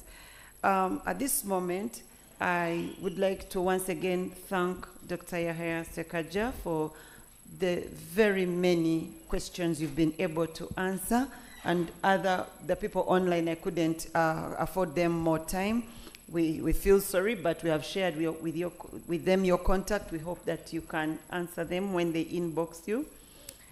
Allow me at this moment request Dr. Spire Jimmy Ssentongo to come and just make a statement, and thereafter I'll request the Dean to invite the Principal, who is online, Professor Helen Nkabala, to make the very closing remarks. We are glad she could stay online and be with us. Dr. Spire, please.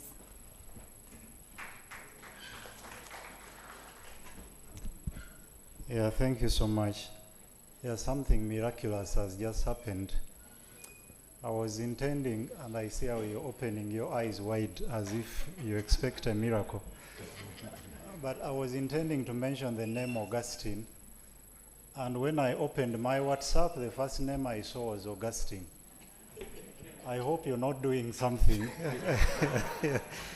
Yeah, but just to note another speech.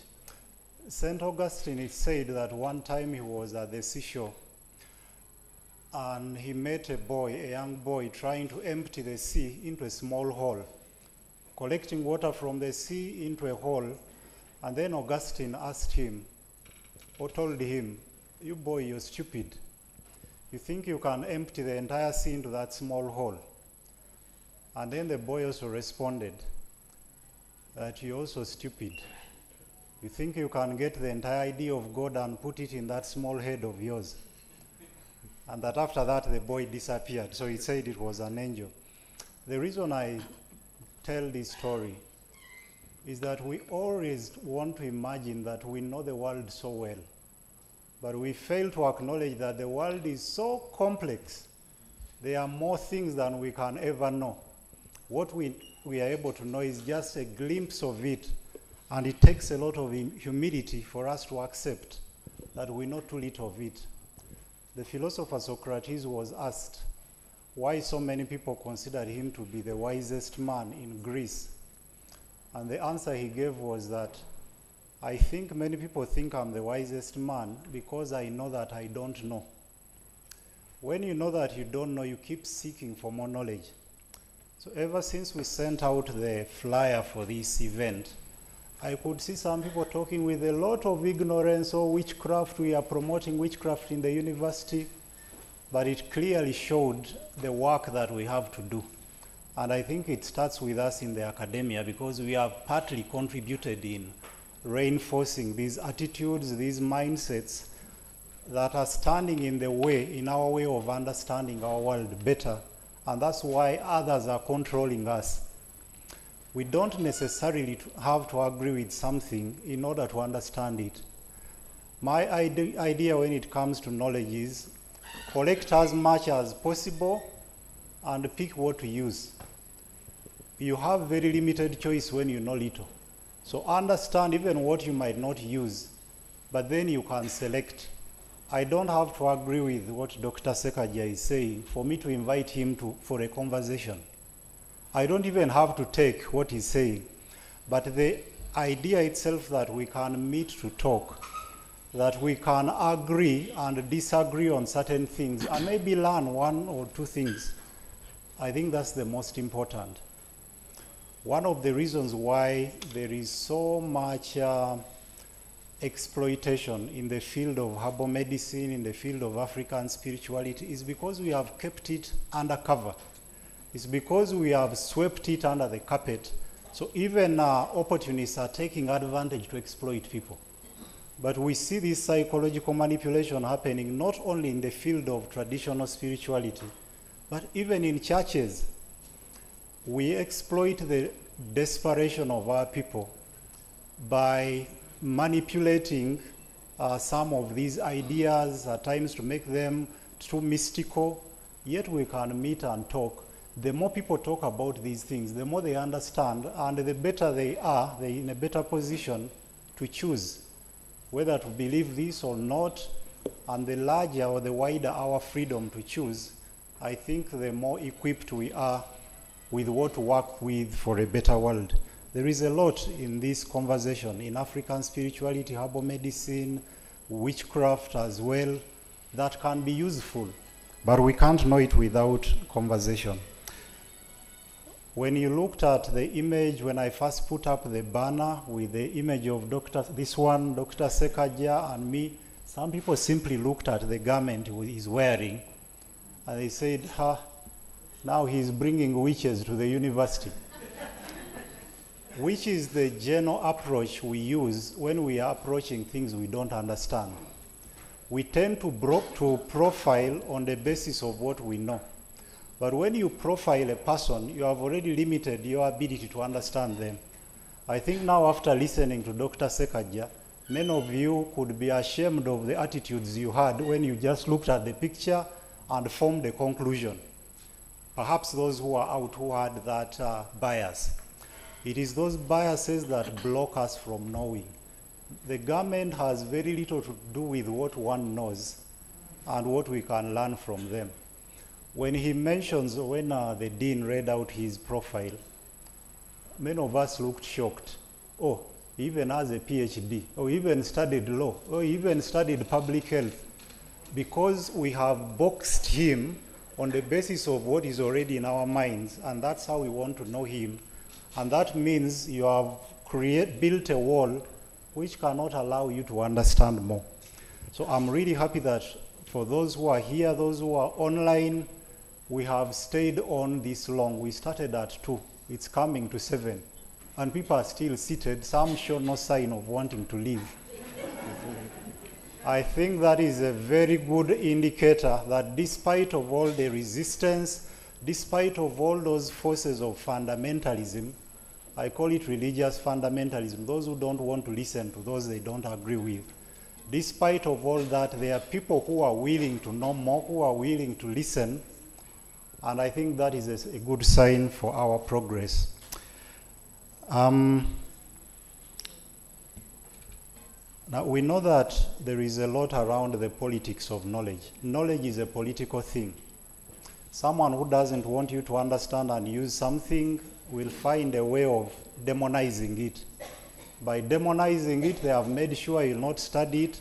I don't know how much of this we teach in universities. When, as academics, we are talking, these are some of the things we put in a category, just as you hear when he was talking about how traditional medicine is treated. It's called alternative or complementary medicine. That language is not innocent. It has already created the main, the authentic, and the alternative.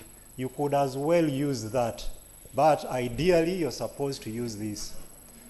And we keep building these binaries which are very detrimental to understanding, to knowledge. Knowledge is not in the compartments in which we put it at university, where we create the departments, philosophy for convenience, philosophy, medicine, psychology, sociology.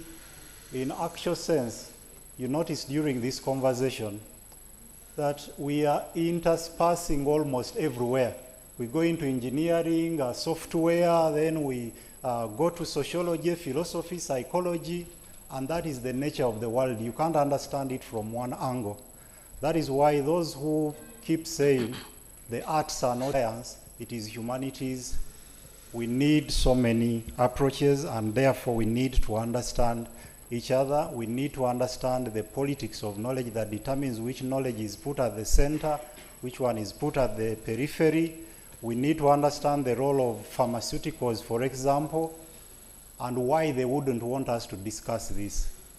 There is a big fight for people like Dr. Sekagya not to talk about these things, because this is business. And as business, someone has to protect their territory. I would want to end by thanking once again, starting with a very patient audience, physical, online. I'm told online still we have multitudes of people.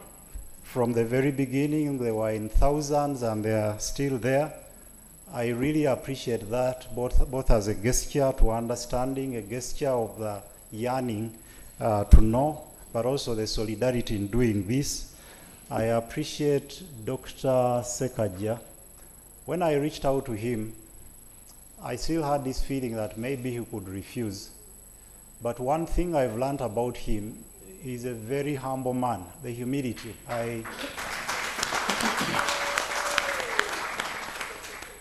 I'm always moved by humility. I love people who are humble. And it's one of the signs that one has matured in knowledge. One is educated. The more you know, the more knowledge humbles you. If you see someone is so arrogant, it's one of the signs that they are ignorant. But knowledge tends to humble you, because the more you discover, the more it shows you that you know so little. So thanks for the humility, Dr. Sekagya. Thanks for taking all this time. You've not even taken any drop of water. I don't know whether the spirit stopped you, but you patiently sat in and answered all the questions asked without complaining. I thank the college our principal who is online, Professor Nkavala, and the deputy principal, Professor Wich, for all the support towards the organization of this event, the Dean, Dr. Pamela, thank you so much for the support, and the head of department in absentia, our wonderful MC, Dr. Mbabazi Christine from Religious Studies. Yes, thank you so much. One gentleman I wanted to appreciate who is out, Mati, but I think he has left. He has really been very, Amati, could you please stand for recognition? Yeah, Amati has been very instrumental in having all this put in place. Yeah, thank you, and he doesn't refuse anything you ask him to do.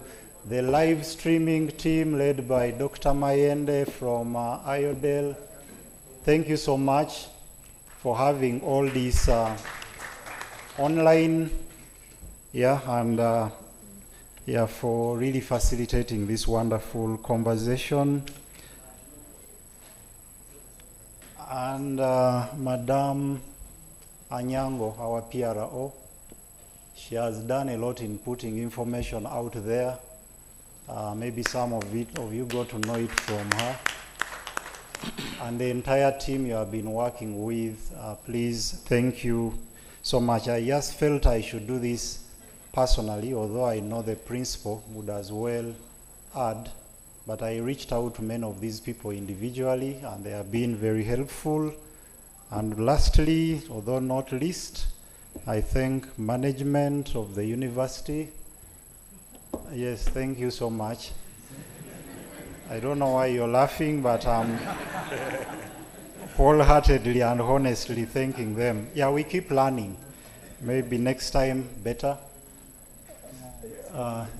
So now I want to invite Dr. Kanakwa to invite the principal. Thank you so much. Wow. We've been sitting for the last 6 hours, and probably more for those who came early. Thank you very much for your patience, our audience. We don't take you for granted. Learning never stops, and I trust that we've learned a lot this afternoon. Dr. Spire, I don't really have much to say other than to say thank you very much for bringing us Dr. Sekagya. Dr. Sekagya, we are very, very honored to host you today. And we hope that this conversation can continue, that you could see the hands that were up when people wanted to ask questions and were not given an opportunity. So we are running really, really late, and my task here now is very simple, to invite our principal who is online, Professor Helen Nambali Rankavala, who is in Italy, and I think she's been standing in a cold corner somewhere, waiting to say a word to us as we close this session. Professor Helen, may I hear your voice? Yes. Thank you. I'm very sure, yes. We hear you loud and clear. You're welcome. Okay. Friends, it's been a very big honor to host you as the College of Humanities and Social Sciences. I must admit that when Dr. Spire told me the dialogues are going to start with this one, I kept asking him, have we advertised enough? Today, Dr. Spire, you've proved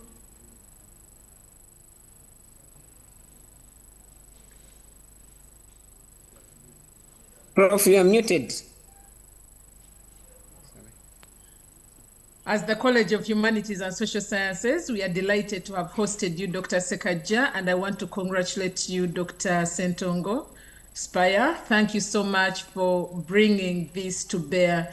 This is the very reason the college exists, and at the beginning, when my dean was speaking, the dean of the School of Liberal and Performing Arts and the head of department, they emphasized one thing, and that is the fact that we are not afraid of speaking about the major things that many are very afraid of talking about.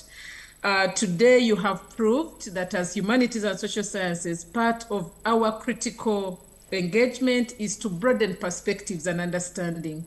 I am very confident that those who have attended this conversation have broadened their perspectives, they have got global awareness, and their understanding of human behavior has been taken to another level. I'm also delighted because today we have addressed complex issues. Thank you, Dr. Sekagya, for bringing the science into the cultural perspectives, into spirituality, because the complex matters have indeed been unraveled. And I'm very sure that this is inspiring creativity and innovation. Hence, moving forward, I have seen many telling us to start the degree in spirituality, and BFT said he's ready to teach electromagnetics. This shows that the conversation we have had has really inspired people, and they are becoming more innovative than they would have wanted. Thank you for the open insights, and thank you for taking us through this journey.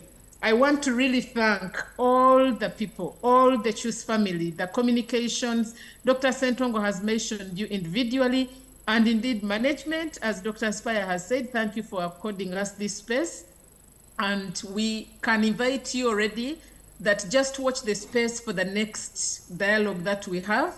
As a College of Humanities and Social Sciences, we continue to desire to be relevant to our communities. And as I pen off right now, I would like to invite my deputy principal, who is there physically, to give a physical touch for you to understand what we feel as a college for having hosted you. Thank you very much, and always welcome. Professor Witch, you can say the last 3 words so that we can close the session. Thank you.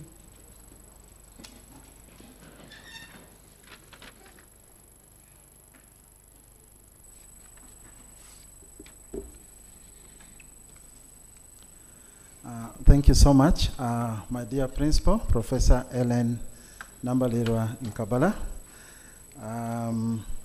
Thank you for joining us from about 5,000 kilometers away, and send our greetings to those people as well. Dear colleagues, I think this is one of the few, should I use the word symposium, as somebody said, that I've seen people stay up to the end, still glued to their seats, and still very interested in learning more about these issues. As my principal indicated, the College of Humanities and Social Sciences is a very unique college within the university. It is the college that actually glues together the entire Makerere University. They call us the soul of the university, but as you've seen, we have departments and colleagues, scholars, who are not afraid to engage with difficult subjects. The moderator here, my dear sister, Dr. Christine Mbabazi Impyango, did a very good job. She's from the Department of Religion and Peace Studies. And my colleague here, who was having a very interesting conversation with Dr. Sekagya, Dr. Jimmy Spire Ssentongo, is from the Department of Philosophy. My dean on my extreme left, Dr. Pamela Kanakwa, is from the Department of History, Archaeology, and Heritage Studies. And we have many other departments. Choose, as some of you may not know, is the biggest college in the university with 15 departments. And it encompasses all these areas of specialty, of knowledge, of engagement, of academic discourses, languages, social sciences, liberal and performing arts. This afternoon, Professor Buyinza, who is our academic registrar and also the acting deputy vice chancellor for finance and administration, called me and told me, Professor Witch, I want you to move to the uniport down there at CTF2 and meet a professor from Botswana University. She's interested in having an engagement with the college. When I moved there and met the lady, she was very excited in talking to me. She's a white professor from UCL, which is University College London, but she's in Botswana, she told me, for the next 5 years to handle a program. And she told me our area of interest for the next 5 years is going to be on how the humanities and social sciences can work together with STEM, you know, the STEM, the science field of STEM, in addressing issues of knowledge generation, issues around truth, and all this kind of thing. So our interest is in bringing together these two. And she told me, I hope you guys have a very strong department of performing arts as well, because I want to see how I can bring in the culture and the arts in this. I said, yes, we actually do. So we'll be waiting to hear from her in terms of how we can move forward. Yeah, so at the end of the day, when we look at the human existence, as Dr. Jimmy said, it is very, very complex. I think many of you have heard about the space telescope. I think it is called Herbal. I'm told it has worked for about 30 years, but I understand they are trying to put a new telescope. But what I learned recently is that even what the telescope is telling us, which of course is showing us a lot of space, is less than maybe 1% of what is out there. So as Jimmy actually said, that life and the human experience is very, very complex. I mean, we don't know so much about the universe. And it was so humbling for me as well to hear the very interesting statement that my colleague Jimmy said, that the more you know, the more knowledge humbles you. I think some of you are meeting Jimmy Spire Ssentongo for the first time, and probably you were amazed at how simple and humble he is when you compare him to the very interesting cartoons and the writings which are out there. He is actually a man of many things.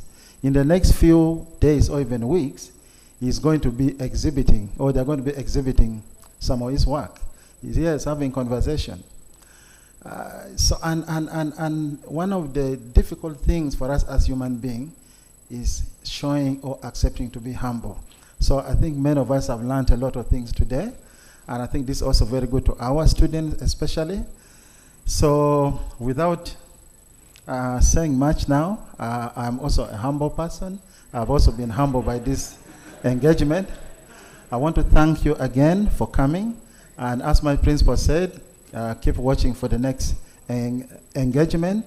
I want to thank you in all your distinguished capacities. Thank you for creating time, both you who are here physically and those that are with us online. Thank you very much. Should I close now? Should I close? Should I close? Okay, so with much humility. Yes, can I? I think we can proceed to close by thanking the MC, the choice from Religion and Peace Studies by an expert of the science of religion was the best choice that could ever happen for this symposium. Thank you so much. Thank you, Team Online. And we take the pleasure and honor to close this dialogue. Thank you. And a very big thank you again to you, our student. Thank you for being patient, and thank you for coming to learn. Keep questing for more knowledge. Thank you.